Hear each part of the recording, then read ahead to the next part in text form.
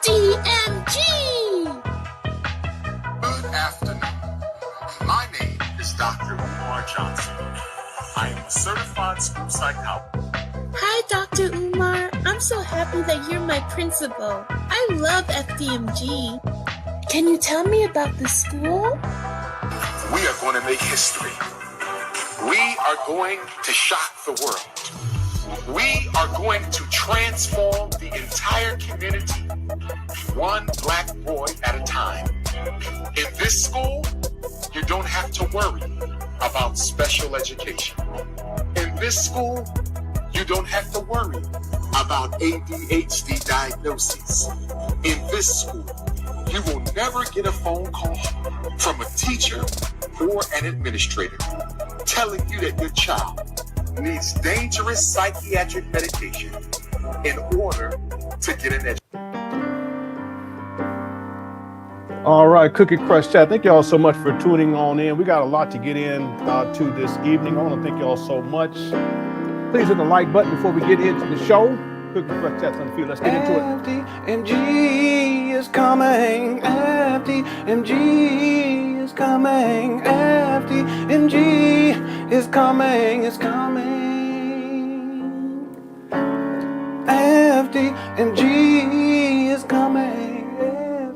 FDMG is coming. FDMG is coming. It's coming. It's coming.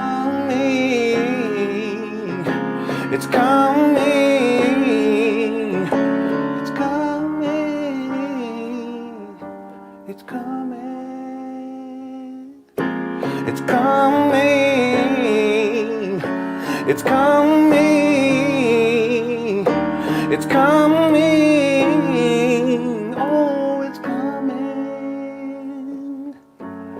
FDMG is coming. FDMG is coming. Thought his personality be twerking. It's twerking.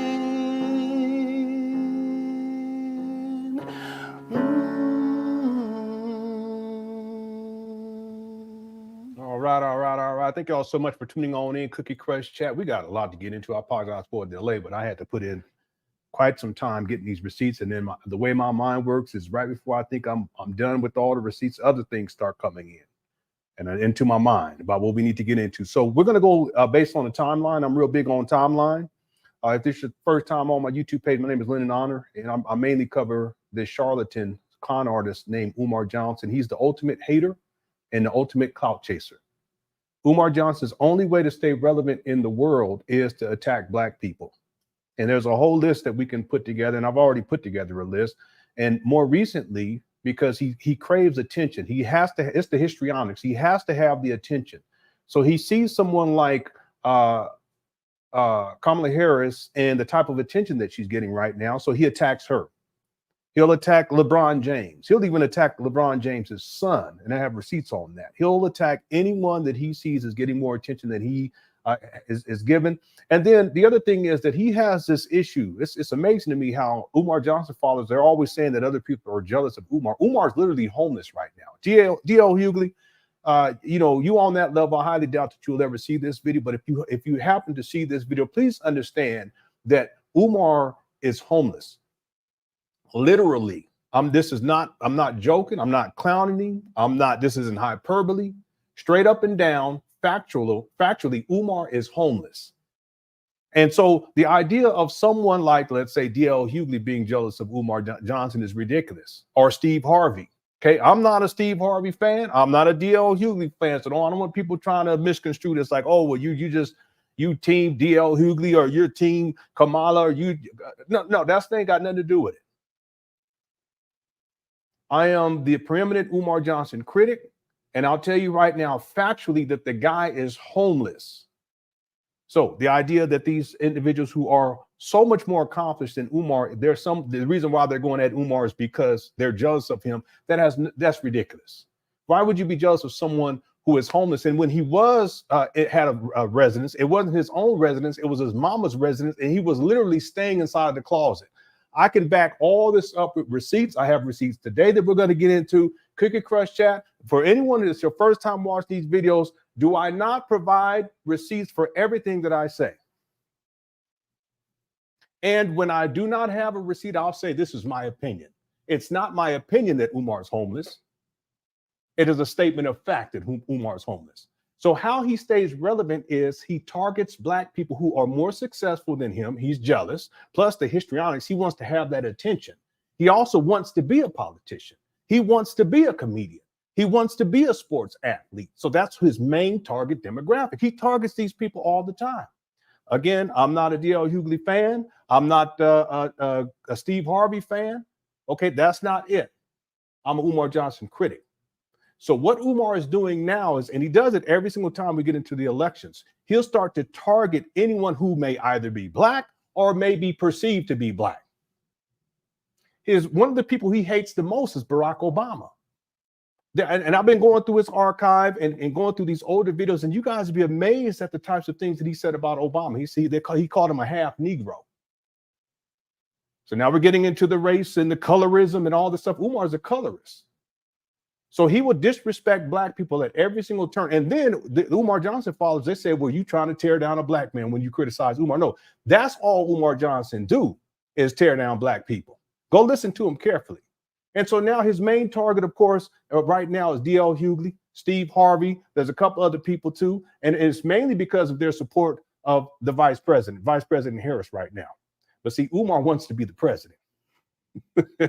There's videos going back where he's saying, if I was the president of Black America, and he's really trying to act stately and all this stuff, he ain't nothing but a bum. He ain't got a job, been on child support for 20 years, actual factual. He said he pays child support in bulk. He's an absentee father, has supervised visitation with his kid, one of the daughters. He's out there chasing cooch, preying on these single Black mothers, saying he's going to open up a school, which he said he conceptualized in 2015. He said it was going to open in 2013. I have the receipts. Collected $2.6, $2.7 million by now. Where's the school? There is no school. It's a scam. He not only is he homeless, but he's a scam artist. Okay. Now we're going to get right on into it. I'm not going to go off. I have receipts on everything that I say right here. In fact, let me just pull this one up just to kind of set the tone for today. Give me 1 second. Here we go.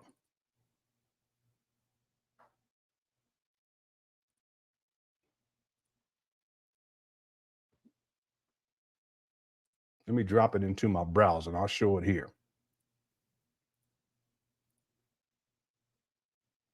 There we go.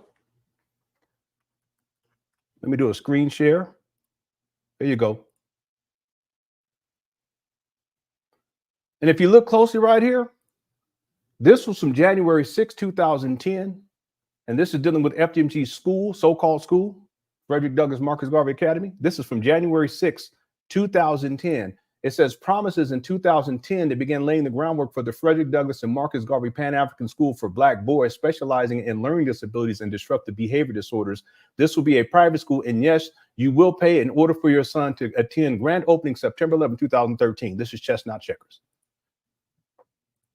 Okay, I just told y'all, and I just pulled the receipt. I can pull the receipts on everything I say here. And if it's just my opinion, I'll say that it's just my opinion. Okay, but he is homeless. The point is that Umar Johnson back in 2010 said the school was going to open in 2013. And ever since that time, he's pushed the date back. 2013 came, it didn't happen. 14, 15, 16, 17, 18, 19, 20, 21, 22, 23, 24. And now he's saying it's going to open in 2025. Meanwhile, he's collected over $2.5, $2.6 million around that range since 2014. And he has the nerve, a homeless man, to criticize people like DL Hughley, who's a widely successful comedian, Steve Harvey, who is, I mean, in terms of the entertainment industry, he's up there towards the top when it comes to Black comedians, so all the stuff that he's doing. The Vice President Harris, she's accomplished more in 1 week than Umar has in his whole life. So why does he attack these people while he's failing at everything else in life? Well, because Umar wants to be the center of attention. And so what he does is he targets people to get attention and draw attention to him. It's the histrionics. Meanwhile, he hasn't done anything. None of the promises that he said that he was going to do for Black people, all the stuff he said he was going to do for Black people, none of it has come into fruition. And then he wants, he expects other people to have some tangibles. Umar's, where's your tangibles at? What have you done? You conceptualized FDMG in 2005. It's been 20 years, bro. What have you done? Not a doggone thing. So last point, you Umar Johnson followers, you guys really need to check yourself before you wreck yourself, because you will attack people like DL Hughley. I'm not a fan. Steve Harvey, I'm not a fan. You'll attack these people. Kamala Harris, I'm not a fan. No disrespect. It's just I don't follow DL Hughley. I don't follow Steve Harvey. Okay, I will be voting this year. I'm figuring all that out now. But you will attack these people for someone who's nothing more than a homeless bum who's clout chasing off the names of Frederick Douglass, Marcus Garvey. He's clout chasing off the names of Vice President Harris, Barack Obama. He's clout chasing. In fact, let's do this. Here is it's not an exhaustive list. And we can add to this list. Here is a short list of some of the Black people that Umar Johnson has attacked unprovoked. See, DL Hughley never said anything about Umar, the disparaged Umar, did he? Did Kamala Harris say anything about Umar? No.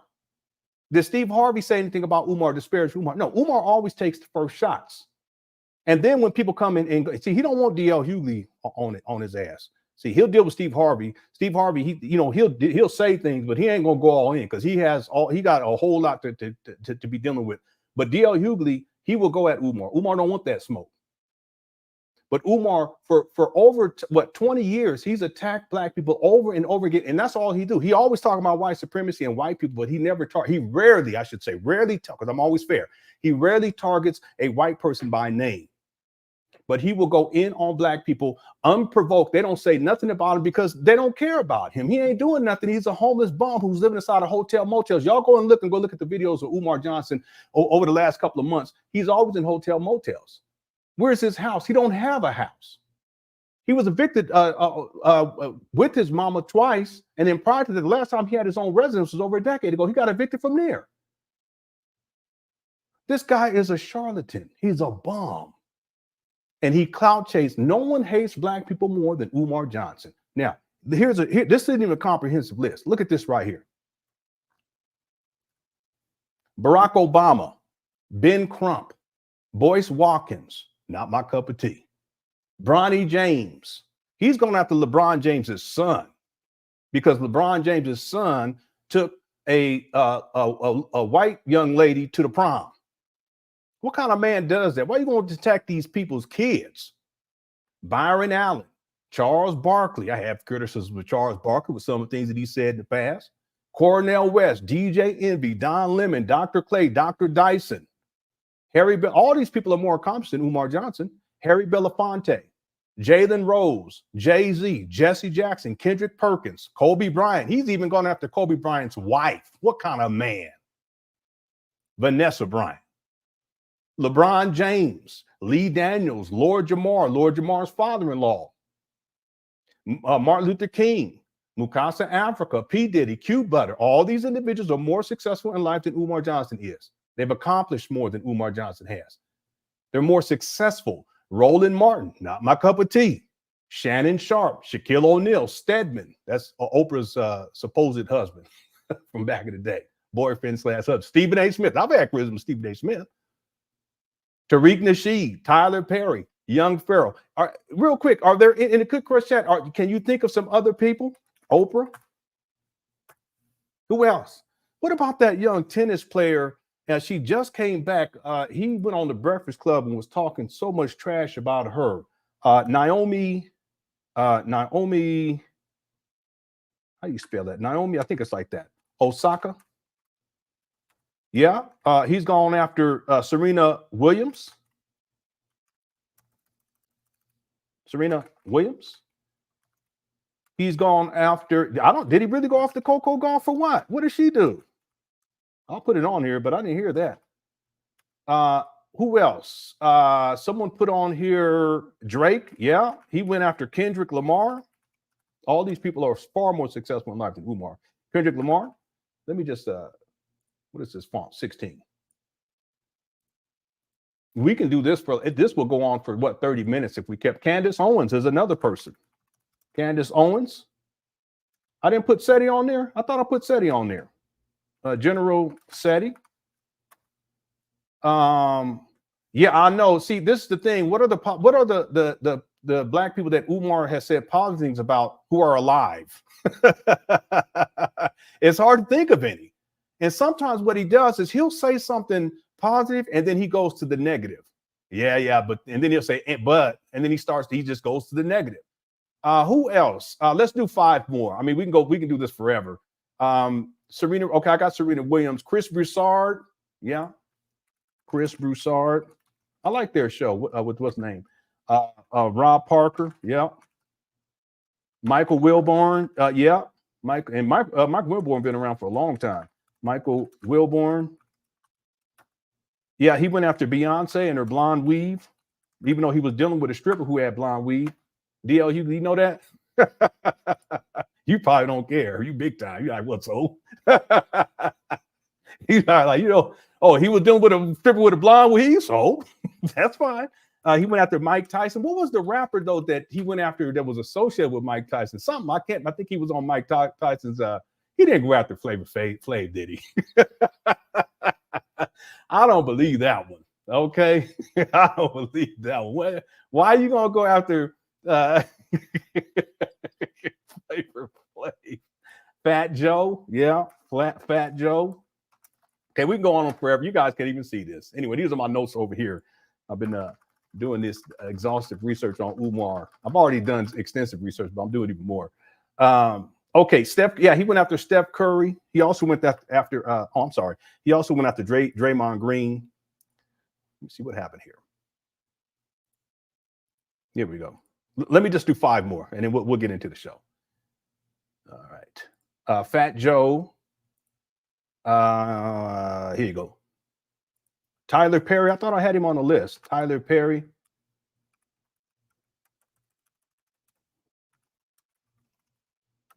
Tamika Laurie. Or Mallory, I'm sorry. Yeah, what I'll do is after this live stream, I'll go through this and I'll add all these names. I mean, I mean, we will be here literally for an hour. Beyonce mixed, anyone who's mixed race. He calls them mixed race Africans. He's going after Bill Cosby. Yeah. Deion Sanders. He targeted Deion Sanders a lot, but that's because Deion Sanders was getting a lot of attention. See, it's always about the attention with Umar. He's the ultimate clout chaser. Someone said King Randall. Yep. King Randall. Did I put Bill Cosby? Yeah. Deion Sanders. Again, all of these individuals are more successful in life than Umar is. And most of them have, high levels of success, while Umar, he's homeless, and he has been for quite some time. I thought I had Jay-Z on there. Yeah, I had Jay-Z on there. Anyway, I'll leave it right there because this will go on forever. But this is just some of the names. He'll attack any successful black person unprovoked. None of these individuals said anything about Umar. None of them.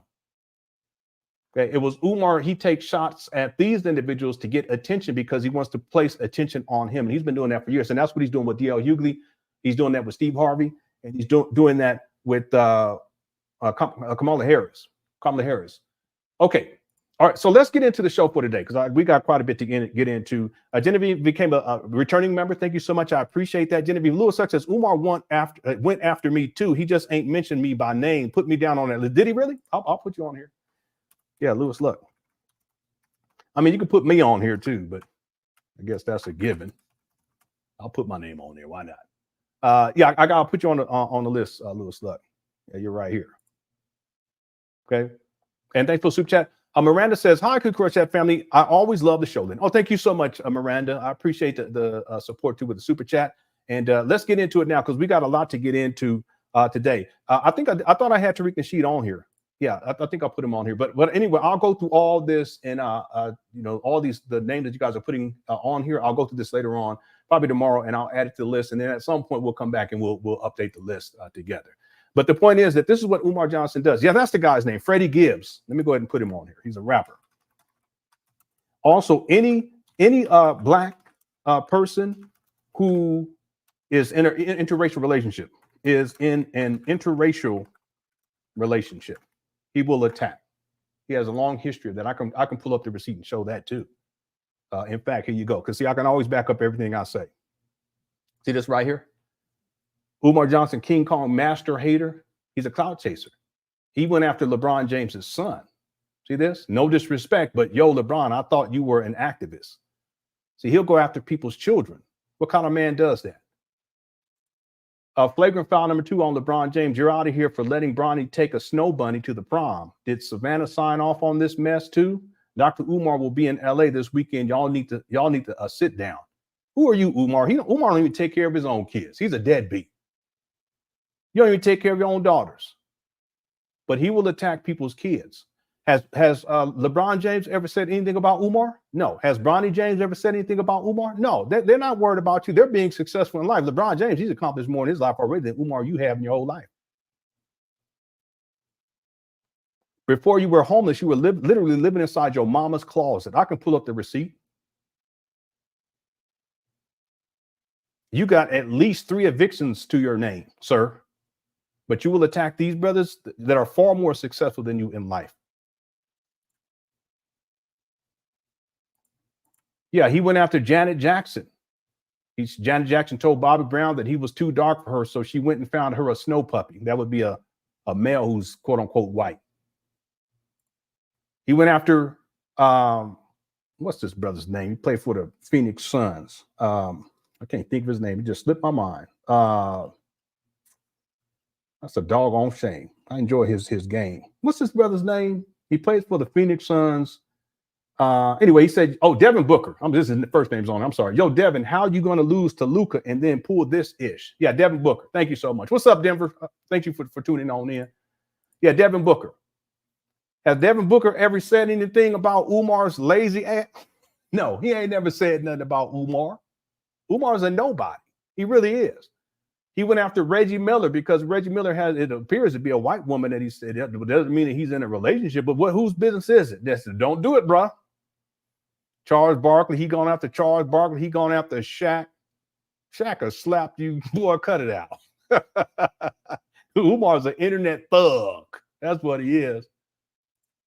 He's gone after Jamie Foxx. He said he's been snow bunny. Let Jamie Foxx live his life. He was more accomplished on Hidden Colors, on Living Color at that point in his life than you ever have been in your life, Umar. And that was when I was a kid. So let him live his life. Umar, where's your wife at, sir? Where's your family? That's one of the reasons why you had supervised visitation, because you didn't even have a place to stay. And don't let me pull up the receipt where you flipped the phone and showed your living conditions. Ain't no judge gonna give you any custody. Why would they give you custody when you're living in a filth like a hoarder? DL, do I need to pull this up? I know you ain't watching. I just throw your name out there. I'm clout chasing now. I'm clout chasing a little bit.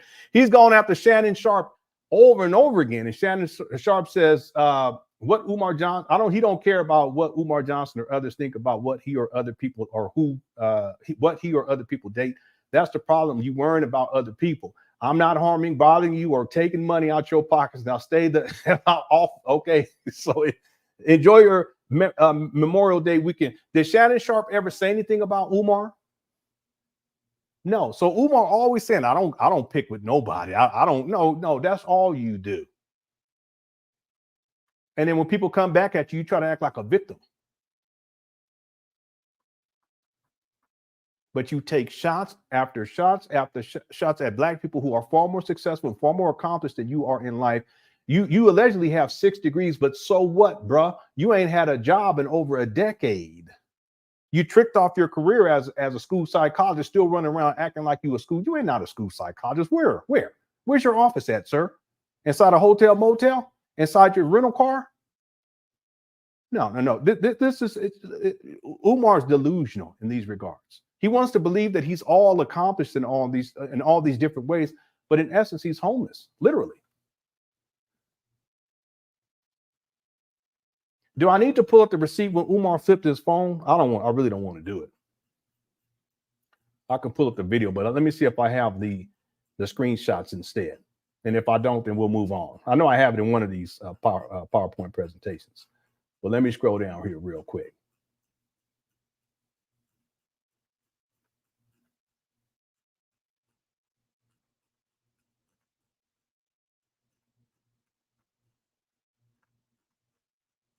This guy's collected $2.7 million, and he has a gambling problem. Do I need to pull that up? In fact, I'm gonna do that next. If I can't find that, what I'm looking for right here, I'll pull that up next, and I'll show you the proof. Yeah, I don't think I have it inside this PowerPoint presentation, but I could pull it up in another one. That's okay. I have the video. Maybe I'll pull up the video a little bit later on. Y'all can, oh, here it is right here. So this is when Umar accidentally flipped his phone. I have the screenshots, but I have the actual video too. But this is it right here. He flipped his phone on accident. And he was staying in his mama's house at this point. And look at this filth that he was living in. You got some nerve talking about DL Hughley, talking about Vice President Harris, talking about Steve Harvey, and all the other people that we listed so far. This is what Umar, his living conditions. Now he's homeless. After this, he was living inside his mama's closet, literally. And the way he explained this, he said, "Oh, well, you know, we're going to be I'm moving, so I'm that's why the place looks like this." And he actually posted this back in 2019. He posted this and said, "Hey, listen, I'm going to be relocating to Delaware. Fatuni is in need of a black-owned truck company for a moving job from Philly to Wilmington. Will consist of 5 runs, only 1 per day. Text calls and photo." Did he ever move to Wilmington? No. This is a standard living conditions for Umar. When he has a place to stay, when he can't afford to be in a hotel motel. And I can actually pull up the receipt, but you ain't never seen this. I can actually pull up the video and show the video where he accidentally flipped his phone. How many of y'all remember this? Hit the 1. But what about the gambling thing? I just want to point this out. He has put up so many different memes. He's attacked so many black athletes, and yet he's a fan. But he's put up, I wouldn't say many. He's put up at least 4 memes where he's talked about he's going to be gambling. And this is, Umar doesn't have a job. So all the money that he receives in donations for this fake school, he uses it for his lifestyle. And here's an example. FDMG is going to put up some funds in hopes of raising enough money to cover remaining repairs on your Garvey building. And then he says, we trying to hit Vegas for $2 million. Which team should we gamble on? Okay. This is when the Boston Celtics and the Bucks, they were in the Eastern Conference Finals. Okay. A couple of years back. But I have more than that to show to you all, because it's not just memes that he's posted. He's actually gone live where he's doing things like this. Yeah, I could do it now.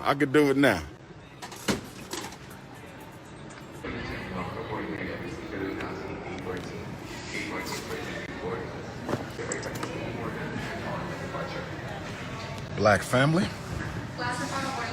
Vegas, I enjoyed you. Thanks for coming out. Kings, queens, elders, and youth. It was all October or November for the Nevada State Black Parent Know Your School Rights Boot Camp. Oakland is going down today. Oakland, today the Prince is back. 5 long years. Last visit was 2016, sold out double lecture, just like Vegas. Today we will be at the Church of All Faiths in Oakland. Church of All Faiths, 2100 5th Avenue. 2100 5th building. We need $1.5 million, about $1.5 million for the Frederick Douglass Marcus Garvey Academy renovation. We need about $1.5 million for the Garvey building. We need $1.5 million For the Garvey building, we need $2 million overall. So we're gonna play, and we're gonna hit today. We're gonna play. You better count your money when you're sitting at the table. Gotta know when to fold them. And we're gonna hit today, family. Let me show you what we're about to do. Let me show you what we're about to do, family. We're about to get us some money for the Frederick Douglass Marcus Garvey Academy. We about to get some money. I need that 1.2 right there. Y'all see that? That's what we need. That's what we need, that 1.2 mil. Y'all see that? That will get the Frederick Douglass Marcus Garvey Academy, the whole campus. This will take care of the whole campus, family. This will take care of the whole campus, family. That 1.2, that will take care of the whole campus. So we're going to do Wheel of Fortune, Ifa Tunde style. We're going to do Wheel of Fortune, Ifa Tunde style. Now, y'all got to help me out because I don't know how to gamble. And I see all kind of shit. I see a wheel. I see the bar. How do I play this? We need this money for FDMG, family. We need this money. So what do I do? Okay. Cash out, service. We got to play, family. Y'all think I'm playing. How do we play this? How do we, one line of credit? We need this right here. We need this 1.2 to Frederick Douglass Marcus Garvey Academy. We need this 1.2. Do I want one line of credit? Repeat the bet. So what is this? I got to put my credit card in here? What I got to do, family? We need this money. I'm about to straight roll because I'm going to hit the service. I just hit the service. I'm going to ask her to show me how to.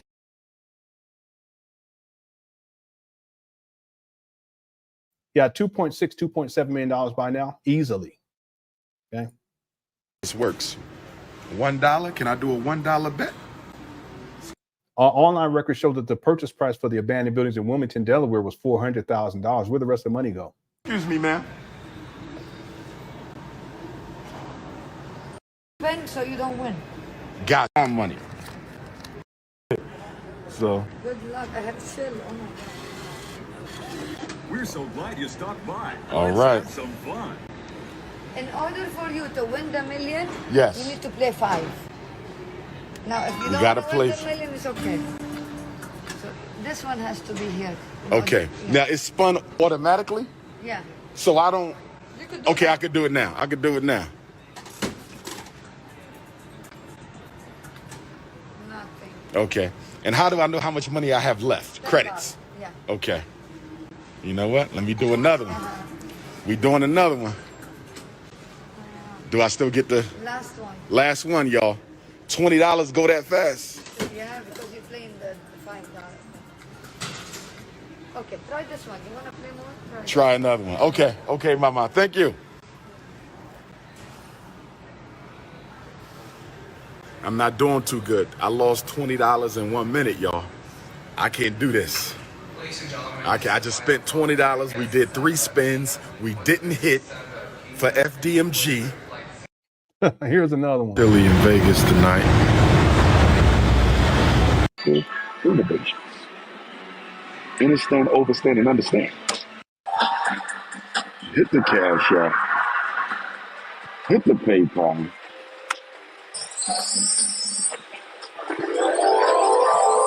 See, while he's gambling, he's telling his followers to hit his PayPal and hit his Cash App to send him more money. I hit.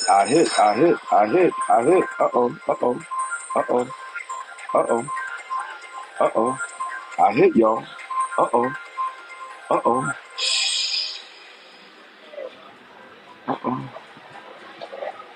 18 hours. I could get my $20 back.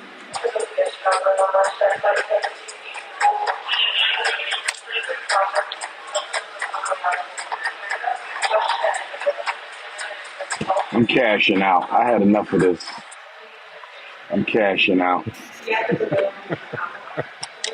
We cashing out. Yeah.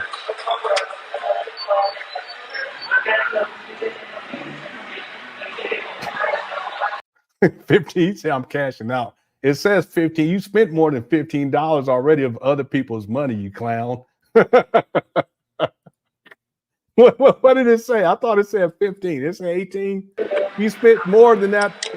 We cashing out. It's $15.29. Family, his cash out voucher from MJG Airport slots is $15.29. $15.29. He gonna rehab these buildings with $15.29, even though he spent over 20.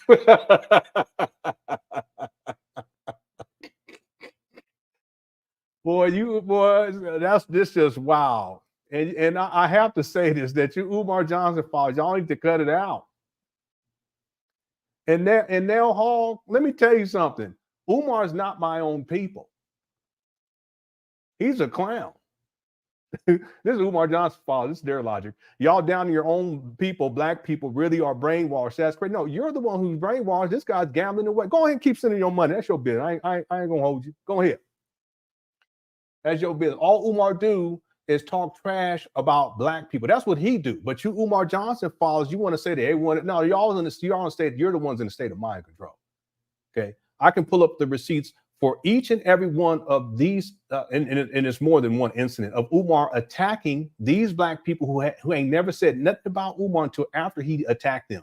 Most of them didn't even respond, including DL Hughley and Steve Harvey. See, Barack Obama, Ben Crump, Boyce Watkins. Let me go ahead and put your name on here. Boyce Watkins, Bronny James. You go after people's children. So Umar's not, no, he's not my own people. I don't know what you're talking about. It's the internet. Black people need to cut it out. My people, we. Who's we? There ain't no we.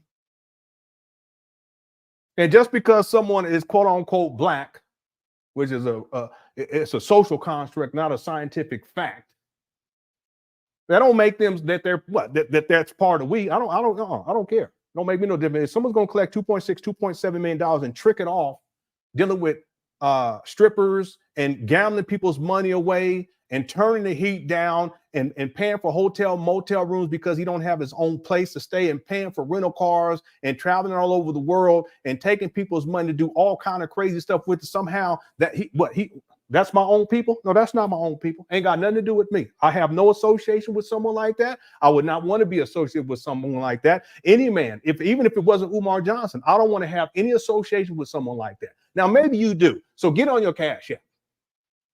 No, and then get on your PayPal.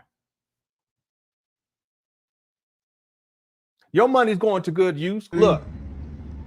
How you doing, everybody? The city has fenced up the property. Let me see, all the trees is outgrown. What's going on? I'm good.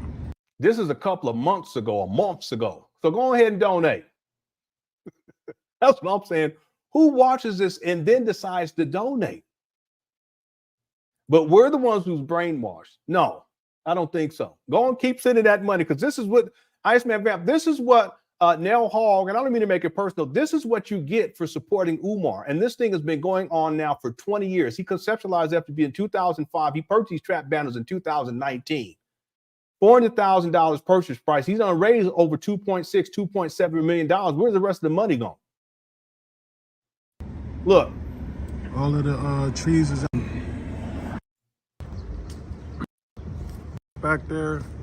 Look how high that grass is. Now, this is the main school. This is over 5 years later since he acquired these abandoned buildings. And you, Umar Johnson, probably want see, that's the cult thing. Y'all in that Umar Johnson cult. Y'all don't know no better. So I'm not gonna berate you. I apologize, Neil. I don't mean to go off on you, but it's amazing how people they will see reality in delusional terms and then call other people brainwashed when they are the ones who are in a state of mind control because their eyes deceive them. They're unwilling to see the truth. That Umar is nothing more than a charlatan. He's a race baiting hater of black people. That's all he do is talk trash about black people. Rarely do I hear him say, and I've gone through literally hundreds of Umar Johnson videos. At this point, it could be thousands of Umar Johnson videos. And I cannot remember one time where he says something positive about a black person without then saying but and then say something negative. Now, does that mean that he's never done that? No, I wouldn't say that because I'm always fair. Maybe twice. I would maybe estimate 3 or 4 times. But overwhelmingly, 99.9% of the time when he's talking about black people, he's saying something negative, including you black parents. As I'm going through the Umar Johnson timeline and archiving and taking notes, and I got copious amounts of notes, you guys would be amazed at how he attacks and badgers and berates black parents and yells at them and tells them that they're trifling and that they're lazy. And then he talks about their children, saying that their children are lazy and that their children are trifling. And that these little girls, they're out here and they're these little thoughts, these hoes over there. That's how he talked. And that they hot in the paint. And what did he say with their hot asses? This is Umar talking. But we're in a state of mind control? No. You Umar Johnson followers, you guys repeat verbatim what Umar tells you to repeat. That's what you call mind control. And what have you gotten for it? Where's the school? I mean, this guy has people up there doing this type of stuff right here.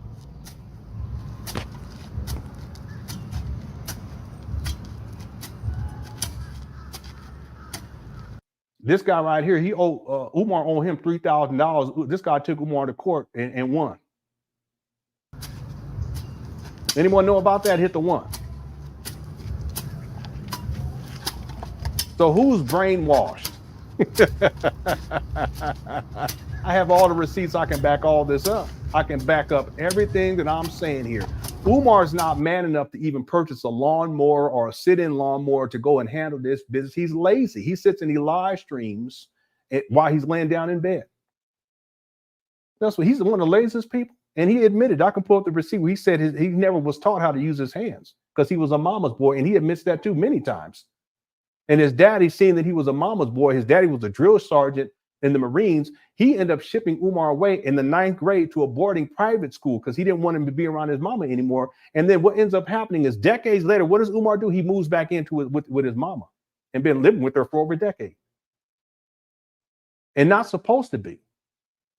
More recently, he's not on the paperwork, the eviction paperwork. He got that resolved, but he's not on that paperwork as someone who's supposed to be staying there, but that's where he was staying. It's called enmeshment. Not to be disrespectful now, but you probably don't even know what that means. I shouldn't say that. I apologize. Go look it up. And I apologize. I shouldn't do you like that because you don't realize that it's just like people who are in cults or high demand religions. They just have no clue. And you can say things to them, but they're going to think one way, and the way they look at things is so twisted. They feel like you're the one who's in mind. Umar has no power over me. Amen.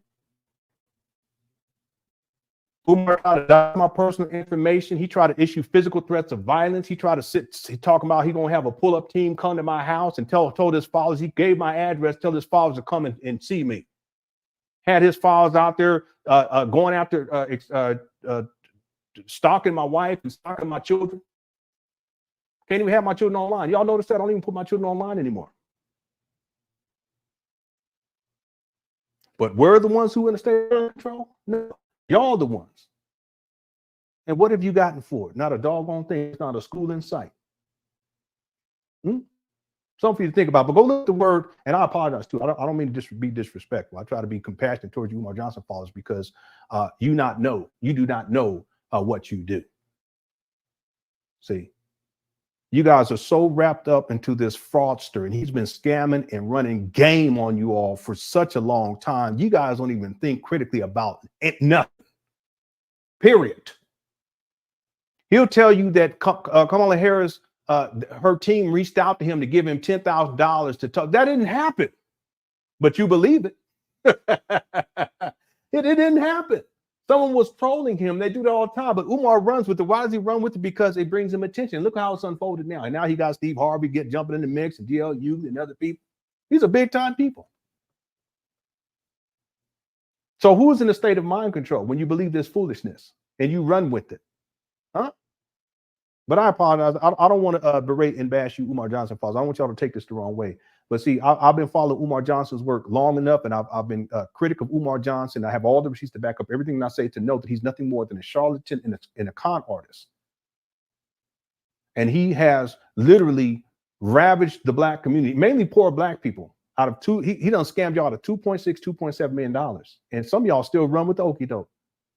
That's what you call mind control. He just told y'all that he was going to open up this school September 6th of this year. And then he changed it again. He changed it to August 21st of 2025. And then a week later, he said it's going to open in February of 2025. Okay. And y'all go right on into it. Yeah. What they going to say now? But y'all said that last year. You said the year before, year before, year before, year before, year before, year before, year before, year before, year before, year before, go all the way back to 2013. Who's in state of mind control? I'll leave it at that. Who watches this and then decides to donate? Including this right here. And what we need and what we don't have. Yeah, get your swing on. All your anger got to come into this. All your frustrations. Think about your bad relationships. Talking about this is his main school. Here's most recent. He's talking about doing stuff to. From what I know, this is the most recent view of and the condition of these abandoned buildings up there in Wilmington, Delaware. Look how high that grass is. Look at it. It looks worse today than it did years ago. Look how high this is. Look at this right here. There's no power there. Now, you remember the last time I came back here? I'm not going back there right now. Look at this. Look at this. And y'all still believe this foolishness. Thanks to Iceman for the super chat. Okay. And Miranda and Louis Luck. Let's move on. Okay. I don't want to get bored. And y'all say this, that people who criticize Umar but are in a state of mind control, whatever y'all be saying. But listen, here you go. Alpha males, send those resumes in. FDMG resumes at gmail.com. FDMG resumes at gmail.com. FDMG resumes at gmail.com is what we're looking for. My thing is y'all need to. What happened? I'm in the process of relocating to Wilmington, Delaware, so the apartment is a mess right now. Y'all don't need to see all that. I'm in the process of relocating to Wilmington, Delaware. He lies. He comes up with the lie on the spot. He's a pathological liar. Just like he said that Kamala Harris' team reached out to him and wanted to pay him a certain amount of money. That never happened. It was someone who sent him a text message and trolled him. And Umar runs with it because that's how Umar is. That's the histrionics. He has to get the attention. And so he's turned this into a whole false narrative that people buy into. But someone who has critical thinking skills, listen, the vice president is not going to reach out to you via text. You guys out your, you Umar Johnson, y'all funny. They're just gonna text you at random and shit. We're gonna text you. What's his name? Umar Abdullah Johnson. Okay, Queen King Ifatunde. All right, go on and send him a text. Okay, go ahead and just text him real quick. Where they do that? Yeah, listen. Can you imagine Rashida? We don't even have to be. It don't even have to be the vice president. Let's say Joe Biden just decided to text you, Rashida, just out the blue. You know what I'm saying? Listen, Sap, Bill Clinton just decided to text you. But no, hey, listen, you want to get together, so I'll pay you 25, 10, 25,000, 15,000. Just come on, we go. That's not how this works. But Umar throw this out there and he'll create a whole narrative. It's like a delusion, and he'll throw it out there and he runs with it. And that's exactly what he did. All right, let's get into these receipts. Okay. Umar a trip. Okay, so we're going to get to the timeline here with this whole situation with DL Hughley and Steve Harvey and Umar Johnson. There was one receipt that just went off, but that's okay. I want to show that one. I'll leave that. It's not that big. I got other ones we can get to. So let's do it this way. I want to start with, maybe I should show it. Let me see if it comes up here. I think this is it right here. Yeah, give me 1 second. Let's do this before we get into the DL Hughley because it ties to what I was saying a little bit earlier.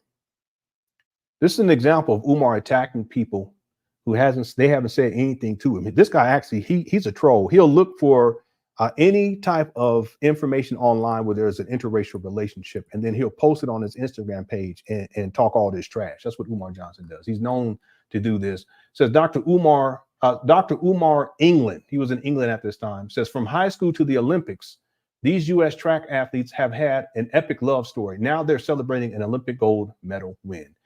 And then someone says, good morning, Dr. Umar. Just asking, have you seen Tara Davis, Woodhall, and Hunter Woodhall are a track and field power couple celebrating an Olympic gold medal win? And then Umar says, look down here. Good Garvey Day from London. I love my sister and am so very proud of her accomplishment. With that being said, here we go. Didn't I just tell y'all? He'll always preface. He'll preface things. He'll say something positive, then but didn't I just tell y'all?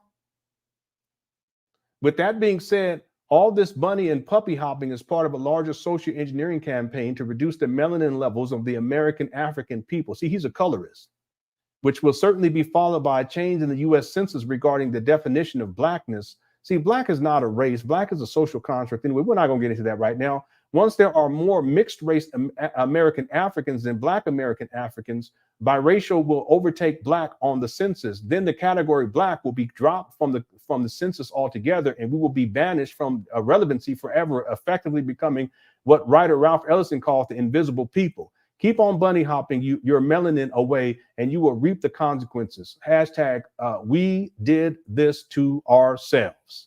This is the illogic of Umar Johnson. See, what Umar Johnson fails to, and I think he actually knows this, is that African American is not a race either. And the vast majority of us, I would say, I can't give an exact, but if you have ancestry who were slaves, you're at quote unquote mixed race yourself. Let's be clear about that. Go take a DNA test. In my life, I've never met an African American whose ancestors were enslaved, who were 100% quote unquote African, genetically speaking. And if African is a race, sometimes they'll say Black is a race. They used to say Negro was a race. Sometimes they used to say Negroid was a race, whatever. Then that means that African Americans, based on our genetics, all of us are mixed race, right? So what are you talking about, Umar? See, what he's really talking about is skin color. And he's a colorist. He has all these issues with his skin color. He actually thinks he's dark skinned. He's really not, he's just brown. But because his daddy has hazel eyes, he has lighter skin color. He has siblings that do, they have lighter skin colors. He has these old hang-ups from childhood about his own skin color, and he takes that out on people. Anytime he sees interracial relationships, he attacks people who are in interracial relationships. Now, has these two individuals right here, they probably don't know who Umar is, but have they ever said anything about Umar? No, but Umar will take his shots. And then he'll say, I don't go after anybody. He always says that, no, Umar attacks people over and over and over and over again. And Umar, guess what? If you look into your DNA, you'll realize that you got some European ancestry too. Look at your daddy. What are you talking about? And guess what? You're not related to Frederick Douglass either. Your daddy already admitted that. I can pull up the receipt. And by the way, Frederick Douglass, he married a white woman.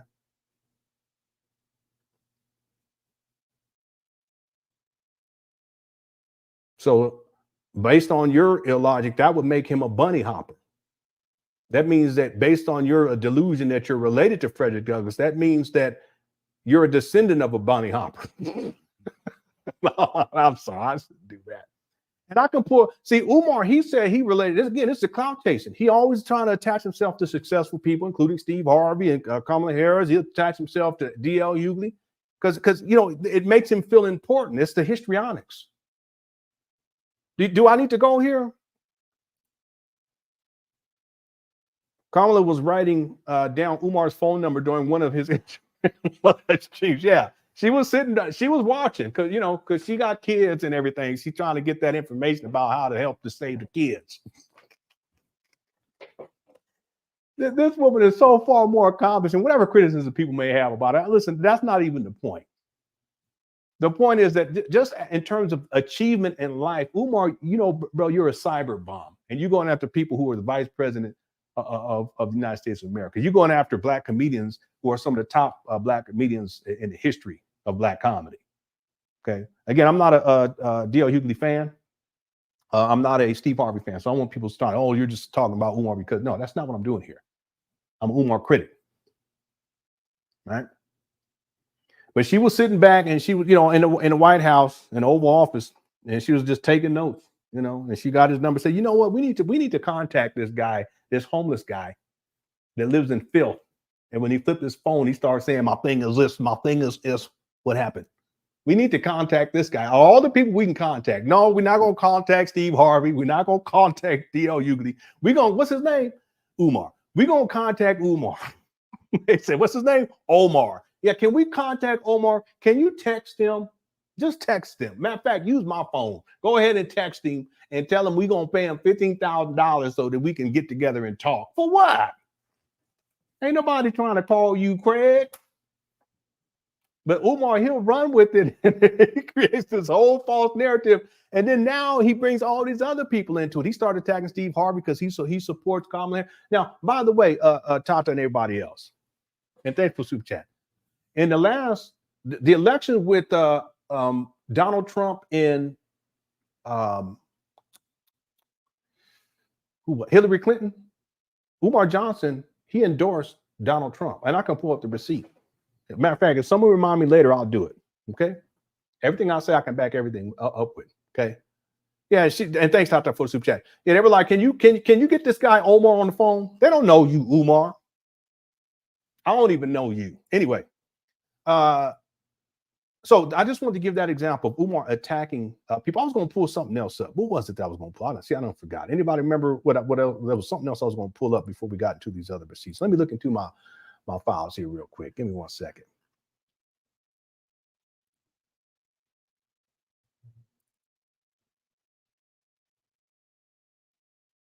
Here, let me do this now then. I can't remember what the thing is, but I'll do this now. Set the 51 minute, 13 second mark. Watch this. So I can back everything up what I say. I can back it all up. Check this out. Oh, wait, that's not it. I'm sorry. What did I say? 51? Did I say 51 minutes? I think it's like right here. Let's see. Their hard-earned money up in the air like they don't care about it and buying $4,000 or $5,000 bottles of champagne just to pour it over one another, you know, and promoting waste, then the mind is going to retain that. Yeah, that's not it. I'm sorry. And throwing their hard-earned money, never have to worry about losing that person. Admitting that rap. You would say input. I'm coming forward here. Go ahead, here, go right here. In a lot of ways. We have to remember that the black woman was masculinized at the same time. Same reason why a lot of black people are hormonal condition, and that it be propagated in the black community as a healthy lifestyle. National. The same. Yeah, this is him disparaging the LGBTQ community. He used to do that a lot. He doesn't do that as much now because he got a lot of backlash from that. But hold on, I thought I had written down the appropriate timestamp, but evidently I didn't write down the appropriate timestamp. I put 51 minutes and 13 seconds, so I apologize for that. Give me 1 second, everyone. Parenthood. Believe you me, that idea me animal. You know, say something wrong with him. What happened to him? Why him pass away? Involved. And it's a very important part of hearing. Then Ghana black slaves was rather frequent, but look at a lot of the paintings of it's not true reality. It's Jesus Christ. Black people would stop going. And not only did Europeans from posing things. What's up? What's up, Dexter Karma? And that becomes okay. Jewelry in the music video. What rappers portray in their music videos, admitting that have fun. They don't care nothing about your numbers. You have to go by the majority and then take off that hood. When I talk about we're not financing, people were treated badly, so why are you whining about it? So there are all types of excuses based on slavery. Slavery, get it twisted. Yeah, man, get Muslim, do all of them. You know? Yeah, I'm sorry. I apologize, everyone. I did not have the proper timestamp. Okay, we'll have to come back to this. I'll see if I can find it before then this live stream. But I always have receipts to back up what I say. But he did endorse Donald Trump. Okay, let's get to the receipts dealing with this whole DL Hughley, Steve Harvey, Kamala Harris situation with Umar Johnson. And we're going to start with, we're going to go in order. Okay, so we're going to start with this one right here. And we were just talking about this. This was on Umar Johnson's Instagram page. It was a couple of weeks ago. He says, hello, doc. This is a text message that he received, and he tries to play it off as if this was Harris's team contacting him. Hello, Dr. Umar Johnson from the Harris 2024 team. You are a big part of the Black community. Can you help us by completing a Zoom meeting with Vice President Kamala Harris, paying a certain amount of money, and we are looking for about an hour of your time. Please advise if you would like to complete the Zoom call. Your help can get us across the finish line. Harris 2024. Then Umar's response here, it says, peace and Pan Africanism. I hope that all is well. I'm not interested in your money. However, I am very interested in having the Zoom conversation with Vice President Harris to discuss our needs and her plans for the Black community. This Zoom must be live casted to the national Black community and may not be pre-recorded. I promise to be completely respectful of the Vice President, but I will ask direct questions about miseducation, mass incarceration, police brutality, economic strangulation, gentrification, migrant crisis, reparations, and the need for a federal anti-Black hate crimes bill. Okay, now, this isn't true. This is someone trolling Umar, but he'll turn it into something totally different because that's what he does. He has a history of this type of behavior. It's all about getting attention with this guy. It's about clout chasing. And then there's a video that Umar Johnson, he actually does. Let me pull that up here. And this is what kind of set everything in motion. Let's see, DL Hughley, it's this one right here. And we played this a couple of days last week, so I'm going to play the whole thing, but let me just play a couple of segments of it. Here we go.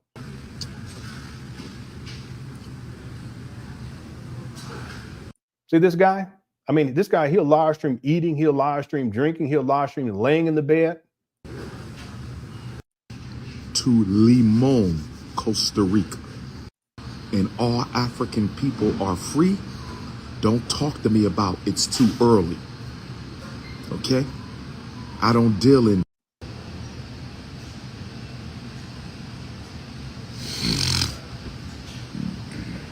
Okay, all of this sniffing and snorting, I know what that's about. You guys, we talked about this yesterday. DL Hughley and Steve Harvey. If you have any street smarts, you already know what I'm talking about. But we ain't gonna get into that right now. Let's go. Ricky Smiley and Steve Harvey. Ricky Smiley and Steve Harvey. Ricky Smiley and Steve Harvey. Listen. If Uncle Steve Harvey and Uncle Ricky Smiley want to go hard for Kamala Harris, that is their business. If Ricky Smiley and Steve Harvey want to go hard for Kamala Harris, they have a right to do that. They have a right to do that. What they don't have a right to do is shame other Africans into voting for her. They cannot do that. They were wrong for that. Yeah, but see, Umar, he shames Black people for voting for Kamala Harris, does he not? You can't shame people into not voting for someone who has no record of doing nothing for them. Now that's where they're wrong. That's where they're wrong. You know, Steve Harvey's logic didn't make any sense. He said, if we don't vote, we won't get nothing. Well, you've been voting and you ain't got nothing. It's time to hold the vote until we get something. See him sniffing and stuff? It's time to hold the vote until we get something. Ricky Smiley. I love my brother, but he was pretty emotional. He's talking about Supreme Court Justice Ketanji swearing in Vice President Harris. They both belong to Black Greek fraternities. There we go. They'll get sworn in on Dr. King's Earth Day. That's all empty symbolism. We're done with that. That's all empty symbolism. We're done with that. That's all empty symbolism. We're done with that. You have to give us tangibles, not symbols, Brother Ricky Smiley. Tangibles, not symbols. One is a AKA, one is a Delta. What that got to do with miseducation? One is a AKA, one is a Delta. What that got to do with mass incarceration? One is a AKA, one is a Delta. What that got to do with gentrification and homelessness? That is nothing but empty symbolism. The member of one Black sorority swearing in the member of another Black sorority on the solar return of a brother. See, this is just him taking shots. And you're right, Dr. J. Kelly. See, Umar, he does it in especially if people who have some clout, like DL Hughley or especially DL Hughley, by the way. or Steve Harvey, or the other brother that he mentioned, but he does it in a passive aggressive way because he's a punk. He'll say uncle, but that's just his way of trying to show some respect, but then he starts being disrespectful. Right here, he's disrespecting the Greek fraternities. He always does this. He has a history of doing that. He's very passive aggressive, unless it's someone he feels like he can bully. See, he's a passive aggressive. He's a punk. He's always been like this. He's what we used to call a marshmallow. He's a marshmallow. He went to private school. He went to a private boarding school. Even though he said they were white, it was white racist, but it was all black people there. No. He grew up in privilege in that respect. 9th grade through the 12th grade. Did he want to act like he's thug? Look at him. Now, DL Hughley, if you saw someone like this standing on the corner, what would you say? You didn't know who it was, and it wasn't Umar. You would know exactly what this is. Well, I don't know if you grew up around the streets or in the streets, whatever. So I shouldn't assume. He's a no-bit hustler. Africa is a continent, not a country. Yeah, Umar, he's a trip when it comes to Africa. He think everyone African and all this stuff. Umar, you need to cut it out. He always want to be something he's not. This is true. Let me give you, because I have a whole folder. I didn't mean to get into this now, but let me do this now. Umar always wants to be everyone but himself. Let me give you some examples of this right quick. Check this out.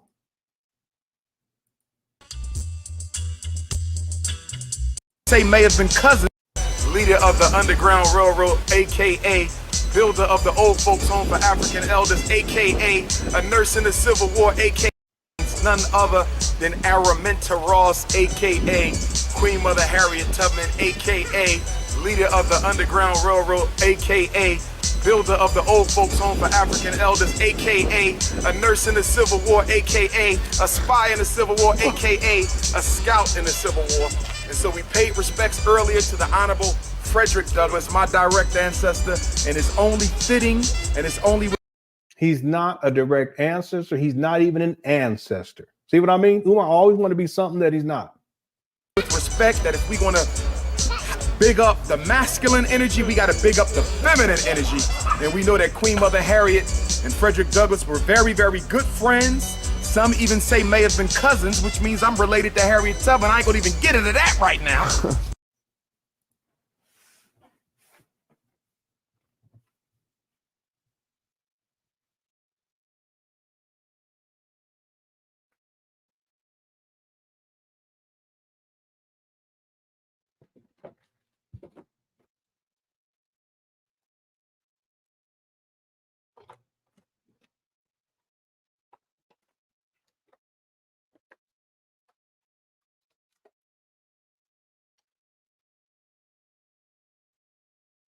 Ladies and gentlemen, we're here with Umar Johnson. He is not only related to Frederick Douglass, but he's also related to Harriet Tubman. Umar, how are you related to Frederick Douglass? Well, my daddy, he told me this when we went to a church, and I didn't know where we was going. We went to this church, and my daddy told me, because I was asking, why is there all of this Frederick Douglass paraphernalia on the wall? And he says, we're here because you're related to Frederick Douglass. But didn't your daddy take a DNA test? And didn't that DNA test come back to conclusively state that you are not related to Frederick Douglass?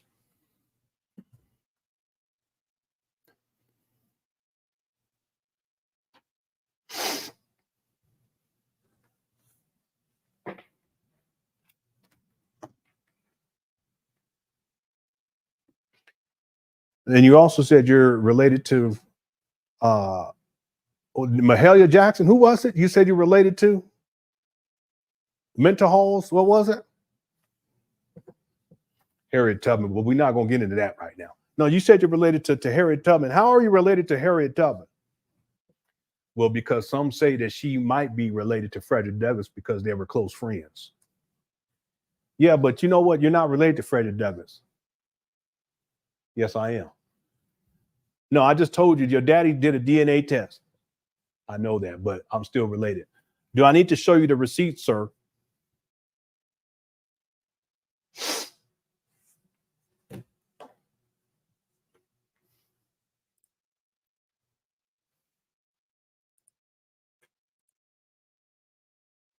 Hold on one second.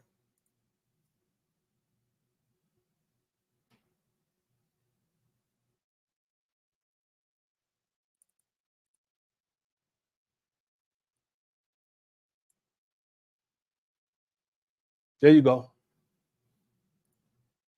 See, I can back up everything that I say.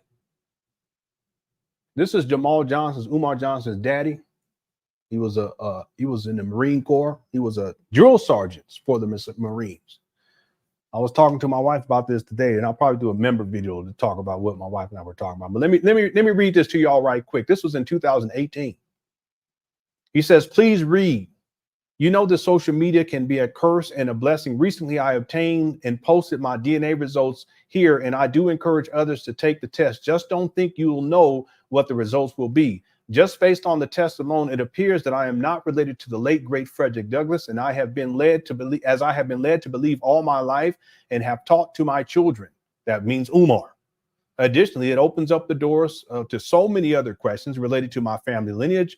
I am hoping that the results are in error, but it doesn't appear to be so. As a result, I at least accept them as valid, and as such, acknowledge that according to the results, I and my children, Umar, are not related to the Frederick Douglass lineage. How could this have happened? Here we go. I have no idea. I only know that I will continue to ascertain this, and if and thou thus thou shalt, it should be in fault. Make that known also. Needless to say, family, this shakes me to my core, but it is what it is. I have shared this info with some of my family and will continue to contact others. I am announcing it publicly because I think it's only right to do so. It may mean a lot to some and nothing to others, but it is the truth, according to Ancestry.com DNA results. I can back up everything that I say with receipts. Umar is the ultimate clout chaser. See, just like his daddy lied to him about being related to, how are you going to accidentally think that you're related to Frederick Douglass? Come on, cut it out. Lied to his son. His son was already struggling with some serious issues when he was a child. Okay, if I do this second documentary, I'll probably share some of that stuff. Not everything, but I'll share enough to people to get the gist of it. See, Umar always has and still has a very low level of self-esteem. He's very insecure too. He's an extremely insecure person. That's why when he sees people getting any kind of shine, he would like to be going for the president, running for president. He would like to be running for the vice president. He would like to be the person like Steve Harvey who's interviewing the vice president, the potential, who could potentially become the president of the United States of America. He would like to be in that position. He's always wanted to be a comedian. You guys go listen to Umar. He really could have been a good comedian. I'm not going to say great, but he could have been a good comedian. See, people, and I've always been honest too. If people said that, Lenon, you're Joseph Umar, I'm not Joseph Umar with respect to him and all of this, because he's homeless. Come on, cut it out. He ain't got no wife. He don't take care of his kids. What's there to be homeless about? This guy, he lives out of hotels and motels. Now, I will say this, that Umar is funny, and I wish I was as funny as Umar. That's all I can say, though, but that's being honest, okay? But Umar wanted to be a comedian. He wanted to be a pastor. He wanted to be Frederick Douglass. Do I need to pull up the receipt?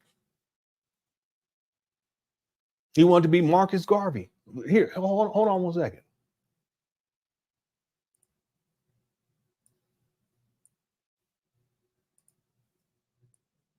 Two and three. This is what you call clout chasing. See, he's clout chasing off of Kamala Harris and DL Hughley and Steve Harvey. But Umar is known for this type of clout chasing because he doesn't feel secure in himself as a person in his own personal accomplishments. And again, he's homeless. So what does he have to say for anything? He got taxed. Well, I'm not even going to get into that, but we'll leave that alone. Here. See this? The Pan African 10-year anniversary weekend. This is an event you don't want to miss. September 18th to the 21st, 2015, Frederick Douglass Resource Center in Rochester, New York. Dr. Umar, Rochester, New York. What's up with the weave or whatever? Is that a weave?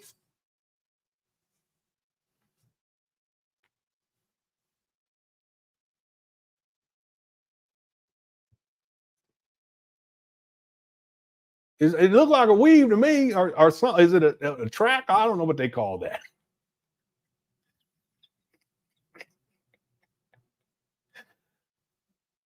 There you go.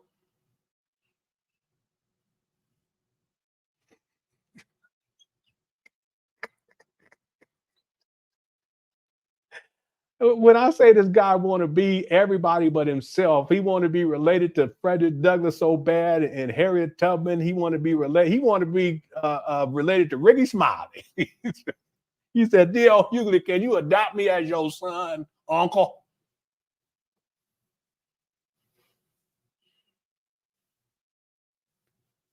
He said, Steve Harvey, can you claim it? Can you claim me on your taxes?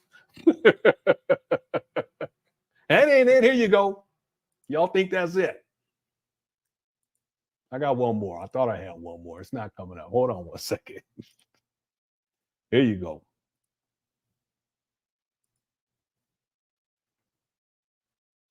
This one right here is crazy. I said, Umar, you ain't got no sense. Here you go.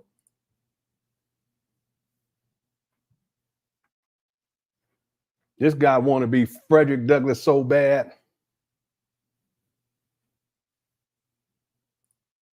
Somebody send this to DL Hughley. You can find it on the internet. Go and just post it on his X or something. See what he got to say about it. That's y'all's principle. Let's see what he got to say about this family. Umar want to be everybody except himself. And see, this is why he'll clout chase off the names of successful people. See? I thought I had one other thing I want to show. Oh, let's do one more. Okay, we'll do one more. I don't want to belabor this, but let me pull up one other thing. And this is at the 1 minute and 50 second. Oh, excuse me. Yeah. Because okay, I know what this is. Hold on one second. Before I answer a question, let me answer because somebody asked me, did I become a Hebrew? I did not become a Hebrew. I'm gonna let this play all the way through. Okay, I'll be right back. I gotta find something. This is African print here, not Hebrew print, but I do support my African Hebrew Israelite brothers and sisters, the African Hebrew Israelite brothers and sisters, because according to their prophecy, they said our people will be enslaved for 400 years, and then they will come out from under that oppression, according to the biblical prophecy of the Hebrew Israelites being enslaved in a strange land for 400 years. So if they are correct, the 400 years will be up on that Turner Day, August the 21st, Haitian Revolution Day, August the 21st, George Jackson Day, August the 21st, Birth of Jesus Day, August 21st, both birth of Prince Ifatun Day, August the 21st. And if they are correct, then I am the Moses that was prophesied in the Bible to lead my people out of bondage. See, now he's Moses. This guy, he's Moses now. You're going to that black conscious bonnet. Bondage into freedom. And that's why I got the Hebrew look. Shout out to all the Hebrews out there who affirm their Africanity. If you don't affirm your Africanity, I'm not talking to you. I'm talking about my African Hebrew Israelites. My African Hebrew Israelites, I'm hoping the 400-year-old prophecy is true because I am the Moses. Harriet Tubman was the first Moses. Marcus Garvey was the second Moses. Prince Ifatunde will be the third Moses. Well, somebody said, would you rather be Moses or rather you be the Messiah? That's a tough question. There you go. Would I rather be Moses or would I rather be Yeshua ben Yusuf, the Hebrew Messiah? That's a tough question because when you read the story of Moses, Moses was a nation builder. Moses was a nationalist. Moses was a Marcus Garvey, which is why Marcus Garvey's mother named him Moses, Marcus Mosiah. And when you read Jesus, Jesus was powerful too. You see, but Moses led a nation. Jesus didn't lead a nation, but Jesus was the Messiah. So if I got to choose between Moses and Jesus, that's tough. Even though me and Jesus was born on the same birthday, August the 21st. So I'm the... See, this guy, he clout chases. Now Jesus was born on his birthday. You see what I'm saying? So whether it's Jesus, whether it's Frederick Douglass, it's Marcus Garvey, it's Pharaoh Ramsey. I think he's about to say that in this video. Same thing, Kamala Harris, Steve Harvey, DL Hughley, the list goes on, Shannon Sharp, the list goes on and on with this guy. See, and normally with the people who are dead, he has positive things to say about them, and he'll associate himself by any means necessary, including lying about him being, a descendant of one of these people. If they're dead. But if they're alive and they're black, he targets them and he takes shots at them unprovoked. They don't say nothing about him. And then when they respond, he acts like he's a victim. See, Umar is the ultimate clout chaser, the ultimate troll. He doesn't have anything of substance to offer anything except to people except running his mouth. That's it. He hasn't done anything. He always saying, what institution have you built? Umar, where's your institution? The first institution is the family institution. And you actually said that. I can pull that up right now. You said that.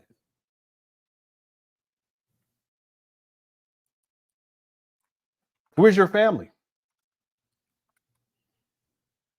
You said that in 2014, April 12th of 2014, in a video called A Quick Exit Interview with Dr. Umar Johnson. At the 26-minute and 10-second mark, you said the first institution is the family institution. You up here talking about you're going to build a school, which does not exist. It's a trap bando.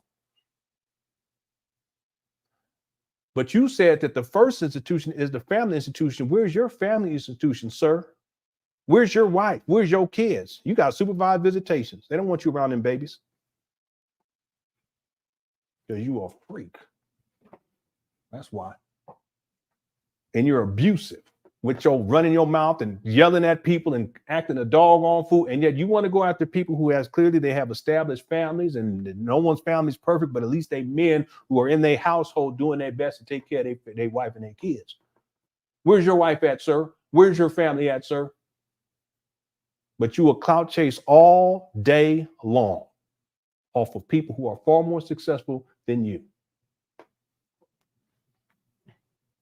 I can pull up the receipt, but listen, I'm going from my notes right here. You guys can look it up for yourself. The YouTube page is Mutiso the Tall One, 2014, April 12th, NWBE, A Quick Exit Interview with Dr. Umar Johnson. You can go to www.youtube.com/watch !V equals RGFGNBPZQGW and pull it up. You go to the 26-minute and 10-second mark. I would do it, but I ain't gonna do it. I'm lazy. Umar said, you know, black people are so lazy, so it is what it is. 133.40. That's where it's at. Hold on one second. Let me let this play. Finish this. Watch this. Moses and the Messiah. That's what I am. I'm both of them. Okay. Somebody said I would look like Ramses. I'm gonna say something. Now, when I say 133.40, it's for another video. I don't want you guys to get that mixed up with the video that I was just talking about because I got something else I want to pull up. But here we go. I'm gonna say something right now that I know going to make y'all think I'm a narcissist, but I got to say it because it's the truth. Okay, it ain't about thinking. You display all the signs of a narcissist.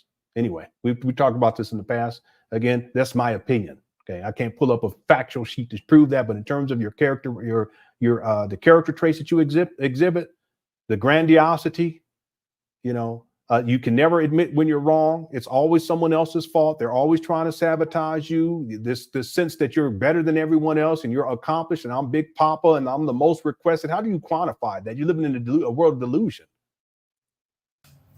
I had a spiritual reading in the United What's up, Kingdom lady? a couple years ago. I had a spiritual reading in the United Kingdom a couple years ago. And the sister who did the reading told me that I am a blood relative. Okay. The spiritualist told me that I am a blood relative of Ramses II. Mm-hmm. Ramses II. That's what she told me.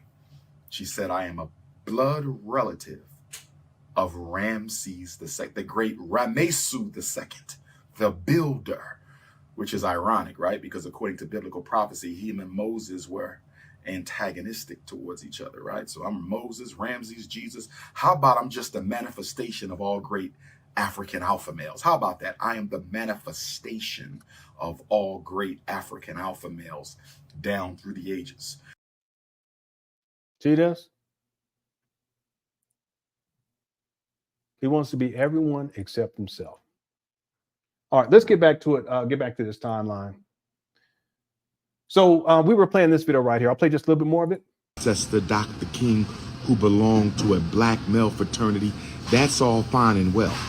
But telling black people they should vote for the symbol, telling black people they should vote for the symbol is not going to serve us, Brother Ricky. We need substance, my brother. We need substance. Medgar Evers did not die for Kamala Harris to become president. Yeah, in my opinion, he does have different personalities, and I've talked about this in the past. For instance, when he did the rant, the SETI rant, that's what he calls King Kong consciousness. That's the thuggish archetype. He's a belligerent, yelling and screaming, cursing and acting a fool. And then he also has Umar the psychologist. That's when he dresses in the three-piece suits and he tries to be prim and proper. He also has a studious Umar where he has the pocket protector, and he's dressed in a button-down shirt, and he looks like a nerd. He has on glasses, and then he has little pins in his pocket, his shirt pocket. There's also little Jermaine. That's a little boy. That's Umar's core character. Very fragile, fearful, and whenever that character is threatened, that's when Umar rages. That's when King Kong consciousness come out. Okay, Big Papa is the pimp archetype because he tries to mimic. And he always wanted to be a Biggie Smalls, so he calls himself Big Papa. But that's the flamboyance, and all the women want me, and I'm cute. I have these videos where Umar says he's doing lectures, and he's saying, yeah, and the ladies, blah blah blah. He's trying to spit game. He says, I know I'm cute. What kind of man talks like that? You cute? I can pull it up and show it to y'all. It's just something. It's weird. One day, somebody said, can you pull up the video where Umar says he's cute? Anyway, he has these different personality types, but the core personality is a little boy who's fearful. He has a serious attachment issues with his mother. And see, I'm gonna do a separate video for you members to talk about this. That I think his father was trying to help, but he didn't know how to help Umar. And when Umar was, in and around the 9th grade, he wanted to help, but I don't think he did. He went about it the wrong way and actually caused more damage for Umar and his psyche than just leaving him be. And I'll talk about that for you members. This is some interesting things that I found Umar's in these older videos where he's talking about his childhood and stuff. Thanks for the super chat, MJ. I appreciate it. Miranda says the comments have me. Yeah, I know. I'm trying to stay out the chat room. I'm trying to stay focused, family. Okay. Thanks, Miranda, for the super chat. I'm trying to stay up out of there. Okay. Let's get back on track here. Let me play just about a minute more of this, and then we'll move on with the timeline. Next, we're going to be looking at Umar responding to Steve Harvey. And Steve Harvey responded to this video right here. Stop the cap up. Dr. King did not die for Kamala Harris to become president. Stop the cap up. The purpose behind Fannie Lou Hamer's Voting Rights Act. The purpose behind the Fannie Lou Hamer Voting Rights Act. Anyway, no reparations if we don't vote. The 30-year-olds of today for 50. This is not sorority to carry on. Can we please be honest? Me with no propositions for money.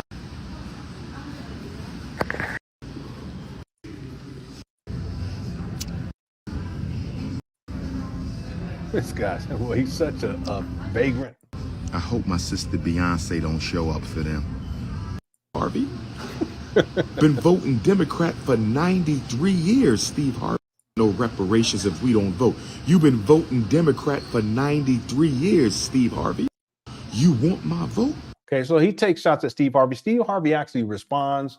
There's this video right here. Actually, this is the video where Steve Harvey is interviewing Kamala Harris. See, Umar wants this spot. He wants to be up on this level, but he's not.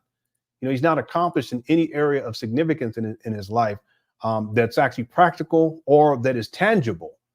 So when he sees someone like Steve Harvey, who's up here with Kamala Harris, he has to take shots. And this is the video. I'm not going to play the video, but I'll show you a screenshot of it. Some of you guys have seen this. If you've seen this video, hit the 1. See, Steve Harvey's minding his business. He ain't saying nothing about Umar. And then Umar says, I beg your pardon. Dear Uncle Steve, passive aggressive, please, no more candidate interviews, bro. You're saying too much of the wrong stuff. See, Umar's outside of his lane. Okay, but he's always attacking successful black people. And Steve Harvey didn't say nothing to him. He didn't say one thing to him. Okay, let me get back to this timeline here. Did I get to all of these? Frederick Douglass? Yeah, okay, I got that one. Let me go back to my timeline. Okay, so Kamala Harris, Steve Harvey, I think that's this video right here. Okay, yeah. And then we're going to go to this one. This is the next one in the time. And I have the dates for all this, but it's not really of consequence. All these are in order. Hashtag conspiracy. Instagram just informed Dr. Umar that he cannot go live until August 22nd. They obviously don't want him speaking live during the Democratic National Convention that begins Monday in Chicago. Tangibles over tokenism. Steve Harvey tokenism, Smiley tokenism. That's Umar taking his shots, but he's spinning a whole big narrative about this conspiracy, but none of this is true. In fact, he was back on Instagram before the 22nd. In fact, he was on there for his birthday, the 21st. He's making this up, all right, just to continue the clout chase. And then right here, understand, overstand. Someone said, Dr. Umar, I first discovered you on the Breakfast Club and felt triggered by your, you guys probably can't see this. Let me see if I can, and was triggered let's see. I'm sorry, you can't really see this. I apologize. Let me just read it to you. By your, I was triggered by your bunny hopping comments, so I shut it off. But you kept popping up on my feed, and I started to realize, listen to what you're saying, and discovered some very deep gems of knowledge that you possess. Let me skip down here. Umar says, I never said Steve Harvey was offered $10,000 for a Kamala interview. I clearly stated that I was offered $10,000 for the interview, which never took place. I never said bunny hoppers couldn't seek reinstatement into the African race. What are you talking about? After they have repented their sins. Umar is a trip. Something's wrong with him. That's exactly why I will be hosting the Snow Bunny Recovery Camp. This will not take place. He always says he's going to do something. He never does anything. What I did say is that I will not date sisters who have dated outside of their race. Umar, you're not dating anyone. I think that that many of you have a listening comprehension disability. So anyway, let me be clear about something. Umar's not dating anyone. He's not dating black women. He's sexually exploiting black women. There's a difference. See, dating is when you take a woman out, you're respectful, you ain't trying to hit and crush cookies, you ain't trying to spit game, you just kind of go have a good time and just like friends. That's what dating is about. But that's not what Umar does with black women. He's not dating. Any of you women that ever dealt with Umar, he's not. Where's he gonna take you anyway? He's never gonna take you back home anyway, because he ain't got no home. What are you gonna do? Y'all gonna be dating inside his rental car? Yeah, I'm gonna make you a meal. We gonna get Jack in the Box, and this Jack in the Box still exists. We gonna get some Jack in the Box, and we gonna get some paper plates, and we gonna sit inside my rental car, and I'm gonna light a candle. I'm gonna put on some Luther Vandross. Do do do do do. Yeah, it fits perfect for Umar because he ain't got no home. Umar doesn't date black women. He don't date, period. What he does is he looks for women that he can sexually exploit when he goes and he has different lectures, and he just a one hit, quit, I'm done, I'm out of here, and we'll move on to the next city. That's what he did. There's no commitment with Umar, including a date commitment. See, that's why he's 50 years old. He ain't never been married. He got 2 baby mamas, at least 2 baby mamas. See, you don't never hear Umar talking about his relationship experience in depth because he's never been in a long-standing relationship. So he's not dating anyone. You mean to tell me after 50 years you can't date something that's been doing all this dating, but you can't find one to be in a long-standing relationship with? No, that's because what he's doing is he's running through these black women. See, I'm going to tell you something about Umar, that the idea of commitment to him is not about a relationship. The commitment is that if you're going to sexually exploit women, it has to be specifically black women. And therefore, if you date, which is something different, you simply shouldn't date outside the race. But if you date inside the race, or if you're sexually exploiting black women with no commitment, no dating, that's fine too, because that's what he does.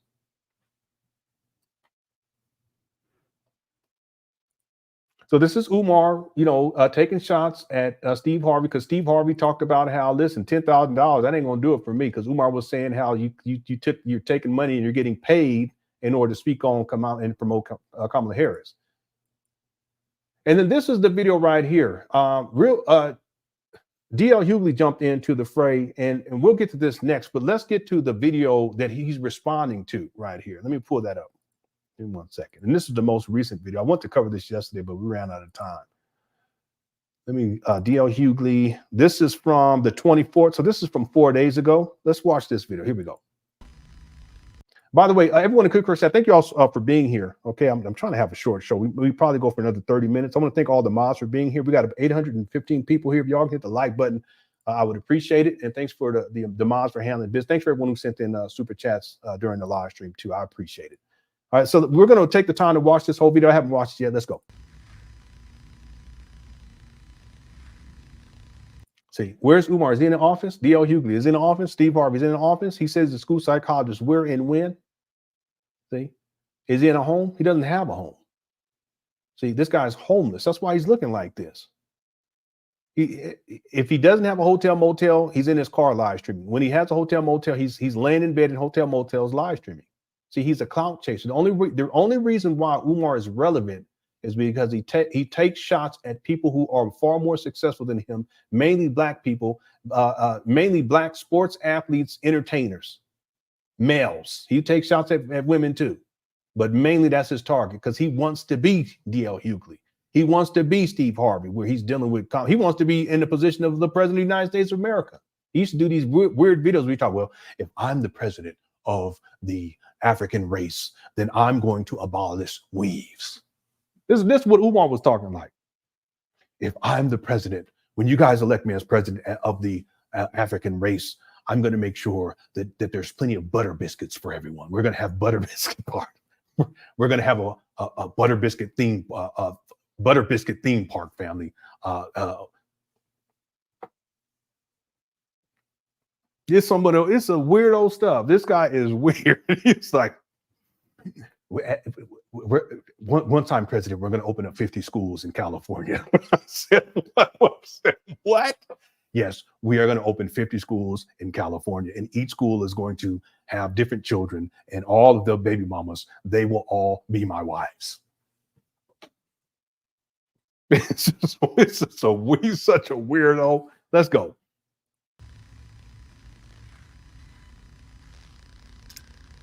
Peace and Pan-Africanism. Yeah, here we go. You got to repeat it. Peace and Pan-Africanism. Peace and Pan-Africanism.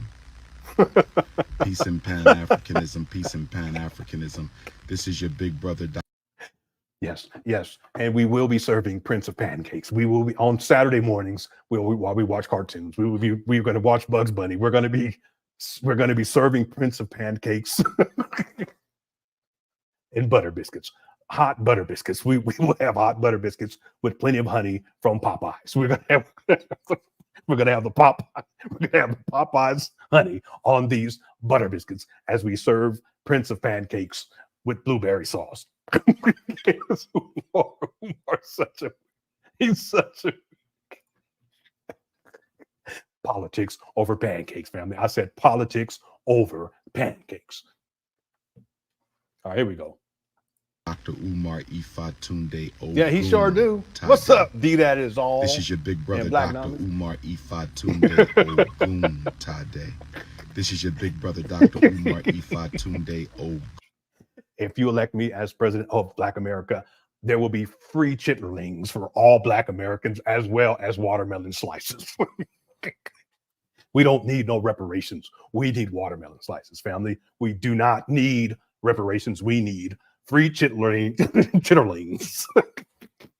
That's how Umar said it. We need everyone gets free chitterlings as well as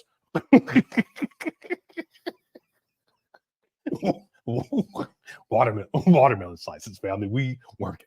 Okay.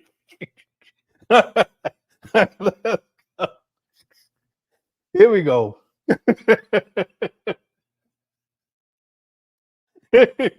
Craig, what's up, Craig? I ain't seen Craig Beats in months. He said, Lenon, if she likes salads with melted fudge on top, that's what she getting if I'm getting those.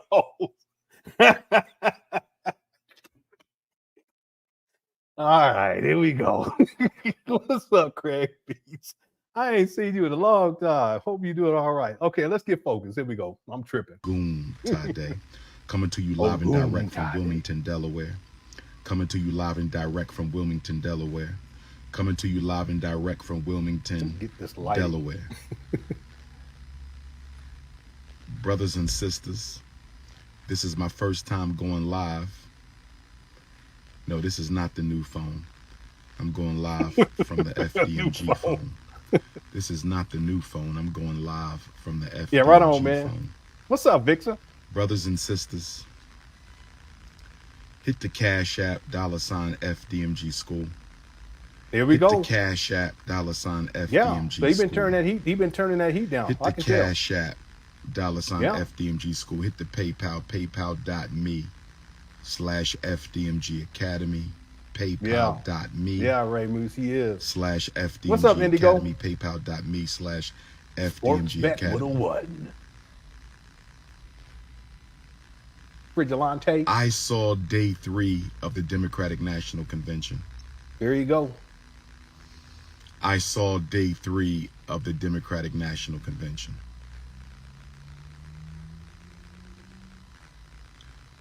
Kamala Harris is Barack Obama 2.0. There you go. He hates Barack Obama with a passion. I've been going through these old Umar videos, and he hates him so bad. I said, dang, man, why don't you leave him alone? He can't help it. I mean, he'll be talking about something totally different, and then all of a sudden he bring up Barack Obama. You ain't seen the turn the heat down, Jojo? I'll play it for you, dear. I'll play it for you in a little bit. I'm gonna put it on my notes right here. It's in the documentary that I did, the first documentary, Turn the Heat Down.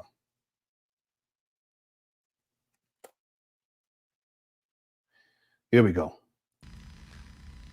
Unlike many of my fellow American Africans, unlike many of my fellow American Africans, unlike many of my fellow American Africans who are caught up in the emotionalism of election 2024. I'm not caught up in the emotionalism of election 2024. If it's one thing political science has taught me, you cannot be emotional when making political decisions.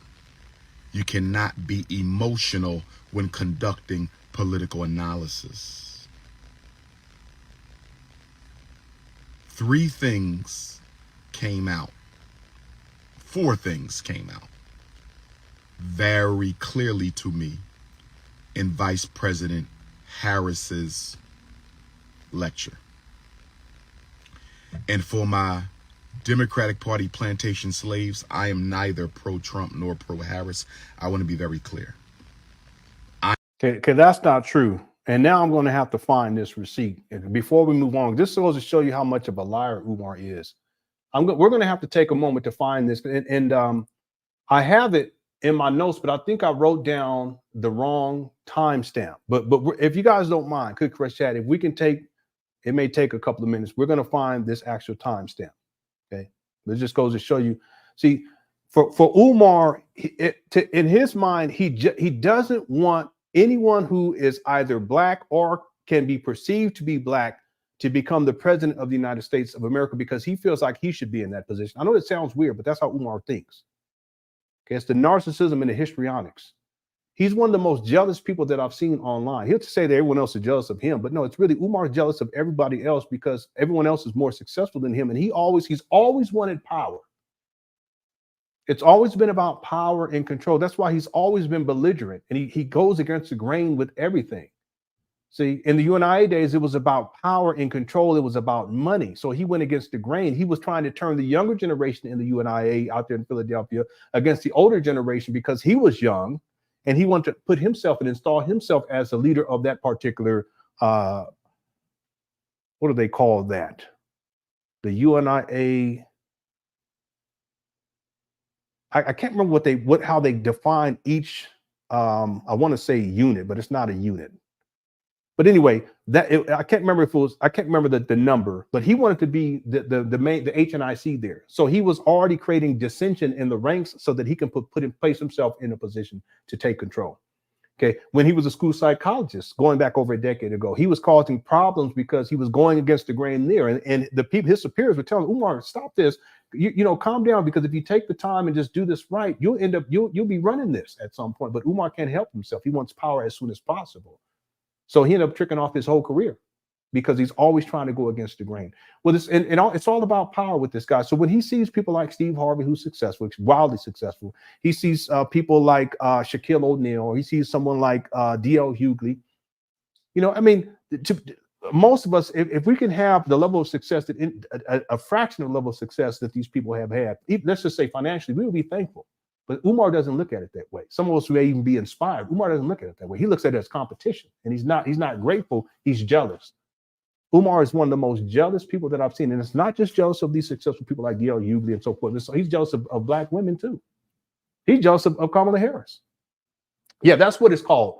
It's called the division. I don't think they call them chapters. They call them division. So the division in Philadelphia, I can't remember. I thought it was 127 or something like that.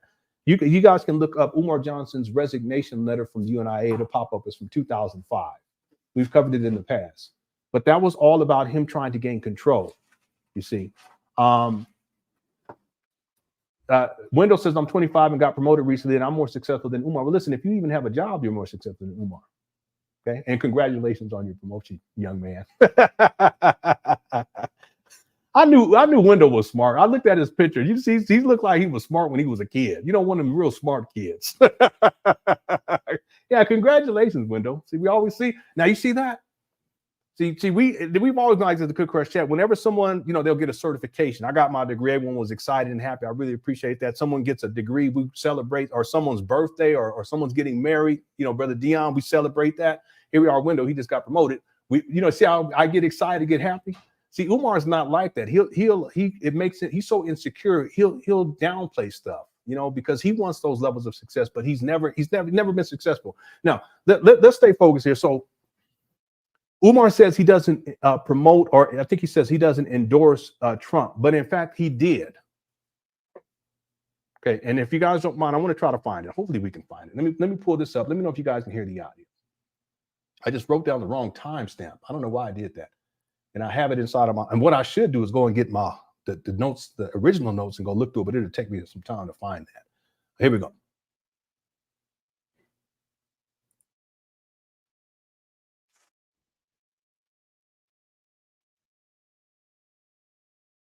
Okay. Because there's a note. Yeah, I may be looking at the wrong one. That's might be it. Hold on one second.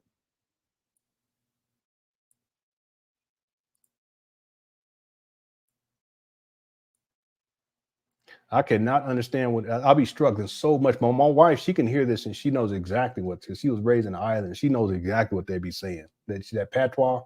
I can hear a couple of words, but most of it I'll be like, oh, I can't understand this.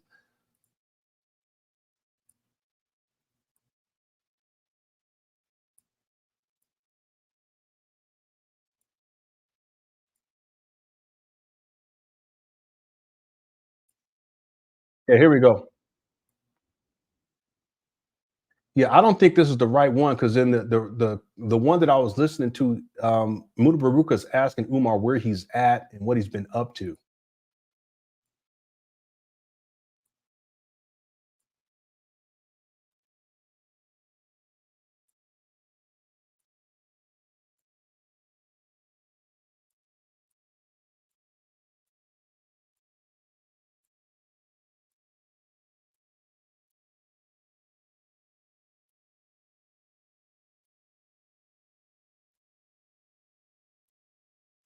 Okay, yeah, I don't think this is the right one. That's why. So let me pull up the other. I may have just put up the wrong video. Let me see. Umar Johnson. I thought it was on the cutting edge. There should be two of these. I'll need to check my notes too. Cutting edge. This is from 8 years ago. And this one is from 9 years ago. Okay, so it's one of these two. Maybe it's this one right here. Let's see.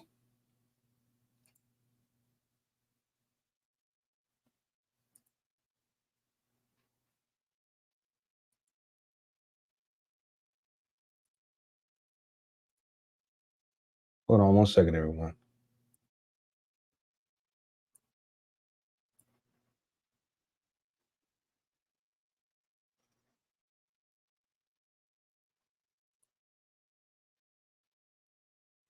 Yeah, I think this is it.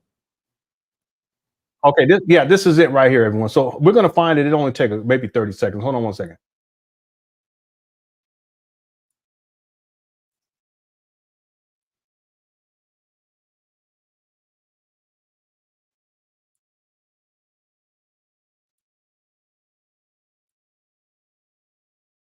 Yeah, here we go. Now, hear that? Hear that? See, this is one of the only times where Umar says, I'm back. He mentions home, but it's not home as in a residence. When I was listening to it, I was like, wait a minute, what is it? You hear how he says home for lack of a better word, because he doesn't actually have a home. This is from 2016. See, Umar ain't been on no rental property of his own in over a decade. I think it's a decade. I would have to go back and look into my notes. He had evictions dealing with that, but then also with his mom, when he was staying with his mom a couple times, they got evictions too. The most recent one was about 2 years ago. That had, well, I without saying too much because the mom's involved, inevitably she was not evicted because things were resolved. I'll just say that much. But at a certain point, Umar couldn't, because he wasn't on the paperwork to be there anyway, because that's all online. You can find it online. He's not on there, and he's not supposed to be there at all, because the rental agreement is not civilian to civilian. It's government to civilian. You guys can read between the lines. But Umar was staying there, and he wasn't supposed to be staying there. And then in the video where he's live streaming, he is sitting in that chair. There's a knock at the door. He gets up. He leaves the live stream on. He gets up and he goes and answers the door. And you can hear it if you run it through a software program like I have, a Pro Tools. You can run through and use filters, and then you can raise up the volume. You can hear what exactly the conversation. It was a caseworker doing a wellness check for the mom who's disabled. And one of the first things Umar says was that they extended her hours of care, but he's saying that to justify why he's there. He's not supposed to be there. So he was standing with his mama inside his mama's closet. And at a certain point, he couldn't be up there anymore. And that's why over the last couple of months, you see him, he's just in motel hotels. He's scrambling around trying to get speaking engagements because they give him a place to stay. And then he live streams inside of his car. Look. And that's why he's looking like this. Gets more. That's one of the reasons why he looks like this right now. See? It's rough times, but see, this is his own making, yet he has everything to say about Kamala Harris, about Steve Harvey, about DL Hughley, and all these other successful black people. All he do is talk trash about black people. Rarely does he have anything positive to say. Okay, let's go back to this.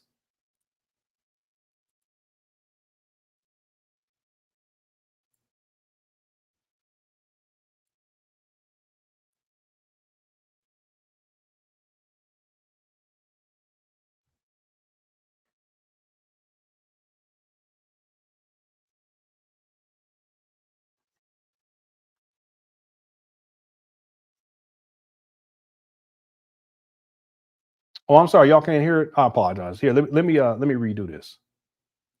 Okay, I apologize. Hold on one second. I'll stop the screen share. This happens sometimes with when I'm doing these live streams. Got to reset this. All right, here we go. Let me know if you guys can do the audio now. All right, here we go. I don't remember that. But Okay. all right. I noticed that you have been traveling a lot. What's up, Harold? Why? What is happening? What is happening with your travels here now? Because I know you was in West Carter Africa last week, I guess. Yes. And you was in South Africa. Yes. Where are you now? Okay, cool. Where are you now?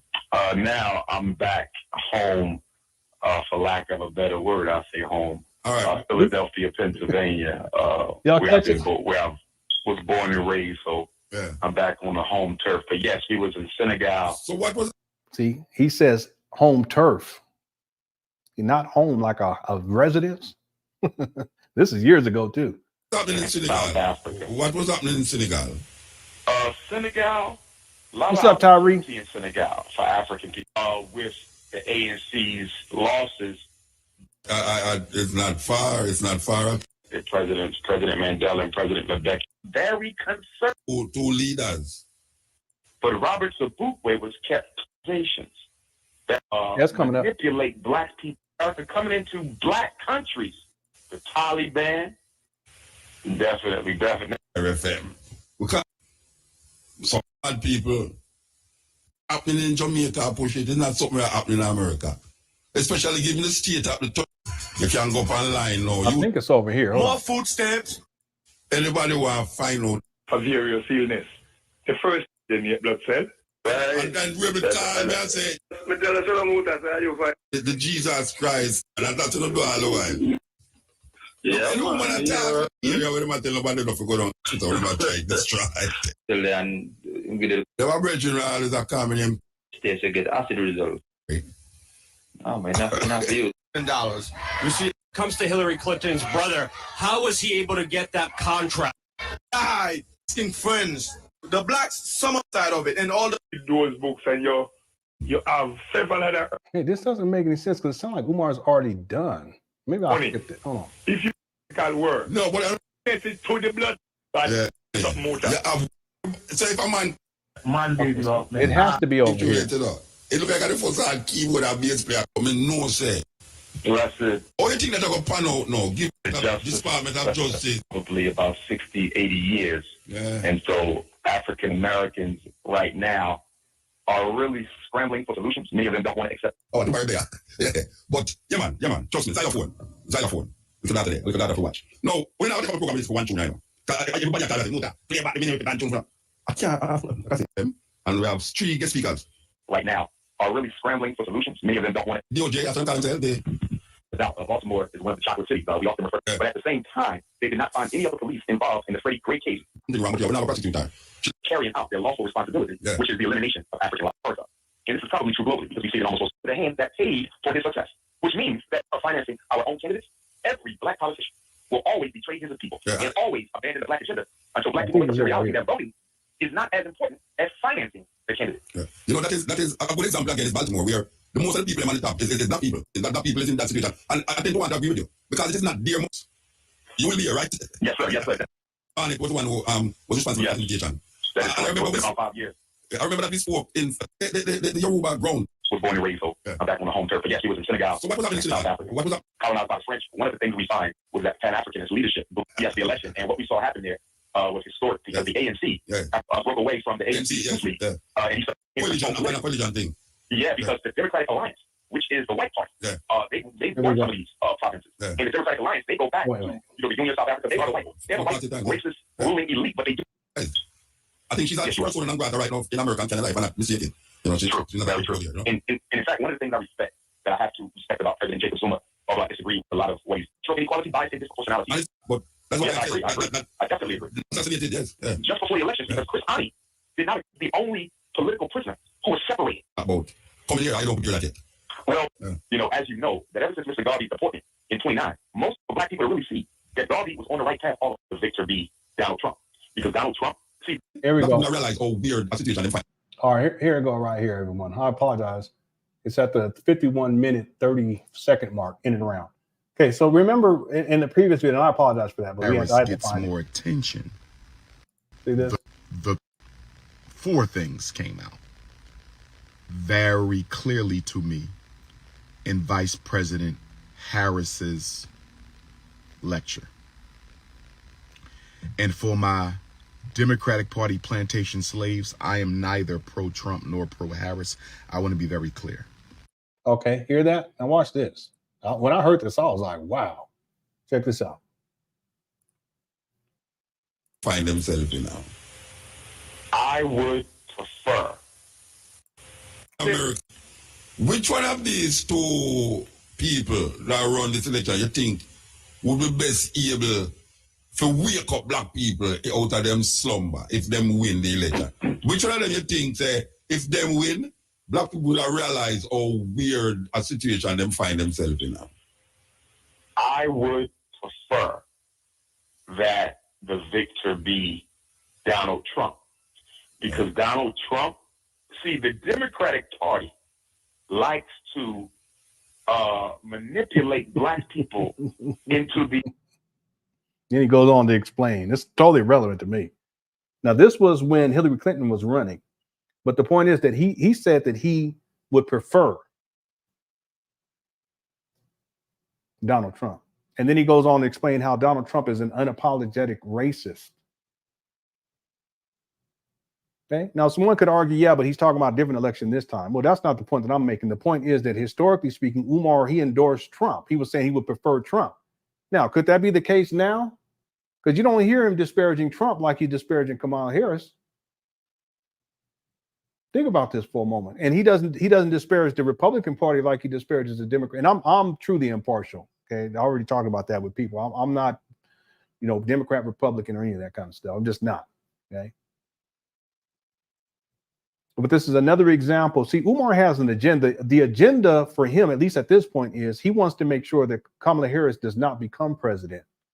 And part of the reason why is because he does perceive her on some level to be competition to him, because he wants to be the HNIC. He wants to be this black, politician. He wants to be the president of Black America. So when he sees people giving black, especially particularly black people talking about they're going to vote for Kamala Harris, that people they're talking about how they support her and this type of thing, he gets very insecure about that. And that's when he begins to lash out and he takes shots at people. And that's exactly what he does in this video right here.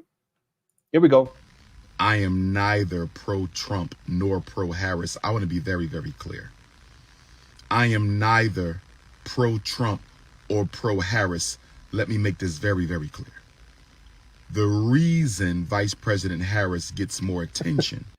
See, it's all about attention. What's up, Lenon and Quick Crush Chat? Why Umar is looking like some extra thick, greasy? I don't know. See, I think he's been on one of them binges. That's what I think. I think he's been on one of those binges. He's upset. He's angry, and he's sitting inside his rental car, and that's why he's looking like this. See, I really don't get it. I don't understand why Black people would even want to listen to someone who is homeless, who's a homeless bummer. He's a homeless bum. Understand that the rental car that he's sitting in right now, he's not paying that from money that he earned from a job.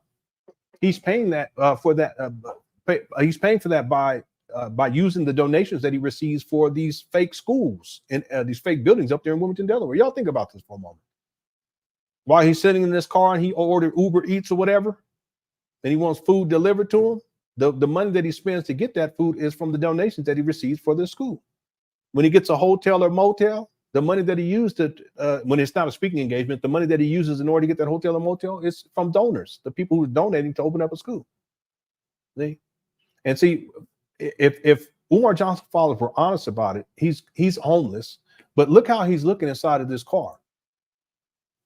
You guys can't tell me something ain't right. It's totally wrong. Everything about this is wrong.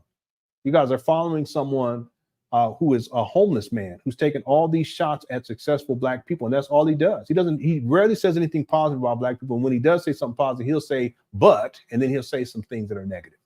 Okay, thanks, Black Wolf, for a super chat. All right, here we go. Is because the Black bourgeoisie, the coon Illuminati, the untalented 10th, the Negro aristocracy is actively selling Vice President Harris to the American African community. The bourgeoisie, the untalented 10th, the coon Illuminati, the Negro aristocracy is trying to shame American Africans into voting for Vice President Harris. So she's going to get more attention because we already know what the Donald Trump agenda is for African people, and it's not good. We already know what the Donald Trump agenda is for the American African people, and it's not good. We already know what the Donald Trump agenda is for the American African, and it's not good. But the Black bourgeoisie, particularly the celebrity elite of the Negro aristocracy, the celebrity elite of the Negro aristocracy, the celebrity elite of the Negro aristocracy is trying to sell us Vice President Harris. So what are the 4 themes that came out in Vice President Harris's speech? Now let's put this in context. Let Intercontinental Ifa Tunde put this in context. Toronto, Canada, October 5th and 6th, pull-up season. Toronto, Canada, October 5th and 6th, pull-up season.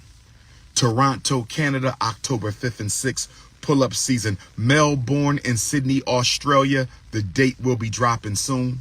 Melbourne and Sydney, Australia, the date will be dropping soon. My Australian Africans, God willing, I will see you before the year ends, completing my continental sweep. The first scholar of modern time to be invited to speak on every continent in the world at least twice. History will be made in Melbourne and Sydney, Australia. History will be made in Melbourne or Sydney, Australia. But the 4 themes that came out in Vice President Harris's speech, and mind you, she did not write the speech. The white power structure does not leave speech writing to the politicians for president. Let us be clear. She did not write the speech. She gave the speech. So when you're analyzing and evaluating, when you're trying to understand, overstand, and understand Vice President Harris's words, you have to think about the power structure who wrote the speech, the messages they wanted to give to the. I wasn't even. I was looking in the chat room. Does not leave speech writing to the politicians for president. Autocracy is trying to sell us Vice President Harris.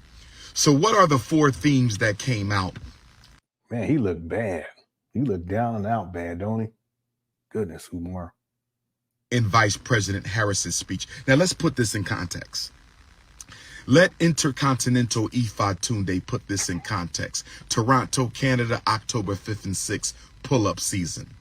Toronto, Canada, October 5th and 6th, pull-up season.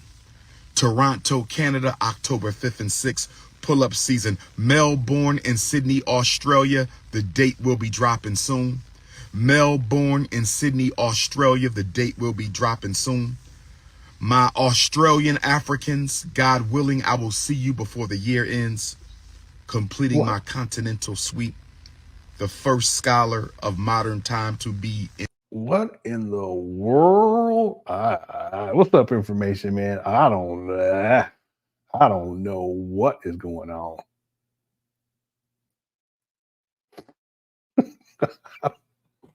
I didn't even catch it. I was looking in the chat room. Yeah, I know QT. He's not. He's although, but that's the ADHD. He's. I mean, I can pull up the video where he says that he's had ADHD his whole life. See, that's why these days I want to say something though too, because I said this yesterday, and really I shouldn't have stated it that way. So I want to apologize to anyone who has ADHD, because someone who had ADHD commented on, and they had said that they have ADHD, but they're also there's strategies in order to deal with it, and it's not easy, but there's strategies that can be used in order to deal with it, and you can still be successful in life. So I'm just like with anything else though too. There's people who have one leg and they find a way to make it work. There's some people who they may be dealing with anxiety, and they find a way to work through it and are successful in life. But what they were saying was that Umar doesn't have any excuses, because there are resources out there that would help him with this. But Umar, he admitted that he had ADHD. I can pull up the video and show it to you all. So the reason I'm bringing that up is because when Umar speaks, and I noticed that too, it wasn't as bad in those earlier years, but it's gotten to the point now where it's really, really bad. When you hear him speak these days, he's all over the place. He'll start talking about one thing, he'll talk about it for a little bit, and then he'll start talking about something else, and then he'll flip into another topic, and he may come back to the original topic at one point, but it's not cohesive. His whole discourse is never cohesive. And these days it's really bad. Back then you can see it too, but it's not quite like what it is now. He even said in one video, he says, I don't write down speeches, I just go off the top of my head. And I think part of the reason why is because he can't sit down and write from the beginning to an end, a speech from the beginning to the end, and make it flow and make sense going from point A to point B to point C to point D all the way down to the final conclusion. He doesn't have the ability to do that. That's why he's never come up with a business plan for these FDMG trap banners. It's been 20 years. That's why he's never come up with a curriculum. See, someone can say, well, how did he write his book? Well, the book is the first book is largely sourced from the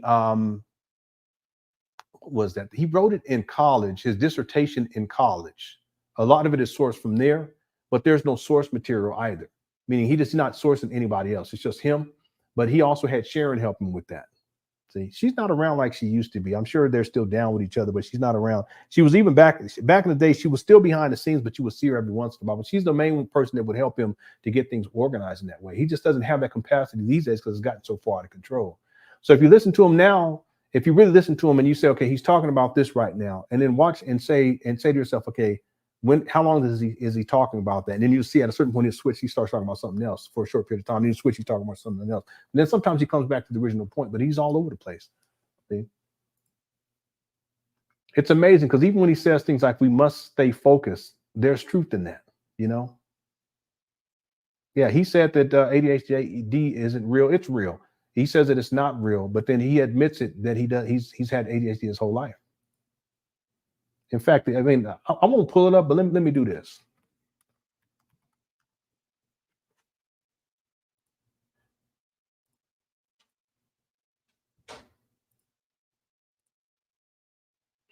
If you guys go and look up a video called, it's from April 18, 2015, Dr. Umar Johnson, The Biography of White Supremacy. And it says 4/18/15 Chicago. And the YouTube page is Eric Joseph. If you go and you look up and you go to the timestamp 1 hour, 53 minutes and 35 seconds, he admits it there. In fact, here, I'll put the link inside of the chat room. And the timestamp again is 1 hour, it's 1 hour, 54 minutes and 36 seconds. So 1 hour, I mean, in this time, I could have pulled it up while I'm saying this, but I just want to stay on task. 1 hour, 54 minutes, and 36 seconds. All right. So if you guys want to look into that when you have some time, you can do so. Let's get back to it. Here we go. Invited to speak on every continent in the world at least twice. History will be made in Melbourne and Sydney, Australia. Black Wolf says, I know what's going on. Umar is going on a panhandling trip across the globe. Hands out everywhere. Donate, my Australian brother. But that's what he does anyway. Right. It's not like he's doing it just right now. It's just right now, things have gotten so bad. That's why he's looking like the way he's looking, Black Wolf. See, anyone who have dealt with, I mean, man, this guy looks bad. Face all bloated. And I'm not here to demean him because of his appearance, but I know why this is taking place. Matter of fact, this is a segue, Black Wolf. Let's do this. Already pulled it up and I have it queued up. There are times where Umar, he's clear-headed, but then there's also times where it's clear to me that he's outside of his mind. And there's reasons for that too. There's mental health issues too, but there's another reason. If you don't mind, everyone, I'm going to go ahead and play this now because someone was asking, what do I mean when I say he's been turning that heat down? And thanks for the shoot chat, Black Wolf. What's up, Jimmy Jamboree? Let me play this real quick. Here we go. Let me know if you guys can hear the audio because it's been tripping. Telling y'all that consciousness comes before coochie. I'm coming. Let me get up. Wait a minute. All right, take your time, man. Take your time. Let me turn this heat down.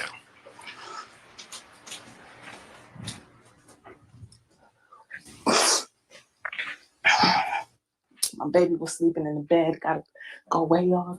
I'm coming. Let me get up. Wait a minute. All right, take your time, man. Take your time. Let me turn this heat down.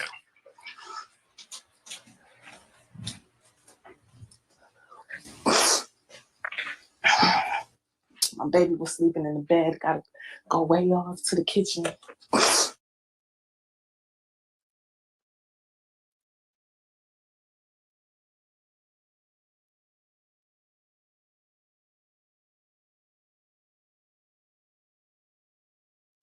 Yeah, you can hear him set it down. And you guys can look for it too, because he tends to he starts going like this.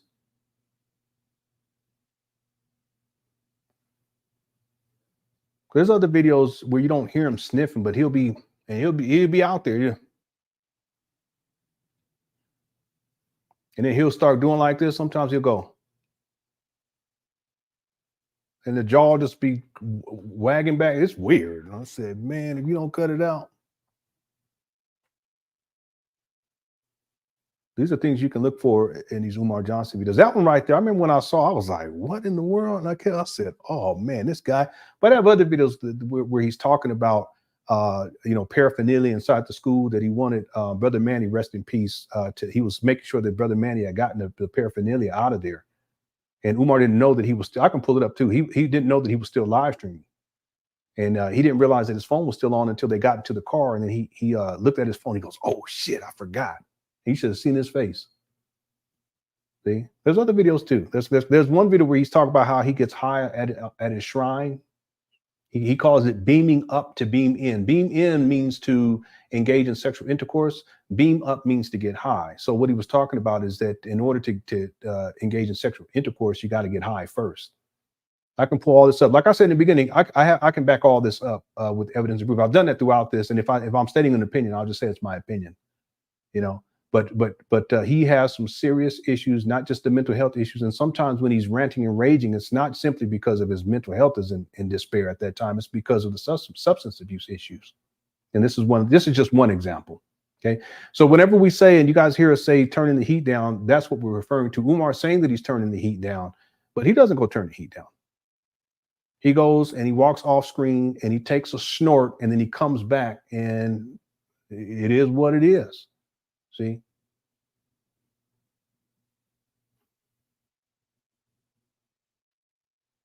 And so you Umar Johnson followers, you think that you sending money to open up a school. That's messed up too. He's taking this money, it's supposed to be open up a school for black boys. No, this money is going for him to live his lifestyle, which includes turning the heat down.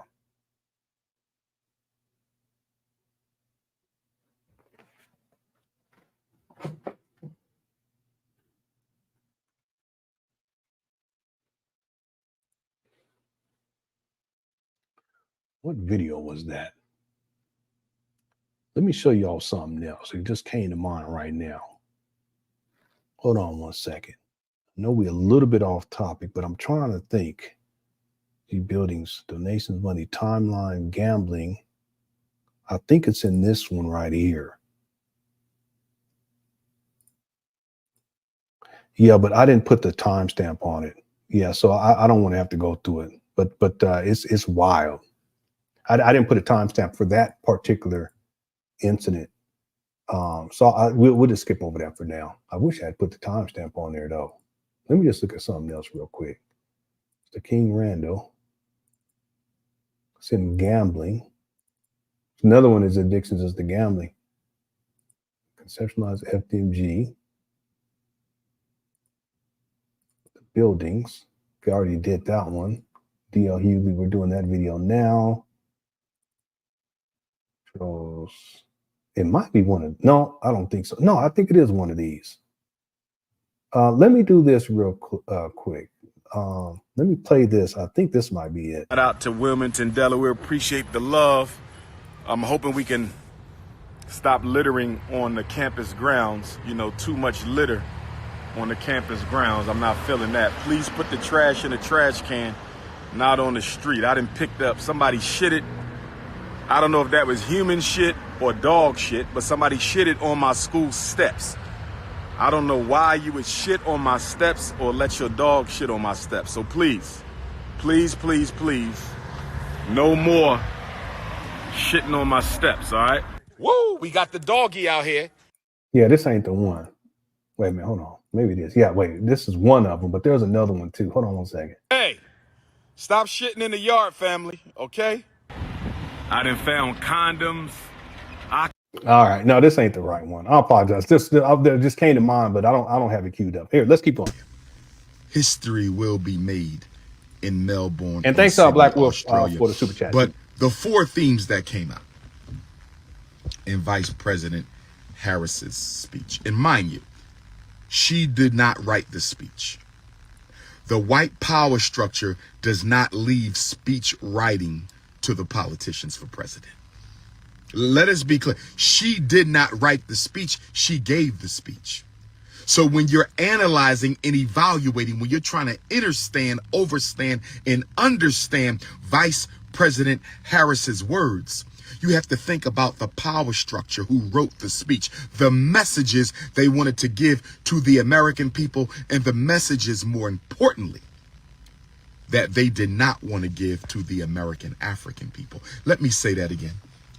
Shout out to the Virgos. I understand we in Virgo season, but I'm still rocking my Leo colors. Ooh, shout out to the Virgos. I know we in Virgo season, but I'm still rocking my Leo colors. Shout out to the Virgos. I know we in Virgo season, but I'm still rocking my Leo colors.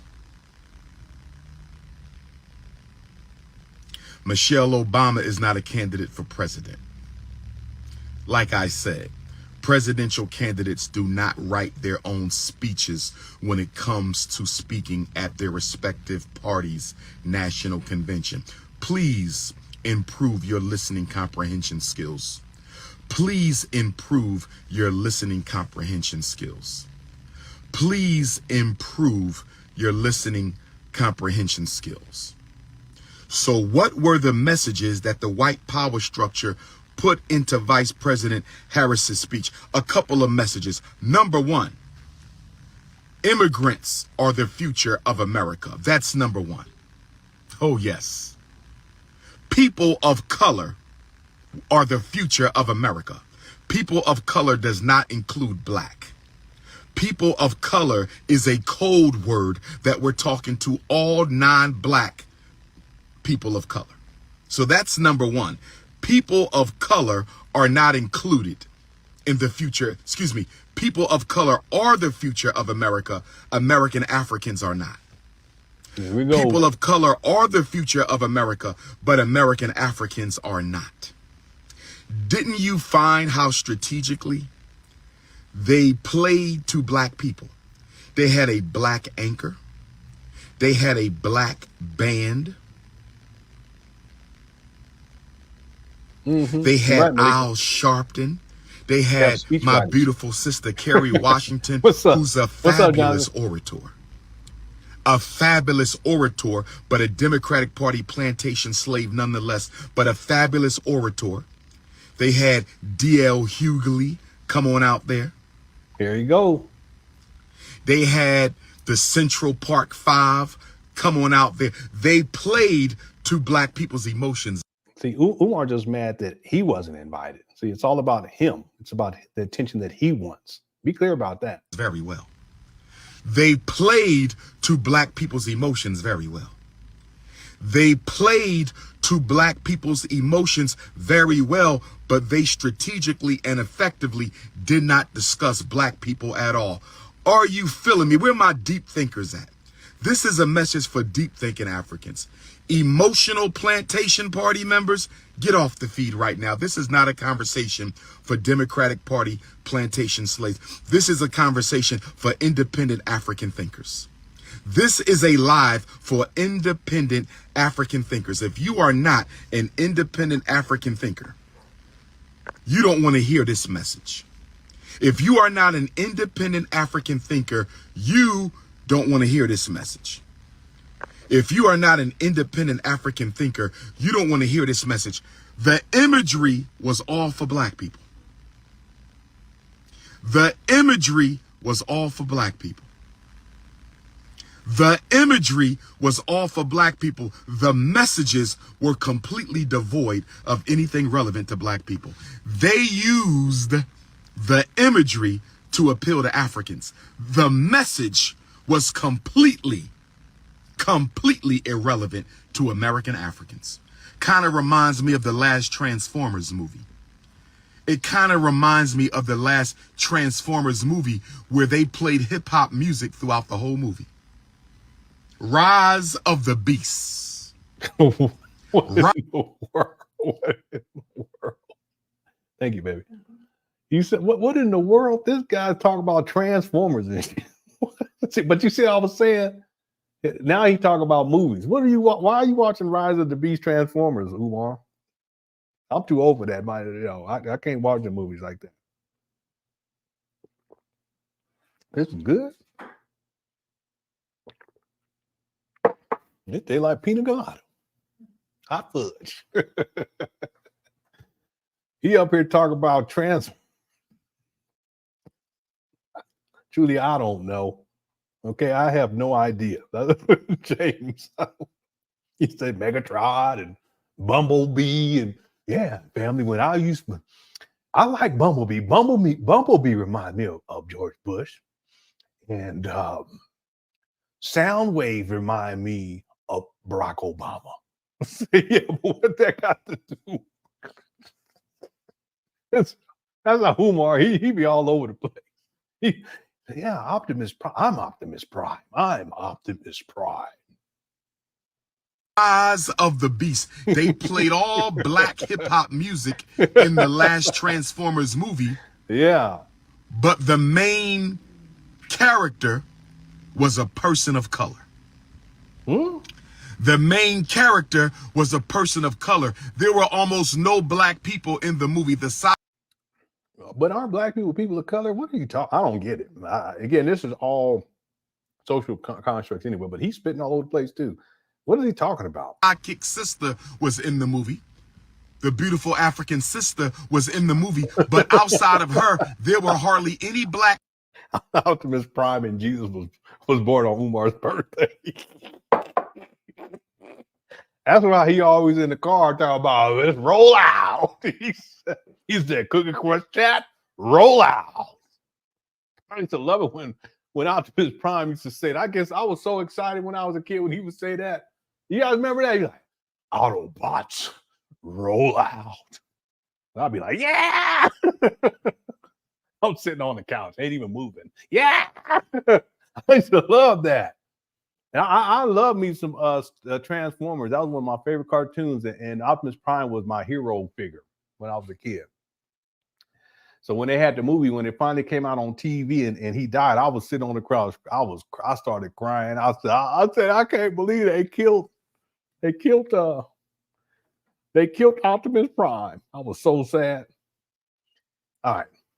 It did actually traumatize me. I was a kid. Let's go. People in Transformers, but they played hip-hop music through the whole movie. So if you are not a deep thinker, you will think Transformers had a bunch of black actors, but it only had one black actor, but they played hip-hop music.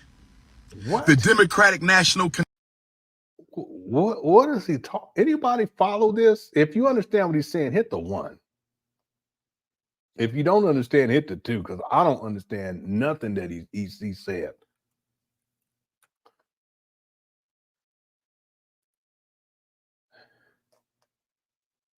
I didn't understand that at all. Vince, am I missing something? Georgia, you know what? Now you know what the turning the heat down is. Is there anyone who understands this? Let me just look through here real quick. DNC Transformers.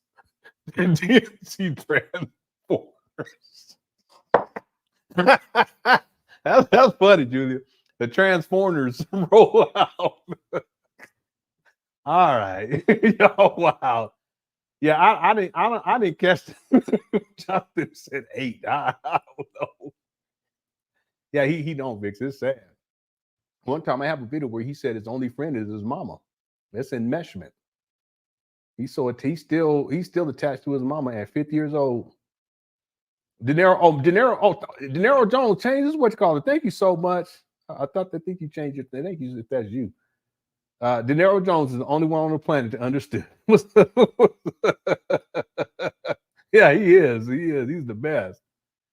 Okay, if you guys don't mind, let me see if I can figure out what he's saying real quick. Let me just go back just a little bit. The main character was a person of color. There were almost no black people in the movie. The sidekick sister was in the movie. The beautiful African sister was in the movie. But outside of her, there were hardly any black people in Transformers, but they played hip-hop music through the whole movie. So if you are not a deep thinker, you will think Transformers had a bunch of black actors, but it only had one black actor, but they played hip-hop music. The Democratic National Convention, they used black I don't understand that one. music. They played Beyonce. They had a black band. They had Al Sharpton, DL Hughley, the Central Park 5, but no messages for black people in Kamala Harris's speech. No messages for black people in Kamala Harris's speech. No messages for black people in Kamala Harris' speech. What you heard was immigrants over and over again. Her Indian mother, who raised her after separating from her father, she bigged up immigrants. She bigged up immigrants. Barack Obama bigged up the rainbow. Joe Biden bigged up the rainbow. You see how it's not cohesive? He's talking about Transformers. Now he's talking about the LGBTQ. He was talking, it was supposed to be about Kamala Harris. Now he's talking about Bill Clinton, or I don't know. He said something about Luke Skywalker or something. Kamala Harris is bigging up the immigrant. Black people, we're done. Black people, we are done unless we decide to save ourselves. I want y'all to hear me tonight. Kamala Harris made sure not to touch on any. Umar, it's 11 a.m. Cut it out. He think he's at the DNC. I want y'all to hear me tonight. I told y'all he wants to be up there so bad, but he's down so bad. So I want y'all to hear me tonight. What are you talking about, Umar? It's 11 a.m. You just woke up early. Umar woke up early, and it said he got up at 11. He got up at 11 because he didn't go to sleep. Well, he's talking about, I want y'all to hear me tonight. You need to cut it out. Thing that matters to black people. Kamala Harris made sure not to touch on anything that matters to black people. Her message was clear. Immigrants are the future. Immigrants are the future of America, which makes sense because white people are losing their numbers. Which makes sense because white people are losing their numbers. Which makes sense because white people are. He don't know. He doesn't know what time of day it is. He's out there. He's been turning the heat down. He's been on the bench. Losing their numbers. And so the people of color are the new probationary whites in America. I hope you American Africans are listening to me. I hope you American Africans are listening to me. I hope you American Africans are listening to me. People of color is the new code word for temporary Caucasian. People of color is the new code word for probationary Caucasian. I hope you're listening to me. People of color is the new code word. What is he talking about? For symbolic Caucasian. I hope y'all listening. And black people, part of this is our fault. Here we go. American Africans, first of all, the melanin is dripping in Virgo season because the Leo sun is in the sky every day. Melanin. But I thought you said this evening. What are you talking about? He all over the place. But now he's talking about melanin drip. Before that, he was talking about the rainbow jimmies, and he was talking about Optimus Prime, and talking about the colors of the not the white colors. I told y'all he all over the place. He really is. Drip. The melanin is dripping right now, brothers and sisters. I look fabulous, if I might say so myself. Okay, this is the insecurities. He brings up melanin because he's insecure about his skin color. Umar, you're not dark. You're really not.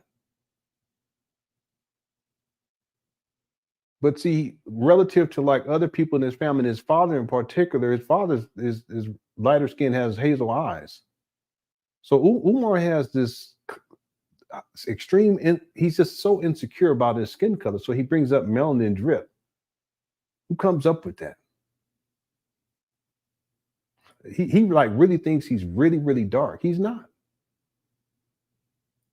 It doesn't matter either way, Umar. Just let it go.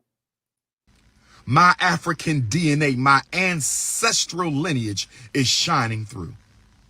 Not a lineage of slaves, but a lineage of freedom fighters. Not a lineage of slaves, but looking like the Black Clifford the Big Red.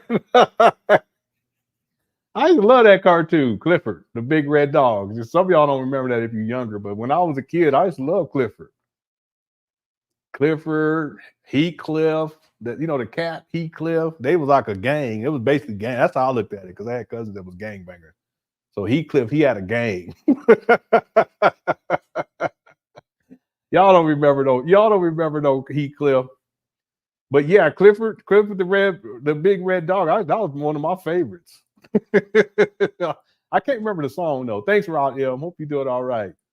Yeah, I used to watch Garfield too. I used to love me some Garfield. Those are the good old days. Nowadays, it's more like anime stuff. Ain't nothing wrong with it. It's just some of it's weird. My son be watching this one anime, and all the characters are like real muscular. Like a lot of them are like overly muscular. This one guy is like, it's like he's red, but he don't have no skin. But you can see, like, I said, what are you watching? And he told me what it was. I don't understand what it's just weird. He knows what it's called, but he used to watch that. Then he used to watch that other one with the character that has on they do the kung fu and stuff and the different things, and he has on an orange suit with his spiky black hair. He used to watch that too. Yeah, that's what it was called. It was Titan X. He used to watch that, and it was just some of the weirdest stuff. Okay.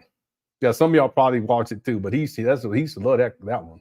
The lineage of the enslaved, not a lineage of slaves, but a lineage of the free. See, unlike you Negroes. Here we go. Thundercats was one of my favorites too. Yeah, Dragon Ball Z. He still watches sometimes. He be watching Dragon Ball Z. Yeah, I don't understand it. I really don't. Some of the characters look like each other. I was like, wait a minute, how do you So how do you distinguish the two? But he knows all that. Unlike you Negroes, I don't believe there were slaves in America before 1865. There were enslaved Africans. Said you saw an episode of anime and they started playing Joe to see. That's wild. Boy, that is wild. Okay. America, but there were no slaves. Enslaved, you are forced. Slave, you. This Umar is tripping. Tom and Jerry was really violent, though. Racist too. It was really violent. But Umar tripping. Are willing. Enslaved, you are forced. Slave, you are willing. Are you following me, brothers and sisters? Give me some hearts from the queens and some fists from the kings. Are you? Whenever he feels insecure, this is what he does. He acts for hearts. He's very insecure. I'm going to do a video for members to talk about this. It's a dynamic between his mother and his father, and it really caused some serious damage to this guy. The levels of insecurity that he has, and he had it then, but he still has it to this day. He's almost 50. He's 50 now. You following me, my unapologetically African anti-snow bunny alpha males? Are you following me, my unapologetically African anti-snow puppy queens out there? Yeah, my cousins, they were from Eastside Piru. I had 3 of them. I had other relatives too. I ain't gonna say much more than that they was all gangbanging. Then they had friends like Bubba and all these different people. They was cool with me. I didn't have no problem with them. And then I had a friend when I think I was in I want to say 7th grade. His name was Alonzo, or either Alonzo or Alfonso, but he was Eastside Piru. And I used to play the flute, so there was these boys that was messing with me. I was walking through the halls, and they were messing with me by the lockers, and he saw them. He walked up and he went off. He was like, "You mother, oh God, oh y'all love you, better leave Lenon alone." Blah blah blah blah blah. They didn't mess with me ever again. So he was real cool. He was in band too, but he played some horn instrument. I can't remember. It's not the tuba, something. I can't remember what it was called. But he ended up getting killed. It messed me up bad. He ended up getting killed, shot and killed. And I remember when we found it, because he didn't come to school for like a week, and people were wondering what happened to him. And then finally, the word got around. And I remember when I heard it, it just messed me up. It messed me up bad. But I remember I had this one teacher, and they knew what had taken place, and they saw because different people, it affected people in different ways. It just really made me sad. And he was trying to give a speech. He was like, "You guys just have to get past it and let it go, and we have to keep moving." I was thinking, like, what are you talking about? That was my homeboy, you know? Anyway. No, it wasn't the trombone. It was the euphonium, I think, or something like that. I thought that's what it was. Or was it it might have been a trumpet. Yeah, it might have been a trumpet. I can't remember. But he used to wear red all the time, and he used to wear batting gloves, black batting gloves for no reason. Anyway, let's go. We were enslaved before 1860. Yeah, I went to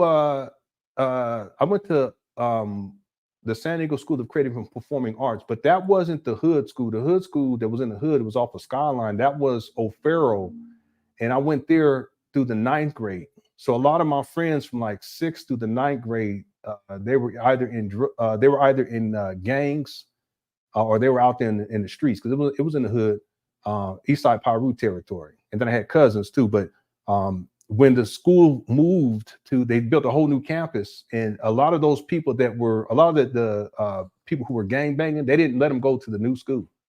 They kept them over there.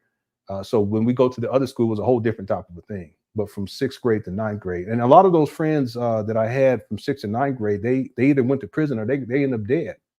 You know. I remember there was these twins, and one of them was cool. Both of them was cool with me, but one of them was aggressive, and they were both kind of gang banging and stuff. They was real cool. Both of them was cool with me, but one of them, it was like people didn't like messing with him, but they were twins. And at one point, they stopped coming to school, both of them, and everyone's like, "Where are these guys at?" And then come to find out, they were involved with the drive-by. And one of them was the shooter, And I assumed that it was the other one, the one that didn't nobody want to mess with, that was, you know, more aggressive. The other one was kind of quiet and stuff. I got along with both of them. And I remember come to find out it was Marion and Barian or something like that. That was their names. Come to find out it was the one that was real calm and reserved. He was the one that busted the drive-by. And I was shocked. I was like, damn. Yeah, but I got all kinds of stories from back then. But thankfully, I was able to go to the other school. There were still some people that came over to the other school, but most of the people that was in a lot of trouble, they stayed at Old Pharaoh. Anyway, no, it's not Marion. It was like Marlon and something. I can't remember, but their name sounded very similar. This is when I was in the 9th grade, so I don't even know how old I was back then. I'm so old now. I was like 35, over 35 years ago. Anyway, let's get back to it. Here we go. 65, we volunteered to be slaves after 1865. We were enslaved before 1865. No, we volunteered to be slaves after 1865. Something like that. I can't remember, Big. We have been pushing multiculturalism to our own detriment for the last 24 years. I'm scolding the black bourgeoisie. I'm scolding the Negro elite. I'm scolding the black church. I'm scolding the black. See, if you listen to Umar, all he does is disrespect and berates and demeans black people. Secret societies. I'm scolding black America.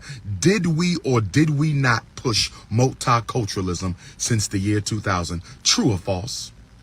Doesn't every other black person you know talk about how they love all people? They don't see color.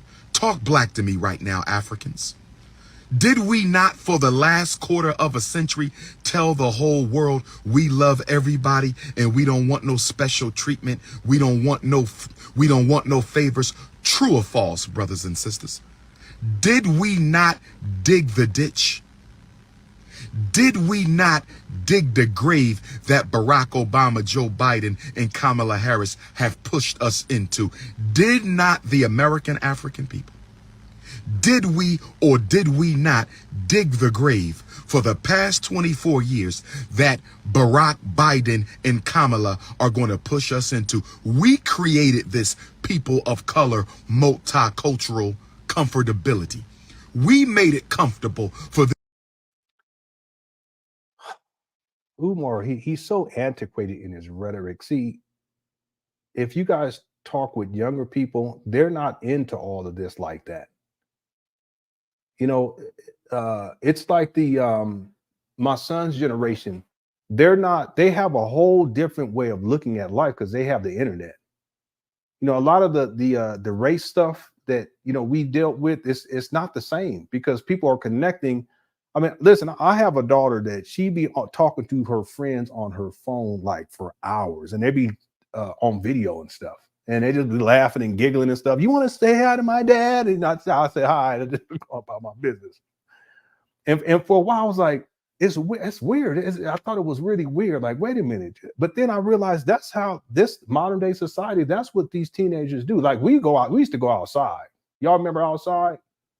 That's what we used to go outside. We didn't have no internet. We didn't have no cell phones or nothing like that. I mean, some of us had Nintendos at a certain point or Ataris, but for my childhood, we mainly was outside. We'd be running around in the street, playing football in the street, riding bikes and that kind of stuff. Kids still do that these days, but not like how we used to. And it's a whole different time period. And because they have access to the internet, the expansion of their mind, it's beyond what we could even conceptualize back then.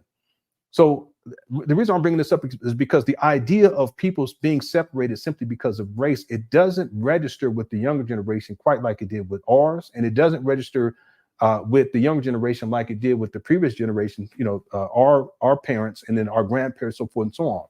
And the internet has been a game changer. Now, is there still racism? Absolutely. But the level of understanding and tolerance that these young people have these days, this is far beyond what we had when we were growing up. And it has a lot to do with the internet.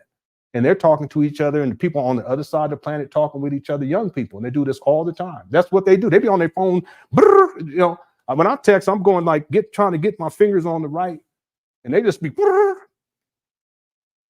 It's a whole different time period. But Umar, he's so detached and so behind. technologically speaking, too, he's a dinosaur. He doesn't realize a lot of this rhetoric is so antiquated. It doesn't even apply to modern day society, especially with these young people.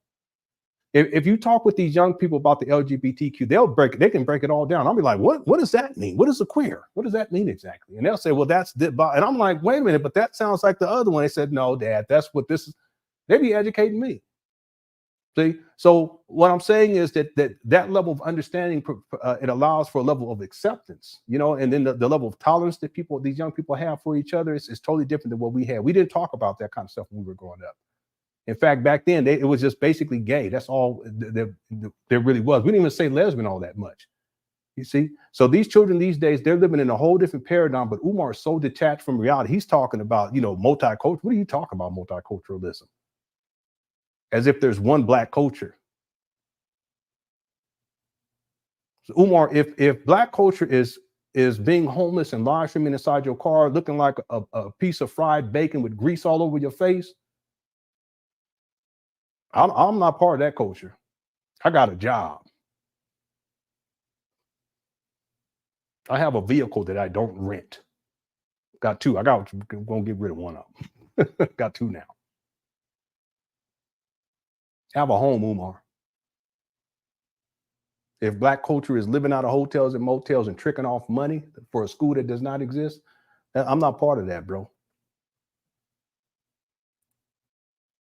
Them to ignore us for the POCs. And when I say POC, Umar thinks all black people are poor, unskilled, homeless like him. He wants us to vote based on who will give us money because he needs. Yeah, it's always about for him. It's about what really is what he can get, because even though you can say what we would get, Umar associates what black people get with what he will ultimately get. That's why he's always saying, I need, give me this, give me that. See, not only does he think that, and you're right, you're absolutely right about this, Dave. Umar thinks that black people are poor, unskilled, and homeless just like him. But he also believes that whatever money comes their way, that he's deserving of it. See, the money is also the power. The power is also the vote. He wants the votes. He doesn't want Kamala getting the attention. He wants the attention placed on him. He doesn't want her getting the votes. He wants the votes to come to him. See, you don't hear him say anything about he doesn't go in like on Trump, because he's not worried about those votes, as it were, in his mind, the way he sees it, because he splits it down the line. This is a white guy who's he called him an unapologetic racist. I can play you but he also endorsed him. Okay, this is going back with when Hillary Clinton was running for president. I can play it. I played part of it. Okay, but then he also sees black people who are mainly, in his mind at least, they're mainly supporting Kamala Harris because they're presenting Kamala Harris as if she's black. So he doesn't want the black votes to go to her. He wants the black votes to go to him because he sees it as power. But ultimately, the power is the money too. So whatever you can get as black voters, that means that he's going to get that too, because he feels entitled to what other people have, especially black people. He ain't worried about white people so much. See, Umar is an interesting character. The level, and this is the part of the narcissism, the levels of entitlement. He feels like he's entitled to black people's money and whatever they receive. Who thinks like that? And this is someone who doesn't have a job. See, he's so entitled, he doesn't even feel like as if he has to make his own money, which he doesn't do. He's lazy. And then in his mind, he feels like he's so great that black people should just give him money, which is associated with power. And that they shouldn't give money to anyone else, which is associated with power. And that they shouldn't vote for anyone else because that's also associated with power. You see how this goes? Umar is a very interesting character, case study. He's fascinating. Meanwhile, Dave, he's sitting up here inside, he's homeless, sitting up inside of a rental car with his face all bloated and greasy and no self-awareness whatsoever. It's amazing to me. See, if you guys go back, last point, if you guys go back to the old Umar Johnson videos and watch those, you should see how he sees black people. All of the way that he envisions what black people are doing and how they're raising their kids, everything is negative. Because he thinks that all black people are poor, unskilled, and homeless, and that they're all deadbeats, and they don't take care of their kids. Well, who was he talking about? And what is that called? Projecting. That's all Umar do. He projects. He's a projector. Thanks, Dave. That's a good point right there. If you guys go back and listen to old Umar videos, he does it still to this day because he's doing it now. But I was amazed when I was going back when he mainly talked about parents and the school system. But the way he would talk about black parents was so degrading. I'm like, why are you imagining black parents? And Dave, he would never phrase things as if it's a black family, meaning a man and a woman, a husband and wife, a mother and father who are taking care of their child who's in the public education system. He never would frame it that way because he thinks that all black people are not only poor, unskilled, and homeless, but they're also, it's all single mothers, single black mothers. See, if you conceptualize that reality in your mind, you're going to have a very skewed view about reality. And then the way that you see black people is within that scope all the time. That's a problem in and of itself. See, Umar has a very low view about black people, and he always tends to frame black people in the worst possible scenario. It reminds me of people that you don't see these people online as much, but someone like Tommy Stoudemire, when he was online, he would always pick like the worst examples of black women that he could find, as if there aren't really good examples of black women out there. See, but if you focus on the worst example and that's all you talk about, it's going to paint a certain type of images in the minds of people. What about all these good women out here, the good mothers that handling their business, so forth and so on? See, well, Umar is the same way. He tends to look at black people with this, he paints in this broad scope as if black people are so horrible and their situation is so bad and they're irresponsible. But who is he talking about, really? He's talking about himself. Okay. It's a good point, Dave L. Okay, let's keep going here. We're gonna start winding this show down. Here we go. I'm speaking of peoples of color. When I say POC, the POCs, we got the LGBTs and now we got the POCs. We got the LGBTs and now we got the POCs. Immigrants who are coming to remove the American African. New York and Chicago. Yeah, he is. Were only the testing grounds because they are the two largest and the two strongest black communities. New York City and Chicago was only the testing ground because they were the two largest and the two strongest black communities. Once Kamala gets elected, I know they are going to take the migrant crisis. Yeah, this is a good point. See, Umar has all these negative things to say about black women. And there's some really horrible stuff I've uncovered him. I'm like, why are you even talking like that? But see, he got two baby mamas and he wants to tell black men what y'all should be doing and what we need to be doing and how we ain't, but the truth is he's not married. Umar ain't never even tried to get married. I'm gonna tell y'all something about Umar. Umar's enmeshment with his mother will never put him in a position to marry. See, your mama's your mama, and I get that. But your wife is your wife, and the mother of your children, that's something totally different. And black men, if you don't understand it, I'm sorry. Your daddy didn't teach you right, or your daddy didn't provide the example. But you're not supposed to be so connected to your mama where you put your mama first above your family. I'm talking about your adulthood family. Yeah, you still take care of your mom. Ain't nothing wrong with that. But when you living in her house at 50 or trying to live in her closet at 50, that's enmeshment. And you can't get into a relationship. And there's reasons why for that too. Me and wife were talking about that today. Someone sent me this video where they were asking Umar, and I don't think I downloaded it. I wish I had. But they sent me this video. I have it in my email. I could find it, but it takes too long. And he was being interviewed. They was asking him about marriage and stuff. And he says, well, if I get a queen, I'm paraphrasing, if I get a queen, she's going to have to be able to take care of my mama.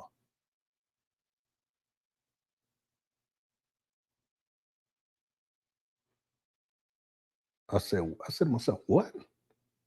You're supposed to be the primary caretaker. You're the one supposed to be taking care of your mama, even though you're traveling all over the world. You're going to marry a woman, but she, in order to qualify, she has to be able to take it. That's your responsibility, not hers. And you ain't in no long-standing relationship. So if you marry her, she's just coming onto the scene, and she may not even know you that long. And automatically, you're going to just dump her. You're going to, okay, yeah, you're going to be taking care of my mama while I'm traveling around the world. That's that enmeshment.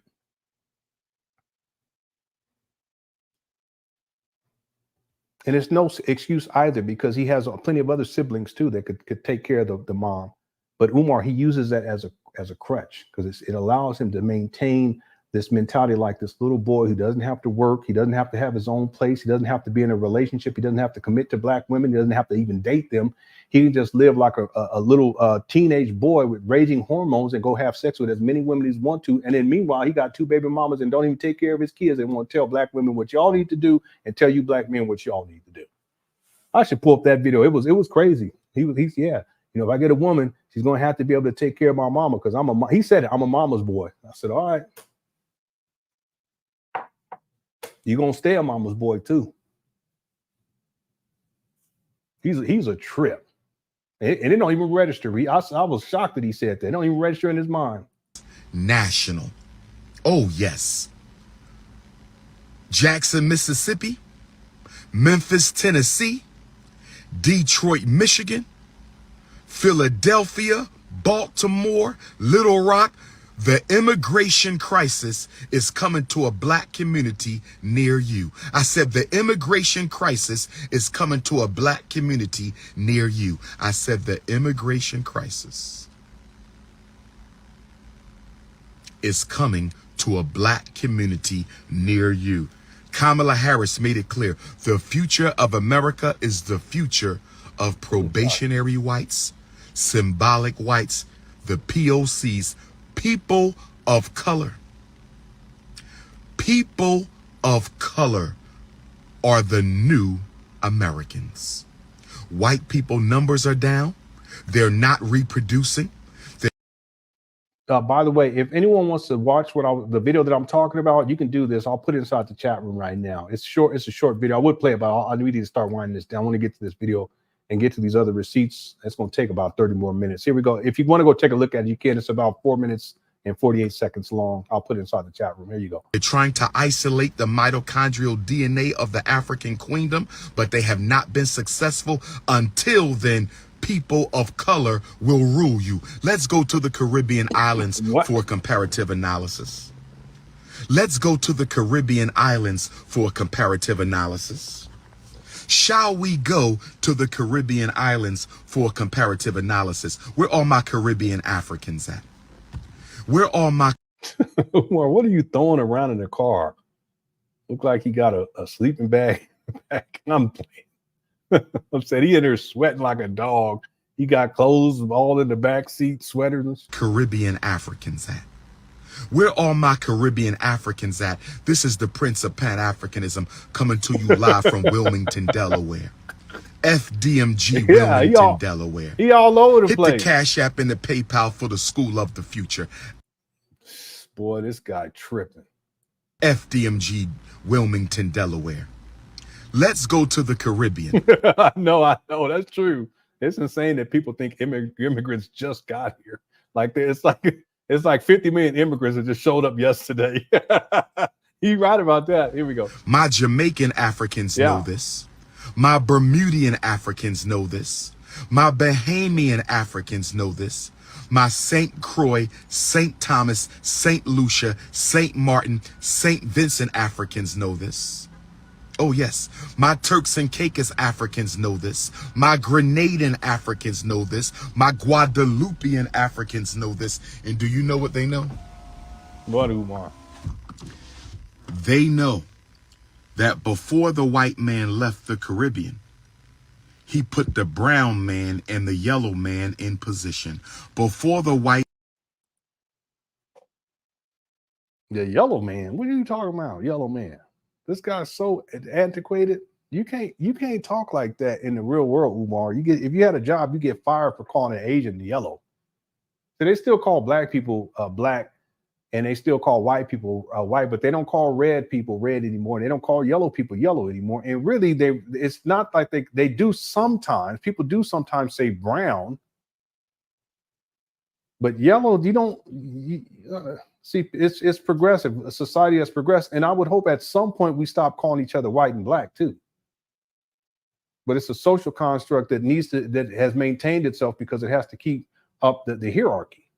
It's a social construct to keep up a social hierarchy, which is where white people are at the top, black people are at the bottom. See, I'm not denying that racism exists. That's not the point that I'm making. I'm just saying that as a society, at some point, we're going to have to transcend this social construct that we call race. It's not a scientific fact. You see, if you guys go back far enough, there was the white race, the red race, there was the yellow race, there was the brown race, and there was the black race. And for some reason, they stick with the white and the black, mainly here in the United States of America. They stopped calling Asians yellow, and they stopped calling Native Americans red. In fact, they used to be the Washington Redskins. They don't even have that anymore, because it was insulting and it was disrespectful to the Native Americans. Just like black, to be called black is insulting. If you guys really think about this foolishness.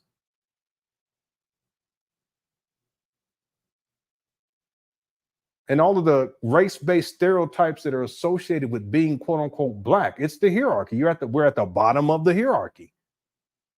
And there's people who still believe in that foolishness. But see, if there was an NFL team that was called the Washington Blackskins, would people be offended? Maybe. Well, if people would be offended if it was called the Blackskins and it had a Sambo character up there and people knew that it was wrong, well, then why are we still calling each other black then in the first place?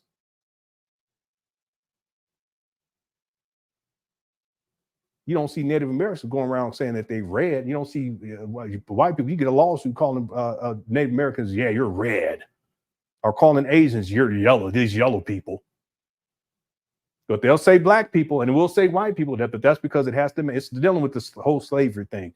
You have to maintain the hierarchy where no matter what you're doing with all the other colors of the rainbow, that the white people have to be at the top and the black people have to be at the bottom. But the truth of the matter is that it's all insulting. One day we'll get beyond it as a society. It's not going to happen in my lifetime. But just as there was a time period where they would call, Asian people the yellow man, and they don't do it anymore because it's highly disrespectful and derogatory, and they give the Asians a level of respect that they didn't give them before in this society. At some point, they'll do that for what we call the black people. It'll happen, but it's probably won't happen in our lifetime. Anyway, let's get back to it. Man left the Caribbean. He put the brown man. Yeah, they man sure did. They sure did. But you see, Umar's still talking like this. Yellow man in position to make sure black people could never control those islands again. Talk black to me, Jamaica. Talk black to me, Haiti. Talk black to me, Grenada. Talk black to me, St. Croix, St. Thomas, St. Lucia, St. Vincent. Talk black to me. Talk black to me. The white man put the brown man and the yellow man in charge of the Caribbean islands to make sure black people would never control them again. He's about to do the same thing to the black communities of America. There will be an East Indian Caribbean invasion of black America. There will be an East Indian Caribbean invasion of black America. There will be East Indians from the Caribbean invading black America and taking over our communities like you have never seen before. This is why calling Kamala Harris a black woman is establishing an East Indian takeover of the American African community. I said this is why calling Kamala Harris a black woman is creating the groundwork for every East Indian in the Caribbean islands to come to America and say they black. I got news for you.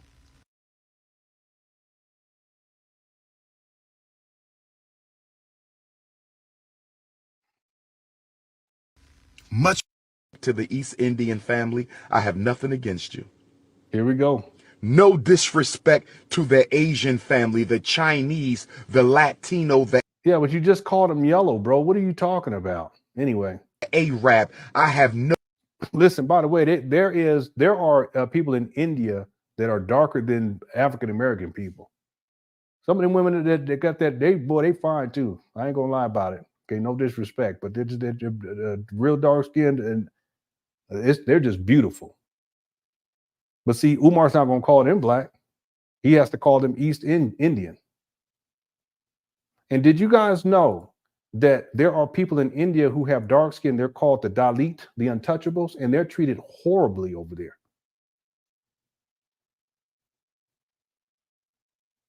Umar want to act like skin color only matters here in the United States of America. That's simply not true. They're called the Dalit. Go look it up. Go look it up. They're called the untouchables. And they can only have menial jobs like, you know, picking up trash and cleaning toilets and this type of thing. And it's a color scheme hierarchy over there. But Umar wants to pretend that it's just African-American people or black people here in the United States of America who have to deal with certain, no, it's all over the world, it's global. And so some of the people who have suffered and would be classified or at least treated as if they're black, Umar, he'll go after them too.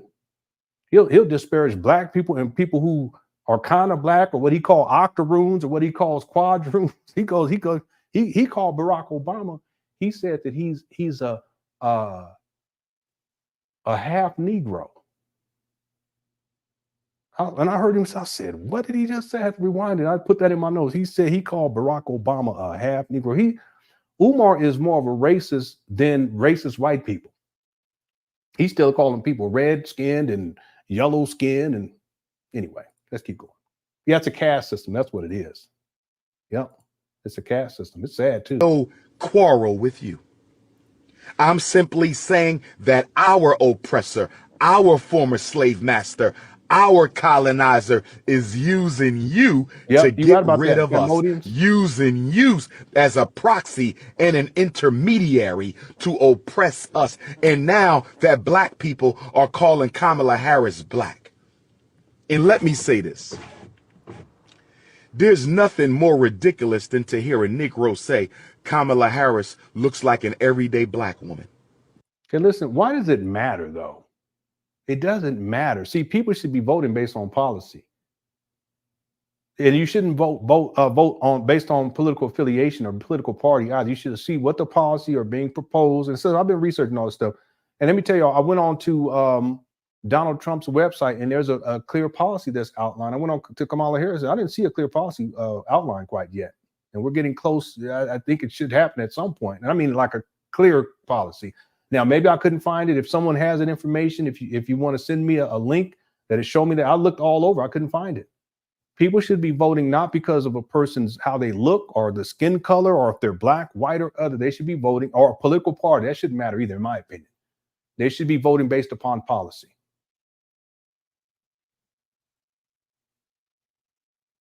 Well, shit. I mean, people, you can vote however you want to. I mean, you want to vote for Trump just because, I don't know, go on ahead and do it. It don't make me know. You want to vote for Kamala, go on. I shouldn't tell y'all what you should do. I'm just saying, logically speaking, it makes more sense for a person to know what the policies happen to be and have a clear understanding of those policies before they cast a vote. That's what I would say.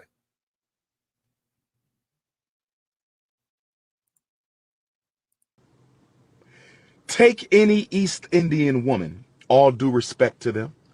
Take any East Indian woman and put them in some black clothes. Yeah, and it matters to me. Character does matter to me. There is, and I was planning on doing that as a live stream. There is this test you can take to see where you would sit on along the party lines. You could be far left, far right, somewhere in the middle, what have you. And one of the things that one of the last questions that they have on there, because I skimmed through, was a question about what are the most important characteristics that you would want in your candidate. And they did have character, like integrity. In my mind, I said integrity. They also had, what was it? Intelligence. I respect intelligence. You see, so that would be something that I would factor in. But then they also have, basic questions like, what do you feel on the issue of abortion? What do you feel in terms of immigration? What are your thoughts? And then they have all these different questions for each category. And I was going to do a live stream and go through all. It would take a long time, though, to get through the whole test. And then at a certain point, when you finish the test, it'll update and show you where you would fit along the party line. But at the end of the day, to me, it's not about the party, what party. To me, it's about policy. And as of right now, I didn't see a very clear, comprehensive policy from Kamala Harris. Hopefully she has something up, unless I didn't see it. Okay. And if someone has seen it, please email it to me. I'll look into it. Okay. Well, now you say that, I don't know, she still doesn't have a policy. Okay. I don't know. And if she doesn't, she's going to have something. Because I mean, what would you vote for? That's what I'm saying. I haven't decided who I'm going to vote for. But what I'm saying is that someone should not vote for someone simply because they're a white, or because they're quote unquote black, or because they're East Asian, or because they're a man, or because they're a woman, or because they're younger or older, they should vote based on our party affiliation. That, to me, that shouldn't matter. It should be about the policy and how that policy resonates with you. You may find some aspects of one person's policy resonate with you, but then there's also some on the other side, whatever the case, but you make an informed decision in that way. But I haven't seen a clear policy from Kamala Harris. And that it makes me wonder, like, how are people going to say I'm going to vote for Kamala Harris, but you haven't seen the policy quite yet? See what I'm saying? So why are you voting for someone when you don't know what their platform, what they're going to be standing on? Now, again, I could be wrong because she may have a comprehensive one out there that I haven't seen. I just haven't been able to find it. I was looking for it today. All right. And again, I'm undecided at this point. Let's go. Give them a black hairstyle and give them some black swag, and they will look just like your auntie and uncle as well. The East Indian looks the most like the American African because the East India was originally peopled in ancient times by African people. So yes, East Indians have the DNA of the African family. Well, that's what I'm saying though, Mike, is that a lot of people vote based on party lines either way. See, it just doesn't make sense to me. Okay, and I'm not into politics like that. And I was thinking about doing a show and then like talk about these types of issues, but just someone who's really impartial. I don't even know where my political leanings would be if I took that test and then really got to the bottom of it. I don't know where it would be. I would think it would probably be somewhere down the middle. You see, but in my mind, I wouldn't vote. If I was a Democrat, I wouldn't vote Democrat simply because I'm a Democrat. If I'm a Republican, I wouldn't vote for a Republican simply because I'm a Republican. It's just that wouldn't be a factor for me. But there are people that just because that's what I call political gangbanging. It's like, I'm going to vote for this person no matter what. Okay, but there's other thing you got to look into. Someone brought up that Trump, he's a felon. Okay, that matters to me. Okay, it may not matter to other people, but it matters to me. But he also has a policy at this point. I haven't seen a clear policy from Kamala Harris. That's a problem. But she's going to have to have something soon, I'm sure.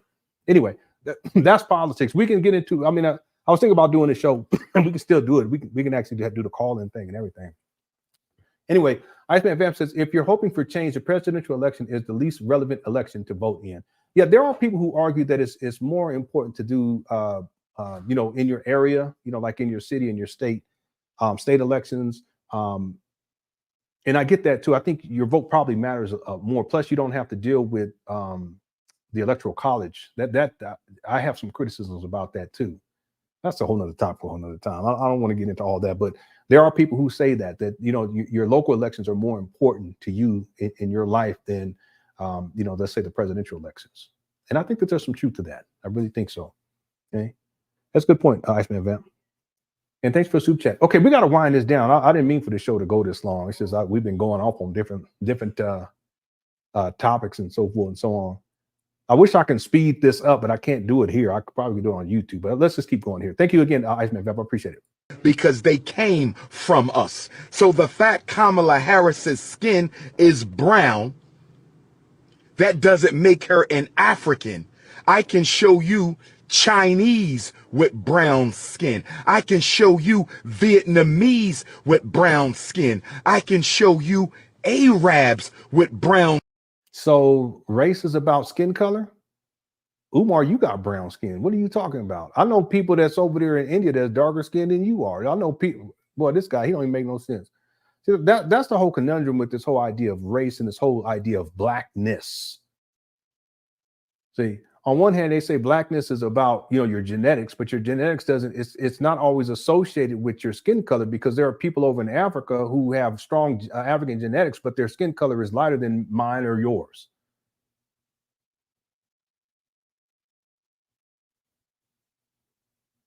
And then sometimes you say, well, it's the cultural thing. You're black because of the cultural thing. Okay, yeah, but there's not just one black culture. And then Umar, we talk about Africa and I'm African, but then he says he's black too, but then there's black American, but then there's African American. So what are you talking about here? That's what I'm saying. It's a big conundrum when you speak in these terms. And so blackness then, for what he's saying now, it has to do with skin color now. Okay, now you're getting to racism. Umar, you're not really dark skinned. You just think that you are because you have all these hangups dealing with skin color. And you wish you had lighter skin. You wish you look more like your daddy. There's a picture of his daddy from a long time ago. I mean, he looked like a young Malcolm X.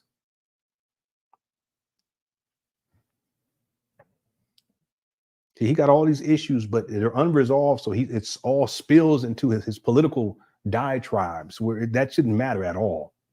Shouldn't matter. It shouldn't make any difference. Your skin color shouldn't make a difference, Umar. Skin, that don't make them Africans.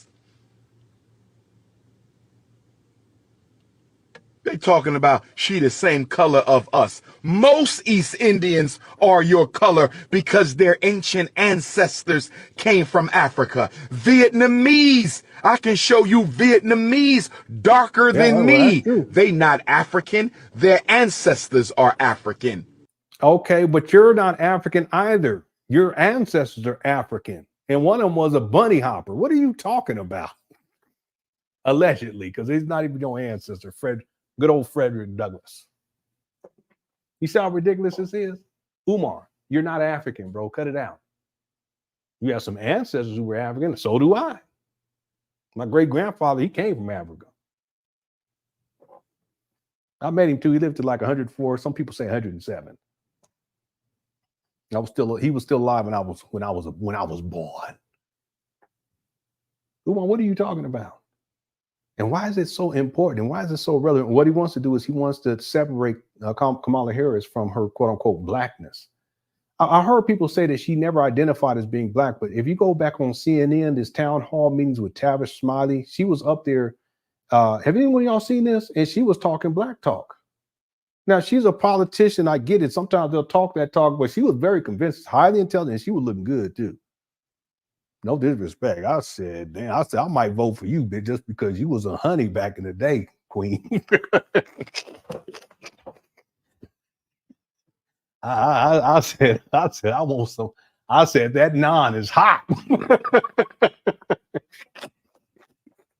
And you see her, she's talking black talk, black issues and everything, highly intelligent, highly articulate, you know. So when people say she ain't never, no, that's not true. You guys got to go back and see it. I think it was C-SPAN or CNN or something like that. But they had a town hall meeting with Tavish Smiley, other black people there too, and she did a good job. Anyway, I think I missed a conference. Says, I'm sorry, but I'm not with her. That's okay. That's fine, Miss Controversy. But she was looking good. I bet you saw what I saw. You probably be with her then. Matter of fact, I want you to go find it and then come back and let me know. How's it going, son? I'm all right. Mitchell Controversy says, I don't agree, Iceman Van. For instance, weed may be legal in your state, but it's not legal federally. And you can catch a Fed case if they push. Yeah, well, that's true too. Yeah, that's true too. Yeah, it's crazy because when we were growing up, weed was considered to be such a horrible thing. And I never smoked any weed, but I had family members, gang of family members, I had family members that used to grow it and stuff. My dad used to grow it. I'll say it. He used to grow it on the side of the house. He smoked a lot of it too. Now I think about it. Yeah, he smoked a lot of it. Anyway, back then people were getting locked up like crazy because of weed. You know, now they got weed dispensaries and you know, weed cards. I don't know if that's what medical marijuana cards or something like that. It's a whole different time. But there's a lot of people that got locked up over weed back in the day. Whereas if they were doing the same thing these days in their particular state, it wouldn't have been any kind of a Fed case or nothing like that. But these days it's totally different than back then. Some of y'all may remember that. It was interesting. Yeah. Thanks for the super chat, Ms. Controversy. See, I ain't from Africa. That's what I'm saying. I'm from Crenshaw Mafia. I ain't from Africa.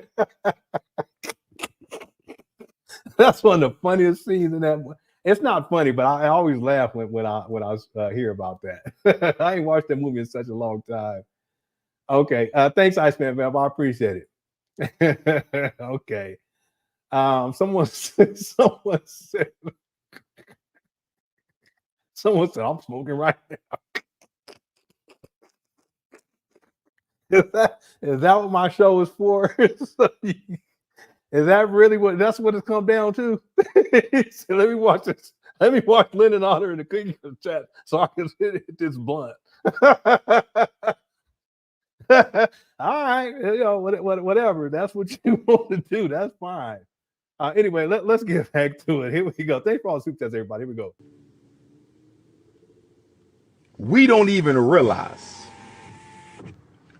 we just threw an alley-oop to the East Indians to colonize the black community. We don't even realize it. So politically uneducated and ridiculous, we don't even realize it. We are throwing an alley-oop. What did my Uncle Steve Harvey say? I'm throwing an alley-oop. Well, guess what, Uncle Steve and Uncle DL, and I'm going to deal with y'all in the second live. This is not the Steve Harvey clapback. There you go. He said, I'm going to deal with you. That sounds like the SETI rant. This is not the DL Hughley clapback. I'm going to deal with them ninjas later on. This is not the Steve Harvey DL Hughley clapback, but you can best believe I will be clapping back respectfully on Uncle DL and Uncle Steve. I'm going to be clapping back at Uncle DL and Uncle Steve, but this is not that live. This is a live for deep thinking, critical thinking Africans. Kamala Harris is... I'm trying to find that video. Come on, it's old. Anybody know what the video I'm talking about? I thought it was C-SPAN. But this other video came up where it's called Defining Blackness, Real Talk with Kamala Harris and Uncle Luke. And it's on her YouTube page. What you got Uncle Luke on? His music was some of the most disparaging and disrespectful and degrading music towards black women ever in the history of all black music. I don't get that. Stephen A. Smith had Luke on one time. I'm saying, why do you guys do that? You guys go back and listen to the music, and not just the music. Go look at the music videos. I really don't understand it. That's what I mean by ethics really matter to me. And integrity matters to me. And to have that guy out of all people, it's just absolutely crazy. Don't make no sense at all. Throwing the alley-oop for the East Indians to take over the black community. I want you to pay attention to how your community goes from black to brown. Pay attention. Brown migrants and brown East Indians are the future of black America. Spanish-speaking brown people and East Indian-speaking brown people, Spanish-speaking brown people and East Indian-speaking brown people, Spanish-speaking brown people. Umar's so divisive. He don't build no bridges. He said alley-oop. And East Indian speaking brown people are the future of the American African. And if you think East Indians like black folks, if you listen, I disagree, Mr. Controversy. Pam Grier was it's just not my cup of tea. Part of it because they had her inside those blaxploitation films, and a lot of it they just had all her stuff all hanging out and stuff. I didn't like that. But I'm trying to find this video because I want you to go. If I find it, I'll put a link. I want you to go take a look. Okay. If you think East Indians like black folks, you better go read some Mahatma Gandhi. If you think East Indians like black folks, you better go read some Mahatma Gandhi. If you think East Indians like black folks, you better go read some Mahatma Gandhi. Yeah, Mahatma Gandhi, he had some really disparaging, but see, a lot of that had to do with the caste system over there. The other thing too is my children, they told me because they researched and they said, yeah, he used to sleep with little girls. I said, are you serious? He said, yeah. So, it is what it is. Kool-Aid, what's up, buddy? Kool-Aid man in the car. He in there in the hot car. Kool-Aid man. All right. We got to get going here. We have just been going on too long. Here we go. You better go visit Durban, South Africa. Hey, thanks, money. Where my Durban, South Africa Africans at? Where my Durban, they'll tell you about how East Indians feel about black people. Go to India and talk to the so-called untouchables of East India and how they get treated by East Indians. They can't stand blacks. This is Kamala Harris. She's a South Asian. Her parents claim black just so they can get the civil rights benefits to help themselves get better. This is how Caribbean East Indians. Umar up here rolling the window down. He in there sweating profusely because he don't got a house. He ain't got a home. See, he don't want to waste no gas by putting on the air condition either. Operate. They claim black to get the benefits. Kamala Harris's parents claim she was black so they can get the affirmative action benefits, so they could get the housing benefits. They only claimed black so they could benefit from our provisions. She wasn't raised as a black girl. If she was raised as a black girl, I'm going to say it again. Her parents claimed black on paperwork so they could get the affirmative action set aside. That's why she went. I wonder if this is true. I mean, did he actually read? Because you have to fact check, Umar. Did he actually research this and he saw the paperwork where, you know, their parents, I don't know, what was it, on a census or something? I mean, does anyone have the census, the document that I could see where that's the case? And then then there also would have to be proof that they did that specifically so they can get certain benefits. How do you quantify that? See, I'm fair and impartial. See, some of y'all look at it, yeah, well, you know, I'm voting for Trump, so yeah, that's true. Okay. I'm impartial. I haven't decided one way or the other. I'm not Democrat, Republican.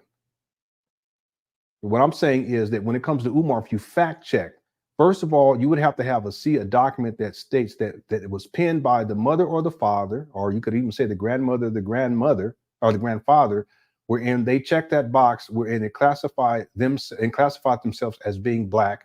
And then you would have to find further paperwork to show that they received benefits based on being black and that they strategically checked that box so that they can get those benefits. How do you quantify that? Someone show it to me. Umar, you have to show that. Now, if it's true, it's true. Just like with Umar, with the whole thing, the deed transfer and all, or the transfer, the thing that was. Listen, I never said that he sold the property. I said it's possible based upon what we're seeing on the website. I also said it could be an error. I said, and I gave other examples of what it could be. Come to find out, based upon what the woman from that office, they sent me an email, they explained it. No. It is highly unlikely that he sold the property. But is it possible still? Yeah, it is, but it's minimal. In fact, I don't think that he did. See, I go with the facts. Now, if someone could find that, if they have those receipts, again, you have to have a receipt. It has to be a document. It would have to be census document that shows that her mother, her father, her grandmother or grandfather, they checked off the box where it said that they were black. Okay, that's number one. And then you would have to further show documentation, evidence that would show that they received benefits based on their classification of blackness and that they chose that box so that they can get those benefits. And if anyone can find those documents and provide it to me, you can email it to me. Okay. Now, if you're a Trump supporter, you're gonna be like, yeah, no, it's true. No, that's not good enough. No, got to have the proof, but one way or the other. Okay, I'm impartial. Dave F said the irony is a lot of Trump supporters highlight his funding of HBCUs as him doing more for black people. Kamala attended a HBCU and is a black sorority, but they say she's not black. Yeah, no, I thought about that too. She is what they call a soror. And there's pictures you'll see where she's with, she's hanging out with her black friends and all that kind of stuff. You see? So again, to me, Dave, it shouldn't matter, but it matters to black people for some reason, whether or not she's black. It don't make me no difference. But if I was to look at this based on her attending an HBCU, her being in a black sorority, and then she claimed blackness. I have the video right here. I'm gonna put the link in here. You guys can take a look when you have some time. And it's an old video. She was looking fine. I saw this. I said, oh, okay, I see. You look like a grandmama now, but back in the day, this is from 2006. And people say she never spoke for black issues. That's not true either. She clearly does right here. And again, I'm impartial. I just put the link in there. When you guys have some time, go and take a look. Okay. I'm really strongly considering going ahead and doing this. We'll do a live stream where I'll go and I'll do, and it's going to take a couple of hours. I'll go through the questions to figure out where I would sit on the spectrum in terms of political party. And then we can talk about these things. It's just I'm not listen. If anyone says anything about Trump, you got to have proof to back it up. You say anything about Kamala, you have to have proof. But at the end of the day, I have to go with policy. And character matters too. I have to say that. Intelligence matters to me. Leadership skills matter to me. But policy is what I would mainly focus on, and wherever I would sit in terms of on the spectrum when it comes to political affiliation, that wouldn't matter so much to me. But I do know this, that I haven't seen a clear policy from Kamala yet, and it should have been done by now. But maybe they're waiting. We'll have to wait and see. And thanks for the super chat. Who was that? That was Dave. Yeah, and that was a good point. Kamala was the president of the Black Law Student Association. I didn't know that. I did not know that. See, she claimed blackness and she identified as being black. Otherwise, she wouldn't have been doing that. You see what I'm saying? But again, it shouldn't matter. Okay, but when people say that she never claimed to be black, she never spoke on black issues, that's simply not true. All right, and it shouldn't matter anyway. Her being a graduate of Howard and being AKA doesn't sway me to support her. I'm a graduate of Fayetteville State University, but that doesn't mean I'm best for the job if I ran for office. Yeah. Again, where a person graduates from shouldn't matter. But the point that I'm making is that there are people who say that she didn't identify as being black. That's clearly not the case. And again, I post this video right here. You guys take some time. You have some time to watch it, and you'll see that she does identify as such. Again, it shouldn't matter at all. Okay. All right. Okay, that's a whole nother show, okay, everyone, okay, but I appreciate the discourse, all right. Sasha Love says, I'm donating to find Big Funky missing neck and Binky the Bird. Well, don't send it as send it as a super chat. You got to hit his Cash App, Queen. And if that's what you want to do, go right ahead. Okay, I'm not gonna hold you. All right. Thank you for the super chat. Everyone else, thank you for the super chat. But I want to get done with this. We're going 3 hours and 30 minutes. It's getting late. Anyway, here we go. The Howard University. Thanks for the super chats, everyone. That's why she went to Howard University, to get the grants and the scholarships and the federal aid. Okay, wait a minute. She could have gone anywhere else, or not anywhere else, I'm sure, but she could have gone a lot of different places. She was highly intelligent, highly skilled. What are you talking about, Umar? She's law student quality coming out of candidate coming up out of high school. What are you talking about? He's just throwing this out there. He's just making it up. That's what I'm saying. He's not being subjective here or impartial. He just does not like Kamala Harris, and it's because he wants that spot. And to get the set-asides, they wasn't black. They only claimed that on paper to get your benefits. And since you got black men running around saying she's the same color as us, as if you don't have brown Asians and brown Arabs and brown Vietnamese. Brown Arabs. Since you got stupid black people running around saying she looks just like my aunt, we the same complexion.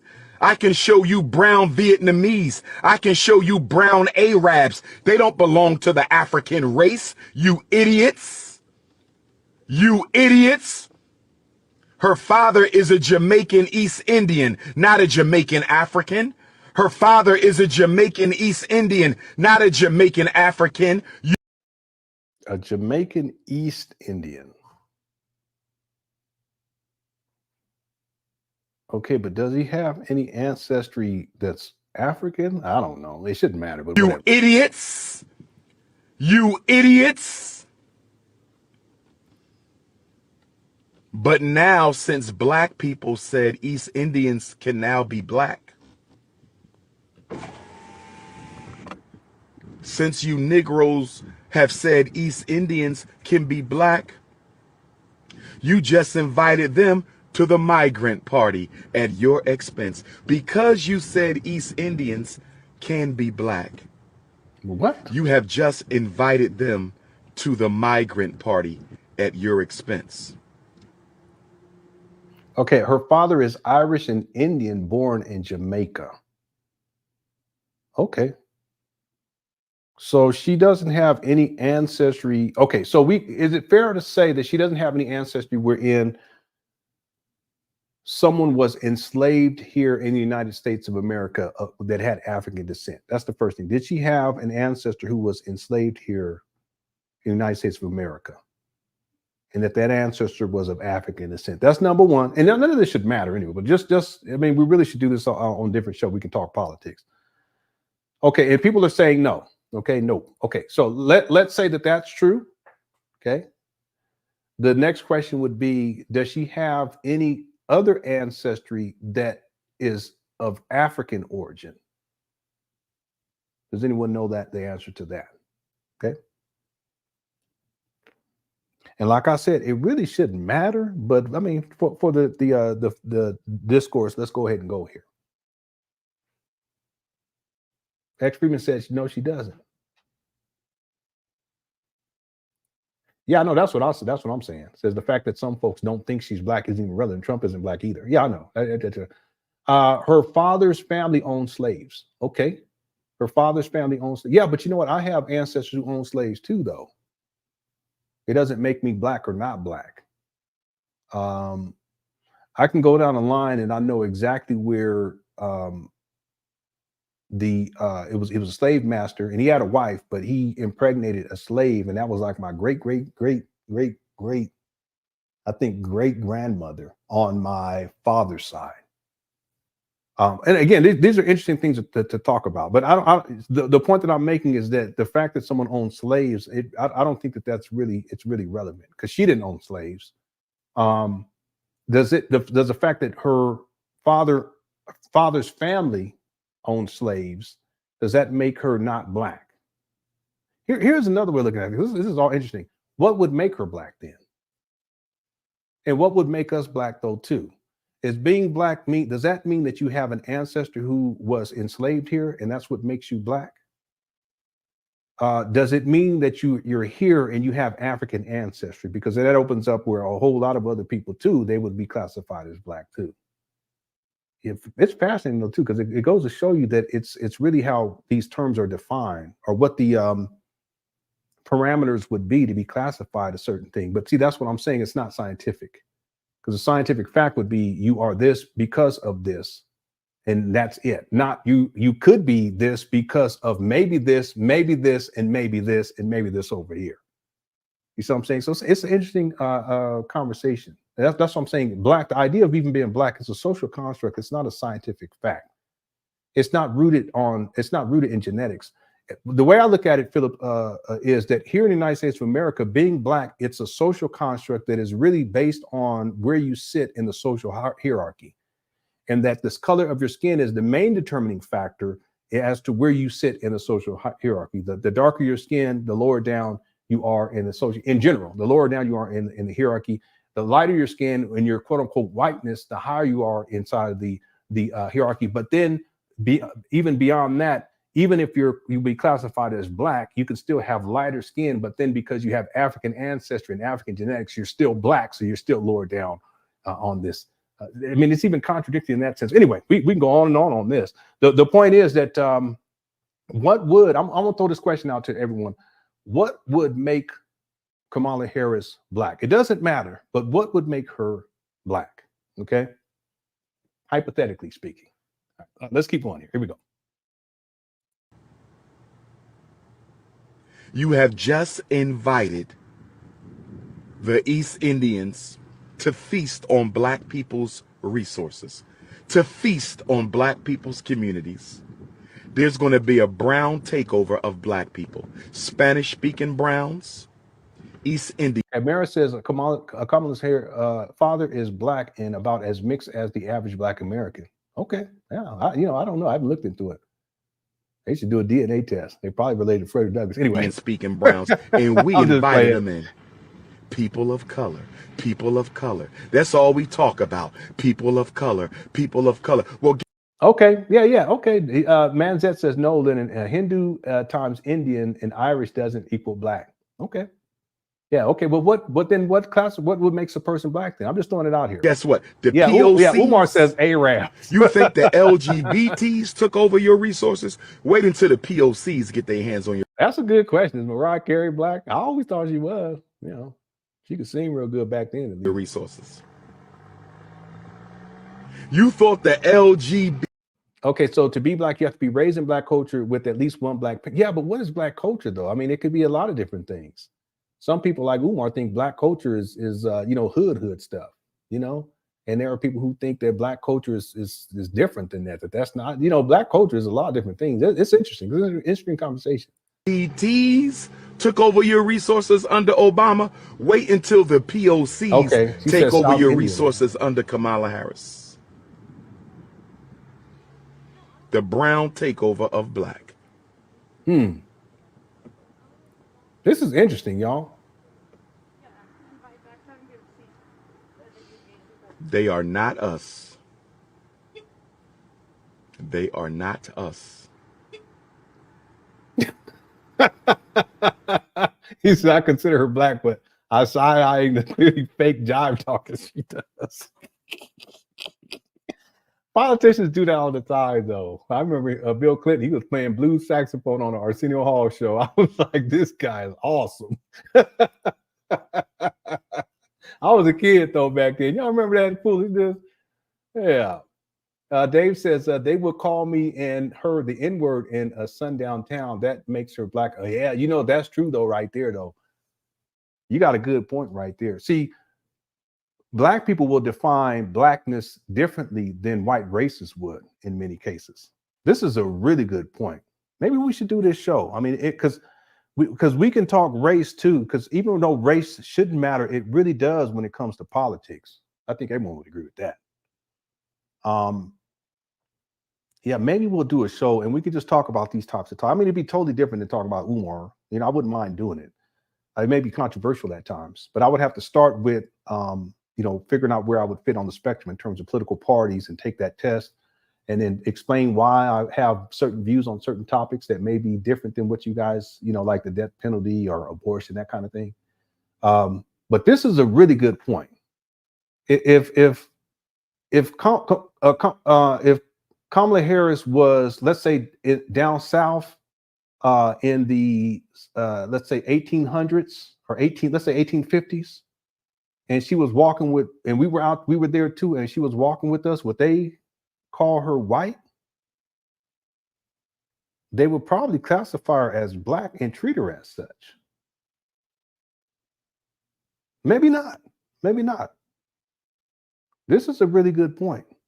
See, because this gets into, there was a time where Jewish people weren't considered to be white. They weren't classified as black either, but they were treated poorly because they weren't classified as white. That's what I'm saying. Whiteness, it's a social construct. It ain't got nothing to do with genetics.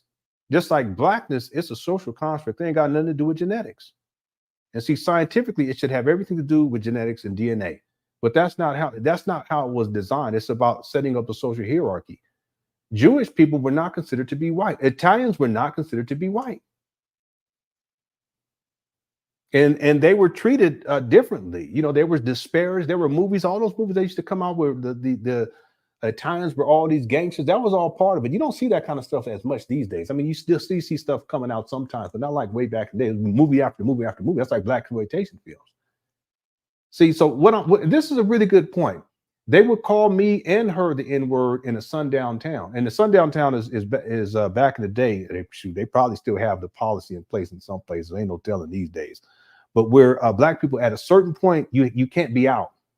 After sundown, you can't be out. If you're out at sundown, you could be arrested or worse. That's crazy. I don't know if that was part of Jim Crow law or the black codes. I don't know. It may have been. But the point is that that would make her black, because if she was with the, let's say if we were out there during that time period and it was after sundown and she was with us, they would probably, ain't no telling what they would do. That's a good point right there. This is something to exist. I mean, excuse me, I'm just reading here. Ike says that they still exist. That's crazy. This is something to consider because it also outlines how black people define blackness differently than white people. And white people, what I'm talking about is in terms of the hierarchy.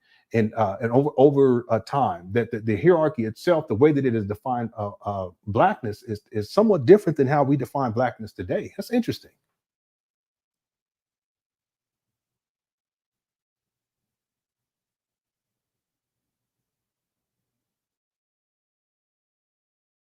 See, that's really interesting.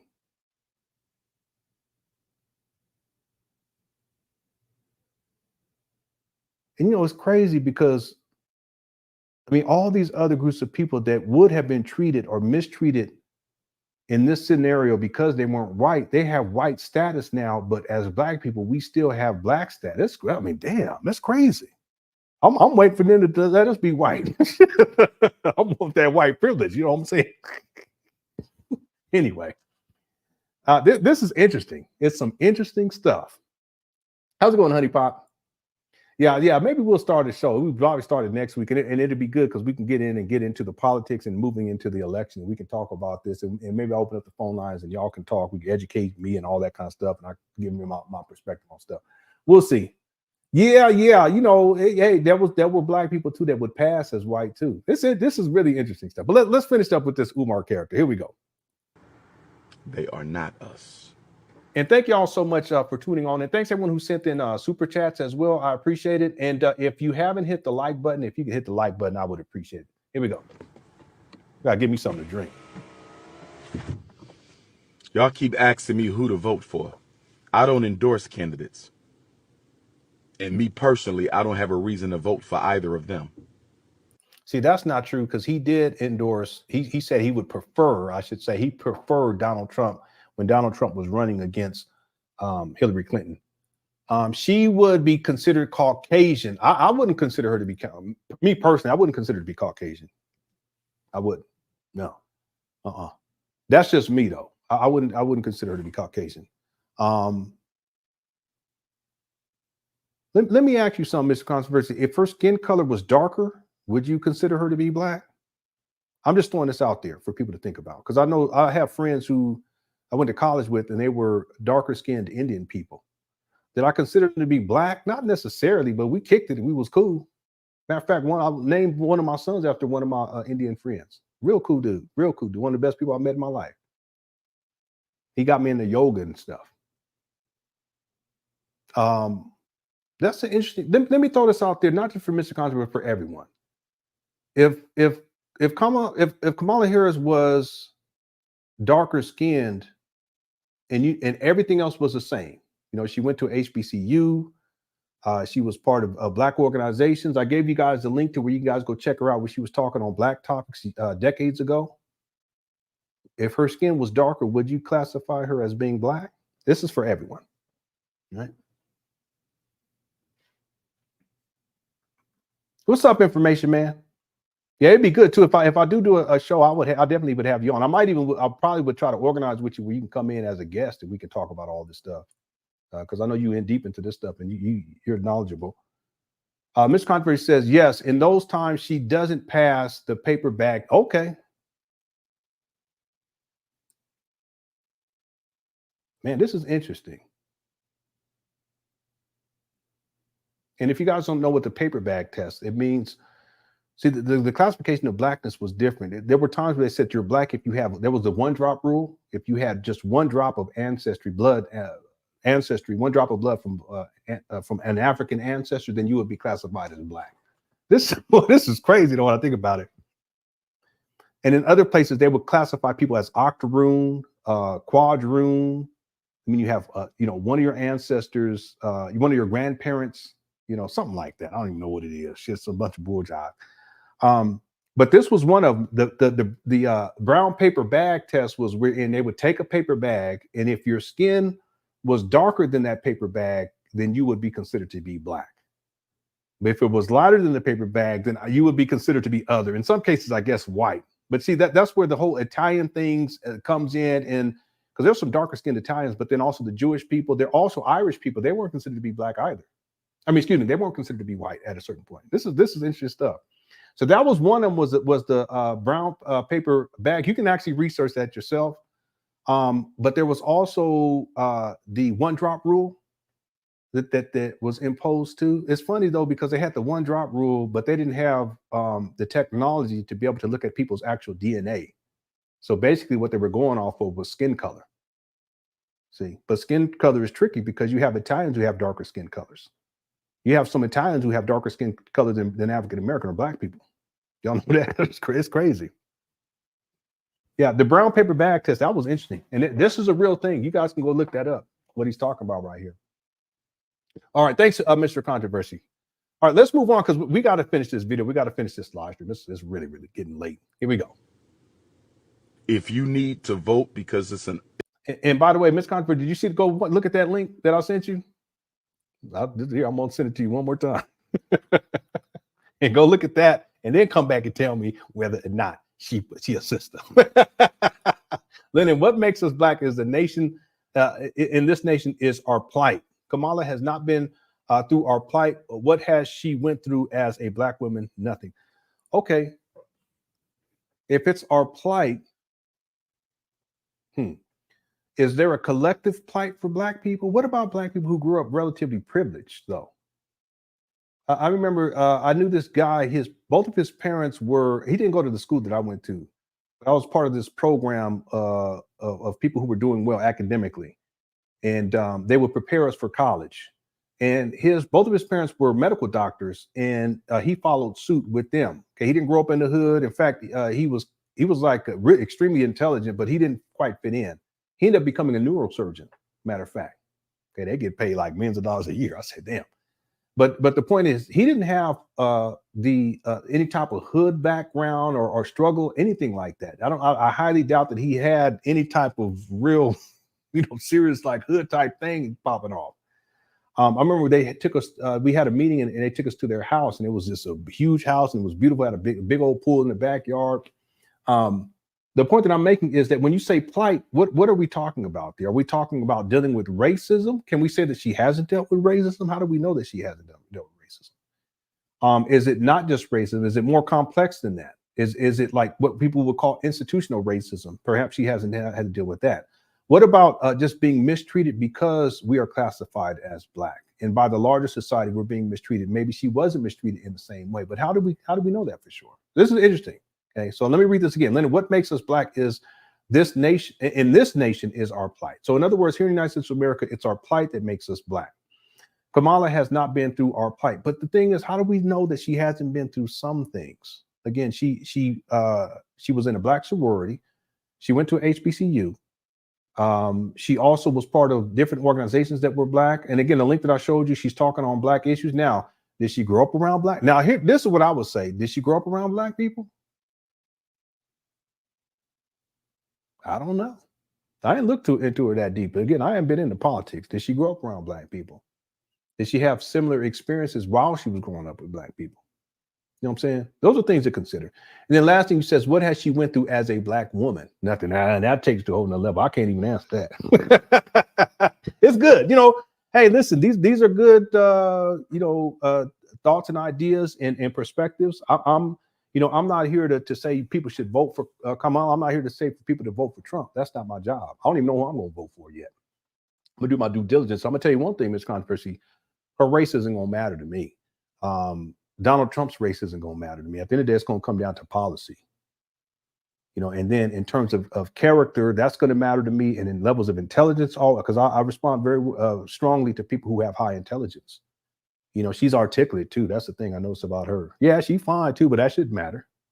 Is it gonna make me want to vote for a little more? Probably. I'm just playing. You go check that video out to get with me, okay? Okay, let's go. Yeah, I said this earlier. I haven't seen policies yet. That's what I'm saying. I can't say one way or other. We gonna get into that. Maybe I'll start the show and we're gonna get into this. I haven't decided quite yet. But if we do, we start next week. And we'll make it like once a week or twice a week. We'll do politics. I don't mind. Okay.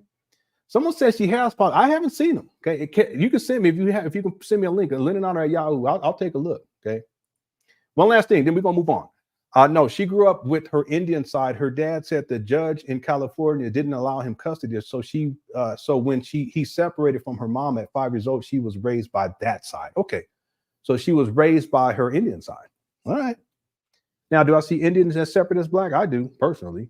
These are things to think about. Again, her being Black shouldn't matter, or not being Black shouldn't matter. But for the purpose of conversation, I think that this is important because it just kind of sheds light on the ambiguity of this idea of Blackness and whiteness and everything in between. Very interesting. Let me throw one other thing out here. Now I'm thinking about it. What's this rapper's name? Y'all know what I'm talking about. Justin Bieber. I'm just playing. What's the rapper's name? He's from Canada. I can't think of his name right now. He did blackface at one point. You guys know what I'm talking about? I don't even think I ever Drake. I'm sorry. I'm old. I ain't never even listened to none of his stuff. I probably heard it because one of my kids playing it, but I ain't never sat down and listened to Drake. He's goofy to me, but that's just me. But let me tell y'all something. Is Drake Black? From what I understand, his father is Black and his mama is Jewish. And in Jewish culture, the way you identify is through the mother. But the other thing is that, from what I understand, he wasn't raised by his father. He had a Jewish upbringing. bar mitzvah and all that stuff. So I asked the question, is he black? Now, should it matter? No. I'm just throwing this out there because we're having this other talk, or even kind of a little bit of a mini debate about Kamala, whether she's black or not. Kamala Harris. Yeah, just throwing this out here for y'all to think about.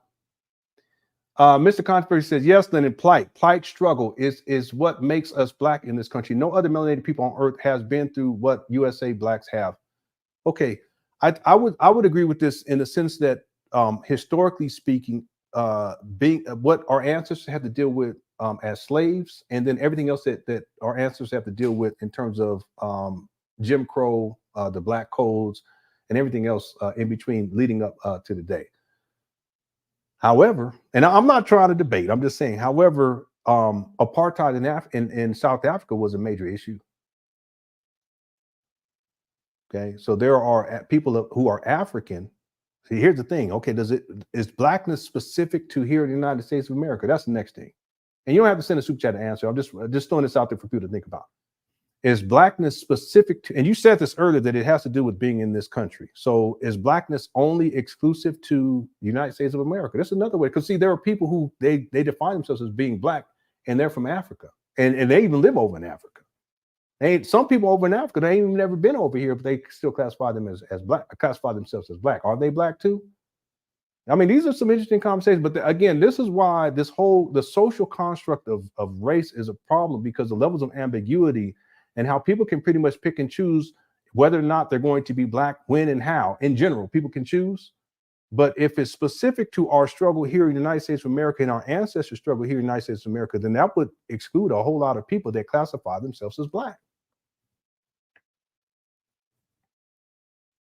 This is to say that someone who lives in Ghana who says that I'm black, okay, I mean, you can say that, but you weren't over here and your ancestors weren't enslaved up over here. You didn't have to deal with the black code. You didn't have to deal with Jim Crow. You didn't have to deal with, all the kind of stuff that we have had, our ancestors have to deal with. Some of it we still have to deal with today as black people here in the United States of America. It's interesting. It's an interesting conversation, And I don't want to, then we're going to get back to it, but I don't want people to take this the wrong way. But I do see black people are experienced as being unique with respects to, in this country, what we have historically had what we have, but mainly our ancestors have had to deal with here in the United States of America. And that other people in other countries, even though they may claim to be black, they have not had those same experiences that our ancestors had and the experiences that we have today. And that there is a level of respect that should be placed on the experience that black people have had in this country. And I do, not that I take offense to it, but I do see a difference between other groups of people who did not grow up here, who do not live here, or whose ancestors did not grow up here, who did not live here, when they say that they're black. Okay, there's nothing wrong. They can call themselves black, but in terms of the experience that black people have had here in the United States of America, I do consider it to be unique too. So I agree with this. Okay, I agree with this, but that does not mean that there are other groups of people around the world that have suffered because of this social construct of race, and they may have been classified as black, or they may have been classified as African, or whatever the case may be, and they suffered because of that too. Because this idea of a social hierarchy where white's at the top, and then you go all the way down where black is on the bottom, that's not just specific here to the United States of America, that's global. Okay, this is an interesting point too. I actually agree with this. Right? And I don't, no disrespect to anyone if you're African and you consider yourself to be black. I don't have a problem with it. I'm just saying that the experience that my ancestors have had here in the United States of America, or at least some of my ancestors have had in the United States of America, it's very specific and very unique, and that should be respected. It should be respected by other people, but it should also be respected by me. Okay. All right. Let's finish this up. Thank you so much, Mr. Controversy, for the super chat. Heck no, Drake is not black, but some people consider him to be black. So a lot of people actually consider him to be black. Okay. But what I'm saying is, why is he black? He didn't have the quote unquote black experience. Is he black because his father is black? Simply because of that. Again, he was raised in Jewish culture. He had bar mitzvahs and all that kind of stuff. So see, now what we're saying is that blackness is associated with the person's lineage. It's associated with the color of their skin. It's associated with, it's not even color of skin, associated with their parent, one of their parents being black, or one of their parents being black. Okay. But that wouldn't apply then to Kamala Harris. right? This is interesting. Anyway, all right. All right, these are just things to think about. Interesting debate. Because you back feel to this fool right here. You owe it to your ancestors. I don't have a problem with that. Go vote for Fannie Lou Hamer. You need somebody to vote for? Go vote for Fannie Lou Hamer. She the reason your ass can vote anyway. Go vote for Fannie Lou Hamer. And why is Umar so mad? Why they kept bringing up Fannie Lou Hamer at the Democratic National Convention? Yeah, that's what. Why they kept bringing up Fannie Lou Hamer at the Democratic National Convention? That's a good point too. Why they kept bringing up Fannie Lou Hamer at the? You know why? Because they heard Dr. Umar bigging up. I'm the only person who been pushing Fannie Hamer for the past 15 years. What are you talking about? You ain't even alive anymore. No disrespect. Come on, Umar, cut it out. I'm the one who said Fannie Lou Hamer got the voting right. I'm the one who took out Queen Mother and. Ike, what are you talking about? Y'all, wow. Sister warrior Fannie Lou Hamer and raised her up. They wasn't talking about no Fannie Lou Hamer. Yeah, I brought and that now up. at the DNC, Fannie Lou Hamer this and Fannie Lou Hamer that. Fannie Lou Hamer fought for black people, not people of color. Fannie Lou Hamer fought for. Wait, real quick. Was he raised in Canada? I don't know. Was he actually raised in Canada? Or was he raised out here? I don't know. Black people, not people of color. Fannie Lou Hamer fought for black people, not people of color. Yeah, you right. Fannie Lou Hamer fought for black people, not POCs. Not POCs. She didn't fight for POCs, people of color. She fought for Africans. Wow, well that changes things in my mind. So he grew up in Canada. Okay. Well, hey, listen, I don't know then, my brother. It shouldn't matter, but man, all right. He done made all that. He done made so much money. Oh, anyway, all right. She fought for Africans, and what they not telling you is the Democratic Party tried to sabotage Fannie Lou Hamer and the Mississippi Freedom Democratic Party. They don't tell you that. Fannie Lou Hamer's enemy was the Democratic Party. Fannie Lou Hamer's enemy was the Democratic Party. Fannie Lou Hamer's. See, now I see what Miss Controversy is saying. Based upon your logic up here, this would mean that Drake is not black. Okay. His enemy was the Democratic Party. I want a television debate. Oh, I didn't know that. I want a television debate with Steve Harvey, DL Hughley. Okay, now this is what we want to get to right here. And the answer to this, James, is no, right? Yeah, the answer, I believe it's no. Okay, this is the part we want to get to. Then we can get to the rest of these Instagram posts, and then we'll close out the show. Shouldn't take but 5 minutes. Here we go. Fannie Lou Hamer fought for black people, not POCs. Not POCs. She didn't fight for POCs, people of color. She fought for Africans. She fought for Africans. And what they not telling you is that I don't think Fannie Lou Hamer called herself African, by the way. Anyway. Democratic Party tried to sabotage. And I don't call myself African either. I don't. I'm not African. I'm just not. Again, I got an ancestor that came over here from Africa, and my great grandfather.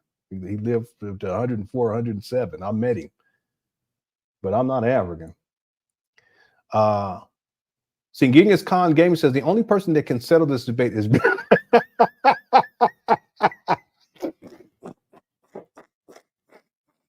What in the world? Man, that's so far out left field. That's way out there. The only person that can settle this debate is Billy Boy himself. If only we knew where he was. Genghis Khan, you all right. Wow, yeah, that's a good one right there. That puts it all together. Thank you so much for the super chat. Now, this is the part right here. We're going to start winding this down. Here we go. Look at Umar. Wow. Africans. That's funny. She fought for Africans, and what they not telling you is the Democratic Party tried to sabotage Fannie Lou Hamer and the Mississippi Freedom Democratic Party. They don't tell you that. Fannie Lou Hamer's enemy was the Democratic Party. Fannie Lou Hamer's enemy was the Democratic Party. Fannie Lou Hamer's enemy was the Democratic Party. I want a television debate. I want a television debate with Steve Harvey, DL Hughley, Ricky Smiley versus Dr. Umar Ifat. See, Umar's just clout chasing. That's all. Tunde, is the Democratic Party the party of African people? Billy boy, where you at? You're missing.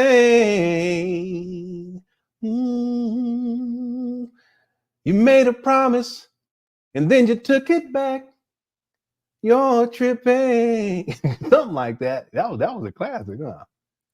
Indo says no. Black or African American, no. Black or African American, the transatlantic slave trade are Israelites from the tribe of Judah. But this is a whole nother argument that comes in. There are people who propose that black people are the original Israelites, but you know what? There's other people that do too, besides Jewish people. You guys know that? There's other people, they classify themselves as Israelites.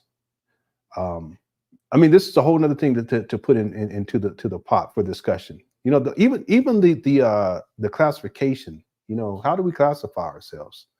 Another one that people say is Asiatics. Have you heard that? Y'all heard that one before? I mean, we can run down a list: blacks, Negroes, African Americans. Some say even African, Israelites, Moors is another one. Asiatics is another one. Sometimes you get crossover. Moorish Asiatics. The list goes on and on and on. So these are some things to think about. I've always found it fascinating, the classification system that we give, or that people adhere to, and different people have different classification systems. You know, it's not that it's funny, but it's interesting because you may even classify yourself one way, but then other groups of people will classify you as something totally different. You know, it's fascinating. It's really interesting. I've always been intrigued. That's why I tend to bring it up from time to time, even though it's like I really shouldn't. But even just the concept of race, I'm intrigued by these types of things because I often wonder what would have happened if everyone was all the same color from the beginning to now. Would we still have these levels of classification? Because a lot of it is based on skin color, you know. And what would even be even further, just get into sci-fi. Let's say if we had a time machine and we can take back with us DNA sequencers and analyzers and this type of thing, where we can look at DNA in people's genetics. You know, clearly we can define it as for what it is. What would happen if we went back, let's say 40,000 years ago, and then started to look at DNA in human beings? And would it all be pretty much the same? Would there really be that big of a difference where then we can say, well, this person is of this quote unquote classification versus this person versus this? Maybe, you know, maybe. There's some interesting things to think about. But there's a lot of different classifications, Indo, and this is one of them, is Israelite. Some people say Hebrew Israelites, right? Okay. All right, let's finish this up. Here we go. Roland Martin can join into. If they want Roland. Umar don't like Roland Martin. I don't really care for Roland Martin either. I think he's petty and there just be too much drama going on with it all the time, just like Umar. They can bring Roland too. I want DL Hughley, Steve Harvey, and Ricky Smiley in a debate. Is the Democratic? Yeah, Brianna, it could be that we would find something to distinguish each other. It could be the nose shape, foot size, something. And when you really think about it, I've never been the person to go around to try to say, you know, this person is this person is that.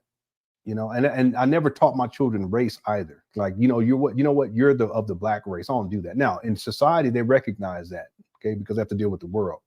But I never told them, you know what, you're black. You know, because I don't operate from that vantage point that these classifications, the classification system itself, it's not scientific in the first place. But the other thing is it's not fair. Okay, now is it real? Yeah, you have to still deal with it. And my children, they have to deal with it. I have to deal with it. Anybody who's black, you have to deal with it. We've all have had experiences, but it's not something that I teach because I never wanted them to think that they have to be put into that box because I said it. See, now I let them know what they're gonna have to deal with, especially my older sons. Okay, I've already talked to them about all of that, but I'm not gonna put that label on them to restrict them in that way. Society's gonna do it anyway. See, what I do is I tell, listen, you're a human being and you accept people based upon their character, and anything else is not as relevant. If they're of good character, then they're of good character. If they're poor character, they're poor character. Now, I understand if you get out there in society, the people won't treat you differently, not because of your character, because of the color of your skin. Okay, it's not fair, but it's real. Right? All right, here we go. Party, the party of the American African. Somebody get Steve Harvey on. Yeah, and Jesus Christ, that's still the case these days. You go to Africa, they separate themselves. They could be the same skin color, but they separate themselves based upon culture. You're right about that. That's a good point. On the phone. Somebody get DL Hughley on the phone. Somebody get Ricky Smiley. Dr. Umar wants to come on y'all show and debate you 3-on-1. And if y'all need Roland to help you out, Roland can come too. We can make it 4-on-1. Umar always trying to turn everything into a WWF cage match. This is a good point too, right here from the brother. Black Jamaicans didn't just pop up out of weed bushes in the islands. They were brought there by the slave traders. In fact, if you guys look at the culture in Jamaica, it's more closely connected to African culture from the west coast of Africa than our culture is connected to the west coast of Africa. Y'all know that's just being real. And the reason why I say is because my wife, she grew up in the islands, and even the way that they dress and the colorful stuff and you know, some of the food and all that kind of stuff, even the way they talk too, sometimes it sounds African. I can't even understand it some of the time. And then the other thing is that I have an uncle that used to listen to reggae music all the time, and that's how I first was introduced to Bob Marley and other people too, like Inca Mouse, like old stuff, Yellow Man. And even musically, you can hear African influence. All that stuff comes from Africa. I shouldn't say all of it, but there is a significant connection between the culture down in them islands. It's a lot closer to the culture. I'm talking about historically speaking. The culture was a lot more connected to and similar to culture in the west coast of Africa than the culture of African Americans here in the United States of America, or Black people in the United States of America. That's a statement of fact. Okay? We've always kept things though too. There's things that we've kept. But if you go down there into them islands, even to this day, you'll see that it's a lot different, you know. And it's true that the transatlantic slave trade, it wasn't just from Africa to here. You know what I'm saying? In fact, they used to drop a whole bunch of people off down in Brazil and down there in the islands before they even come up over here. See? Anyway, then they go over to Europe. Anyway.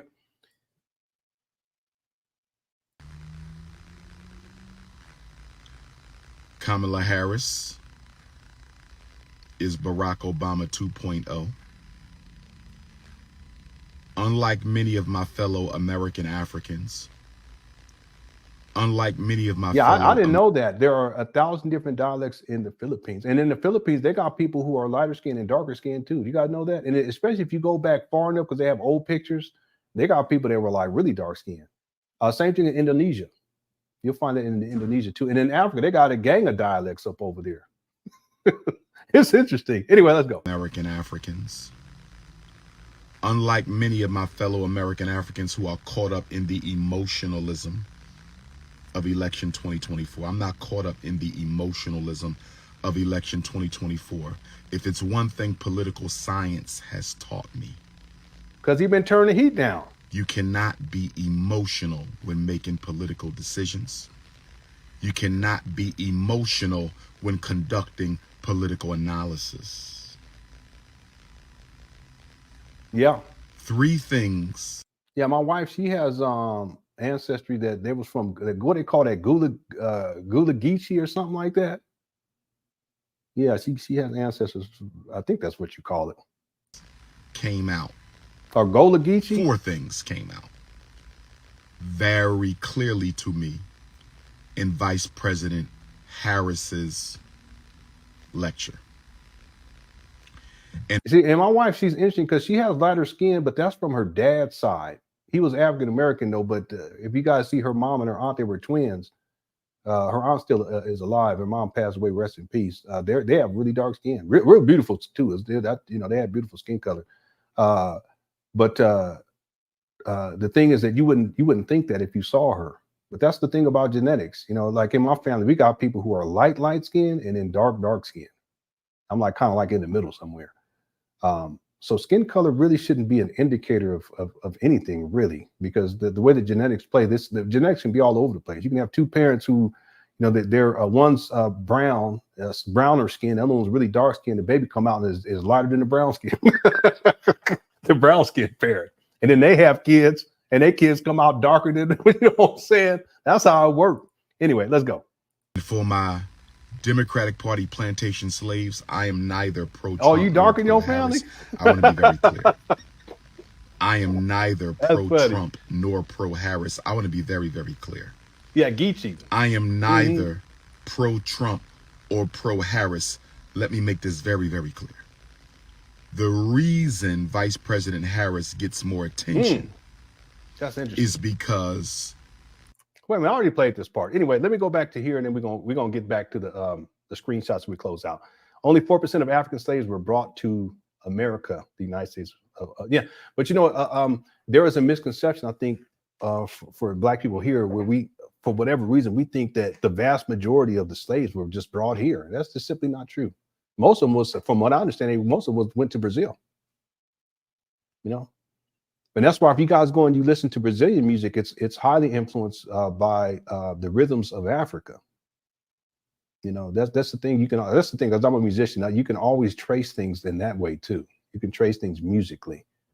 In Brazil, it's so heavily influenced, and in some cases you can listen to Brazilian music, and then you can go over to West Africa, and you will hear, and it sounds so similar. You can still hear the distinctions between the two, but you can see no, that this is connected. This is connected somehow, and that has to do with the transatlantic slave trade. From what I understand, most of the slaves, they were dropped over there in Brazil. Yeah, it's interesting. It's been an interesting show. I mean, I normally we just talk Umar, but you know, Umar always tripping off of something. It's like, whatever. Yep, look at him. I'm like, man, if you don't stop. Okay, so let me just say this. We don't have to play the rest of this. I want to finish up here in the next 5 minutes. So basically, Umar, he's ranting. He goes in on DL Hughley. He wants to debate DL Hughley. He wants to debate what's the other guy? I always forget it. Smiley. Or whatever the guy's name is. I never even knew who he was until Cat Williams went on him. Okay. And he also wants to debate Steve Harvey. He said that Roland Martin can join. And so people were talking about this. And what ends up happening is you start getting responses from the real DL Hughley. So let's go ahead and go. We're going to go ahead. We won't finish this video here. This I think we got enough of it. Let's go here. And I just want to read through these, and then we'll close out the show. So this is the real DL Hughley, and he references the video that we were just watching. Dr. Umar challenges Steve Harvey, DL Hughley, and Ricky Smiley, that's the guy's name, to a debate, the Kings of Comedy versus King Kong Consciousness. Okay, and then it says YBW, Young Black and Wealthy, at Young Black and Wealthy. And then DL Hughley says, bet, why don't we televise it live from the cafeteria of your school? After the kids have all had lunch provided free of charge, wearing free uniforms provided through all the donations you've taken and for years. Dr. Doolittle, this ain't what you want. Team DL. And everything he says here is factual. See, and I told people Umar don't want the smoke from DL. He can go at the other people, but he don't want the smoke from DL. See, DL Hughley is too articulate for Umar to be able to deal with. He's also a comedian. You don't do that. Okay, you don't want to go back and forth. The other thing is that DL Hughley, he has a firm understanding in terms of politics. See, so everything that he's saying here is actually true. See, and what he's doing, he's setting up this dynamic. Is basically saying you don't need to be talking about anything until you get that school opened up. You don't even have a cafeteria. You don't have nothing popping off. And what about all the donations that you've collected? And again, for Umar, this is all about getting attention. See, as we talked about in the beginning of this live stream, someone said, Dr. Umar is spiraling. We are up against Project 25. Now is not the time. Okay. I have to say this, is Project 25 part of Trump's platform? There's people who said yes, there's people who said no. Okay, that's going to be a big issue for me. I've looked at it enough to know that there's some stuff that's in there that's problematic, but is that something that he's going to be pushing if he is reelected? All right, just a question to throw out there. All right, let's go to the next one here. This is DL Hughley. He took a screenshot from Vlad TV, and he was recently on Vlad TV. And it says, Dr. Umar Johnson took donations for schools 7 years ago, still hasn't opened. And this is a flashback. And the truth is, he's collected donations specifically for St. Paul's for over a decade now. Real DL Hughley says, that Dr. Umar school is sounding very Trump University-ish. I don't even know what that means. any longer, and he's going to need to start mailing out refunds and diplomas. He did have to issue refunds too, by the way. Okay, just to be clear about that. That was from GoFundMe.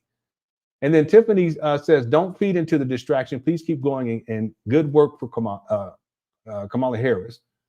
You are the clapback king. And then someone says, wow, shake my head. I was on him from the gate. I was amused by all the folks that ate his scheme in full. And part of his scheme was this idea that Harris's team reached out to Umar because they were going to pay him for Umar to meet with Kamala Harris. Okay, that's not true in the first place. That's a scheme. But that's what Umar does in order to get attention. Here's another one. I think this is the last one that DL Hughley posted. He says, hold up. Dr. Umar calls himself King Kong. Didn't King Kong have a thing for white chicks? Man, somebody come take this phone. Hashtag Team DL. King Kong conquers war for the black vote. All right. He has a point. Okay. And then this is one that was posted on Umar because he keeps going back 3 verses 1. Kings of Comedy. And then it says migrants are the future of America. Steve Harvey, Ricky Smiley, DL Hughley. And this was on the Prince of Pan African YouTube page. And then Umar challenges Steve Harvey and DL Hughley to a debate following blah, blah, blah. And then at the bottom it says, this is why you are being targeted now more than ever. Really? King Kong consciousness, war for the black vote. Yeah, but what does that mean? See, he wants, like I said in the beginning, Umar feels like these votes should be going to him. See how I said that in the beginning of the slide stream, and here we are.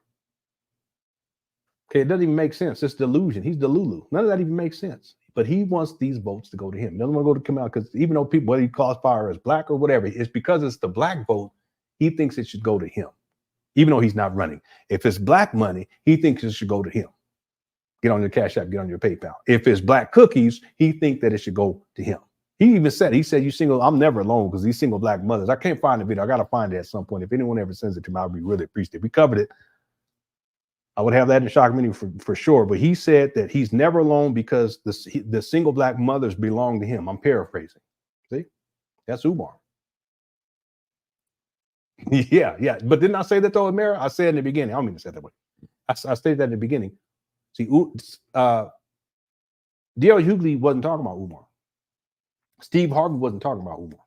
Ricky Smiley wasn't talking about Umar. Kamala Harris obviously ain't talking about Umar. But Umar will take shots at them, just like he takes shots at all these other black people that we listed at the beginning of the live stream. Most of them won't respond back. But as soon as they do respond back, Umar acts like he's the victim and he starts crying and whining. But then he uses it to get more attention. That's what Umar does. He's like one of them relatives. You know, we all got one of them. You be at a funeral, it ain't even about them, but then all of a sudden they get to acting crazy because they want all the attention on them. They don't want everybody to be talk about the deceased. That's Umar. That's the histrionics with this guy.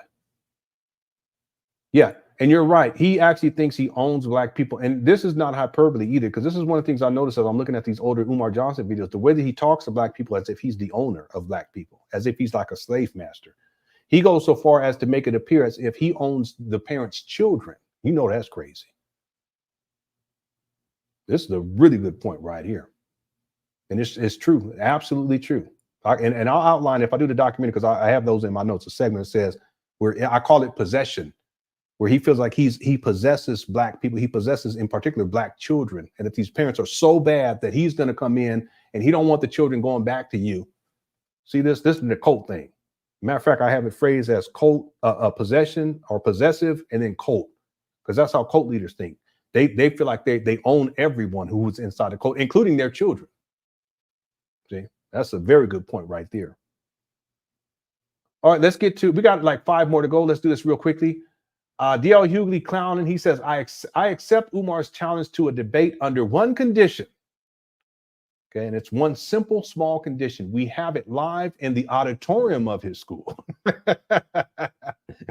Me and my cornrows will be waiting. Okay. All right. Umar doesn't have an auditorium. you don't even have a school. And then Umar takes a screenshot and he responds, notorious RBG. To my dear big brother. Now he's a big brother. Here's the passive aggressive. To my dear big brother. Umar, you a trip. Such a clown. DL Hughley. There was no need for you to need for your cheap shots against the FDMG Academy campaign. Here he go crying. It is true though. It's a trap bando. There's no school. I respect you as an elder brother. I simply challenge you to a public debate to discuss your unqualified belief that Kamala Harris should receive the lion's share of the black vote. See, Umar thinks that it all belongs to him. He has to say lion too, Umar. I simply want to know, what has she done or has promised to do for the black community that has motivated you to crash out for her on your airways? Wait a minute, Umar, what have you done? What did you promise? You promised to open up a school. Where's the school at? You promised back in 2010 that you were going to open up in 2013. Where's the school at? You see what I'm saying with this guy? He wants to talk about everything except these trap bandos. Says, I'd simply like to know what were the great accomplishments of hers. Umar, where's your great accomplishments? Found in your research that resulted in your curious change of attitude for the vice president and which required an apology from you at the DNC.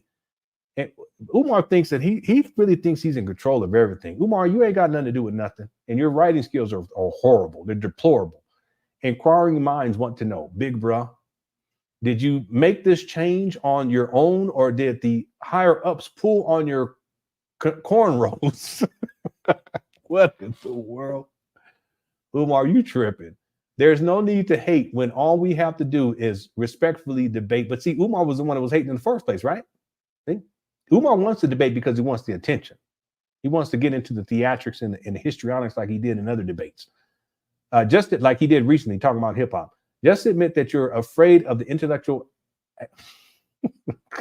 Anyway. Umar is such a child. All right, and then he also posted this one too. This was interesting. Says if Kamala Harris, once the black vote, she has 10 weeks to do something. Like he's in charge, right? It really matters, Umar. Umar, you're not on these people's level. You're a homeless bum living inside out of hotel and motels. You're homeless, and you live stream out of rental car, sweating profusely like a hound dog. Cut it out. She has 10 weeks to do something. Everything's a demand. Number one, pass George Floyd's police reform bill and remove qualified immunity. Umar, why don't you do it? 2, reverse migrant crisis and gentrification of black community. Umar, why don't you do it? 3, pass comprehensive reparations package for African Americans. Umar, you should do it. 4, build a livable wage industries in our community to combat pathological unemployment and homelessness. Umar, why don't you go get a job and go get a place to stay? Stop being unemployed and stop being homeless so you don't have to ask and beg other people to do it for you. See how ridiculous this is? Pass an aggressive anti-black hate crimes act. Well, Umar, that's you. If they pass that, you're not going to be able to live stream anymore, because all you do is you talk aggressively anti-black talk and you talk hatefully about black people. Hit the 1. Number 6, eliminate zero tolerance expulsion policies and return all industrial building trades to black high schools. But Umar, you shouldn't be worried about that. You should be focusing on your trap bandos, and hopefully you get those types of classes or programs inside your trap bandos up there in Wilmington, Delaware, that you said we're going to open back in 2013. You've been talking about, you conceptualized it 20 years ago. Collected millions of dollars, ain't done a doggone thing. Number 8, stop LGBTQA indoctrination in public schools. He's so out of touch with reality. These young people these days, I talked about this earlier, they're not thinking like you, Umar. They're more accepting and more understanding of people who are LGBTQ plus than any other generation, and they're not thinking like you. And I know this for a fact because I got 5 kids, and they be explaining stuff to me. They're not tripping like you tripping, Umar. You 50 years old, living homeless man, trying to tell people, it's just ridiculous. Go get a job.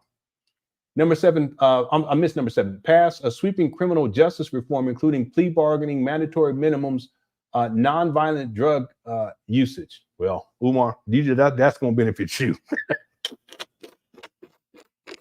And ain't got nothing to do with it. That's what you want. Spread that one in the unemployment and the homelessness. That's for you, sir. All right, so cut it out. Stop being selfish. Umar, you need to stop being so selfish with this. It's supposed to be about the black family. Okay. Has Umar ever lived with his children? I don't think so. No. I highly doubt it. And the reason why is not, in addition to the supervised visitation situation, understand that he's not going to get custody if he's living in filth like that. Remember I showed the video earlier? The court, they'll look at that stuff. They'll also look at, you know, what's his living condition anyway. He's living with his mama and they're living in filth. It's not going to happen. The other thing is too, ladies, I'm sure that the children's mother, that the mothers, they probably already had dealings with Umar that were very troubling from the start.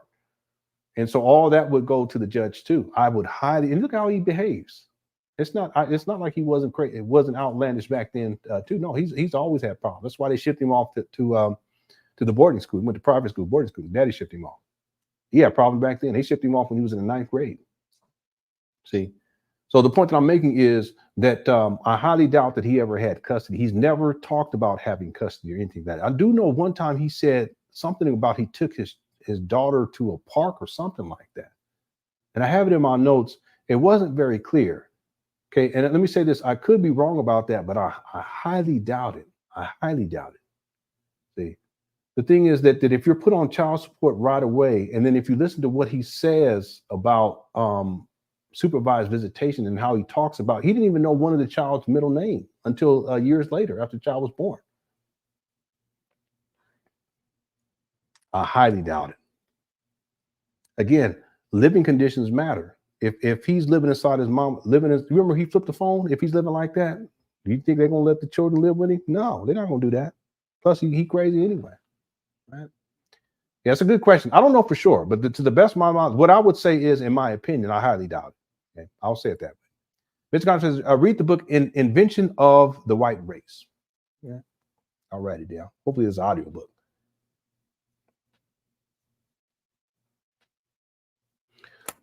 All right, let's read these last ones. And thanks for super chat, everyone. I appreciate it. We'll read these last ones, then we close this out. So I read this one. We got this one here. This is from Umar. He says, most requested scholar, I'm proud of you, Unc. Again, past regressives. Glad to know your pockets are heavy and all that, but you made a few selfish comments during your rant, Unc. Look who's talking, the selfish. Respectfully, the people will need a little clarity on some of the things you said. And again, this is Umar trying to keep this going, okay? What do you mean the people? That's Umar. I will hit you with a few respectful follow-up questions soon. Stay black, elder. Okay. He wants that money. That's really what it is. And then Dr. Umar presents silverback gorillas. I just want to point something out about Umar. He says it's called silverback gorillas. Gorillas.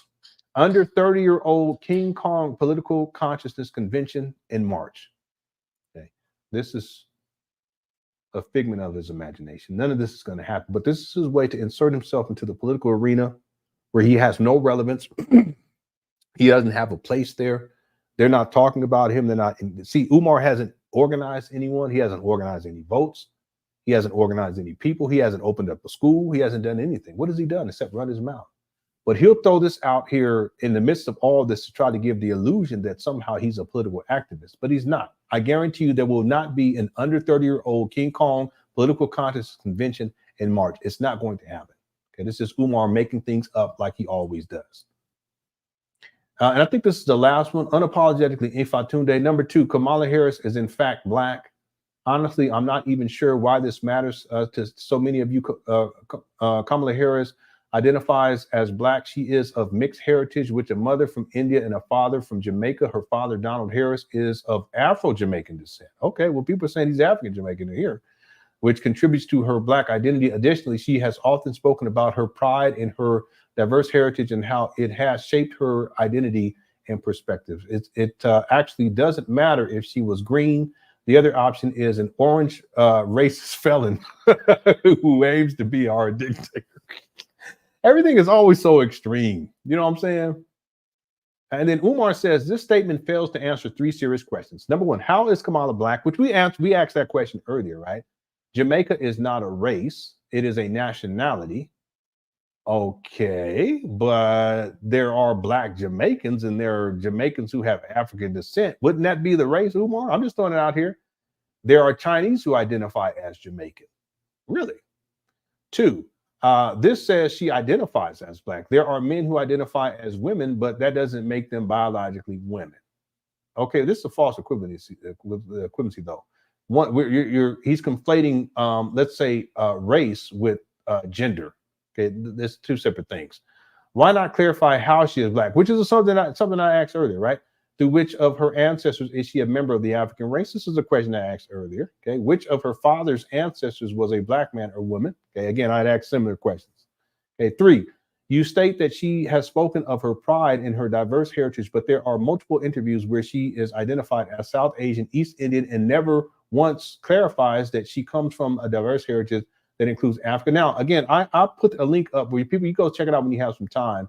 I posted it earlier where she does identify as being black. It's very clear inside the video. She's speaking on black issues. It's a black town hall meeting on C-SPAN, something to that effect. And you can check that out. So this is incorrect right here. The other thing is understand that politicians, depending on the demographic they're speaking to, they will switch it up. Okay, this is something, it's just part of political tactics. Umar does not understand. You know, there are politicians, they will say, hey, listen, you know, I am South Asian, East Indian, if they're talking to an audience that is mainly comprised of South Asian and East Indian. And they may not necessarily, in her case, say that I'm black or I'm African or whatever. But if and she's in front of a black audience, she will probably try to talk a little bit more blacker, as it were. And she may not mention that she's South Indian or East Indian. She may say, I do have African ancestors, that I'm black, or I identify as black. It's just political games that people play. Lastly, please don't insult our intelligence by using Donald Trump's fear-mongering to distract from the fact that Kamala has never really identified as black, except when it occasionally benefits her. But I thought you said that she never identified as black. You are right about one thing. Color doesn't matter in elections, but policy does. I totally agree with this.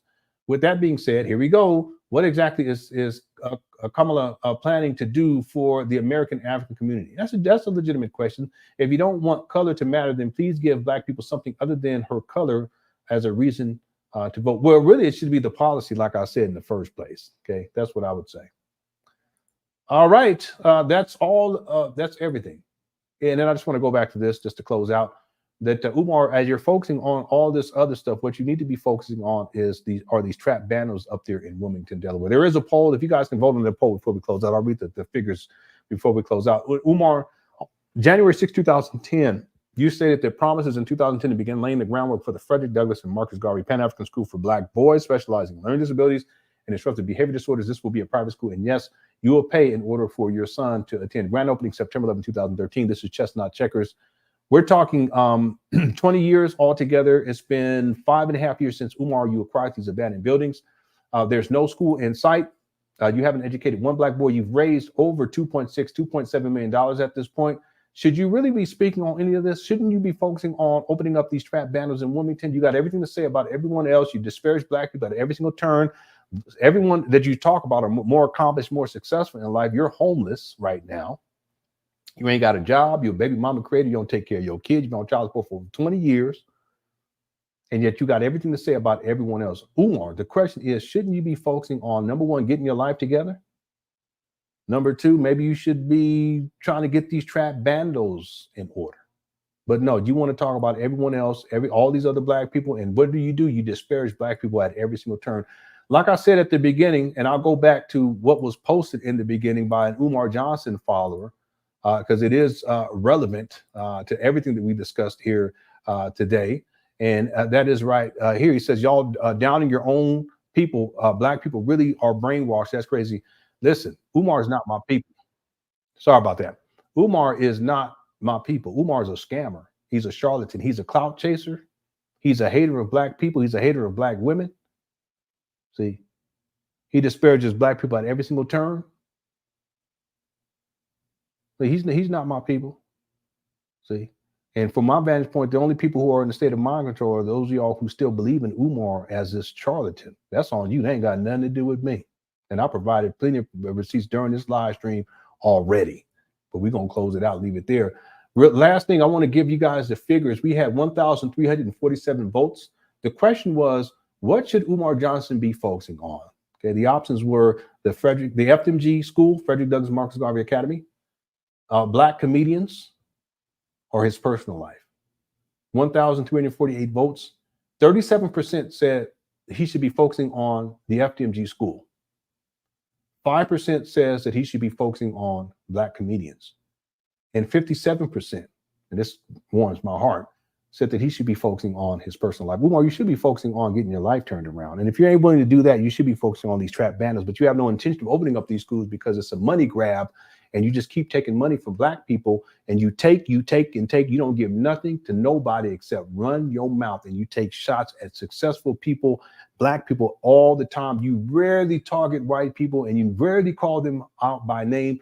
Why? Because listen, you're a black hater. Hashtag Umar, the black hater. And I proved it tonight. Thank you, everyone inside the Cooks Chat, for tuning on in. I want to thank the mods. Thanks for everyone who sent in super chats during this live stream. I hope you all enjoyed the show. If you don't mind, if you can hit the like button if you haven't done it already. I plan on live streaming tomorrow. There is a chance that I won't because this went so long here this evening, but I will do a video for members because I want to talk about, and I was talking to my wife about this earlier. I want to talk about this enmeshment with Umar and his mother, and then decisions that his father made to send him off in the 9th grade and separate him from his mother, and talk about how that has some serious ramifications in terms of Umar's development. And in part, that's one of the reasons why he still has these issues today with the enmeshment. Thank you all again for tuning on in. And to close out, as we always do. Thank you. Thank you so much. No. We all finished here today. We finished today. We are going to thank Dr. Queen Mother. I got to give my quote from Frederick Douglass. Go right ahead with Frederick Douglass. I'm sure that he would love to be quoted. All right. Thank you so much. Go right ahead. All right. Don't disrespect me, Queen Mother. No disrespect. All right. No disrespect. Don't do that now, because I respect you as an elder. We're calling on the ancestors to be here with us today. Let's be respectful. Go right ahead. Frederick Douglass said, if there is no struggle, there is no progress. All right. Thank you so much, y'all, for tuning on in. Please enjoy the rest of the evening. It's so late. I got to go to bed. I got some work to do, though, too. Hope y'all enjoyed the show. Quick Chat is undefeated. FDMG is coming. FDMG is coming. FDMG is coming. It's coming. FDMG is coming. FDMG is coming. FDMG, it's coming. It's coming. It's coming. It's coming. It's coming. It's coming. It's coming. It's coming. It's coming. Oh, it's coming. FDMG is coming. FDMG is coming. Thought his personality be twerking. It's twerking.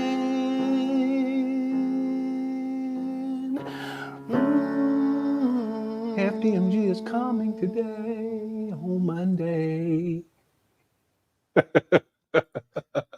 Peace. All right, love y'all. I'll see y'all maybe tomorrow, if not next week. Okay. Thank y'all again so much for tuning on in, and I'll talk to y'all very soon. All right, y'all. Peace.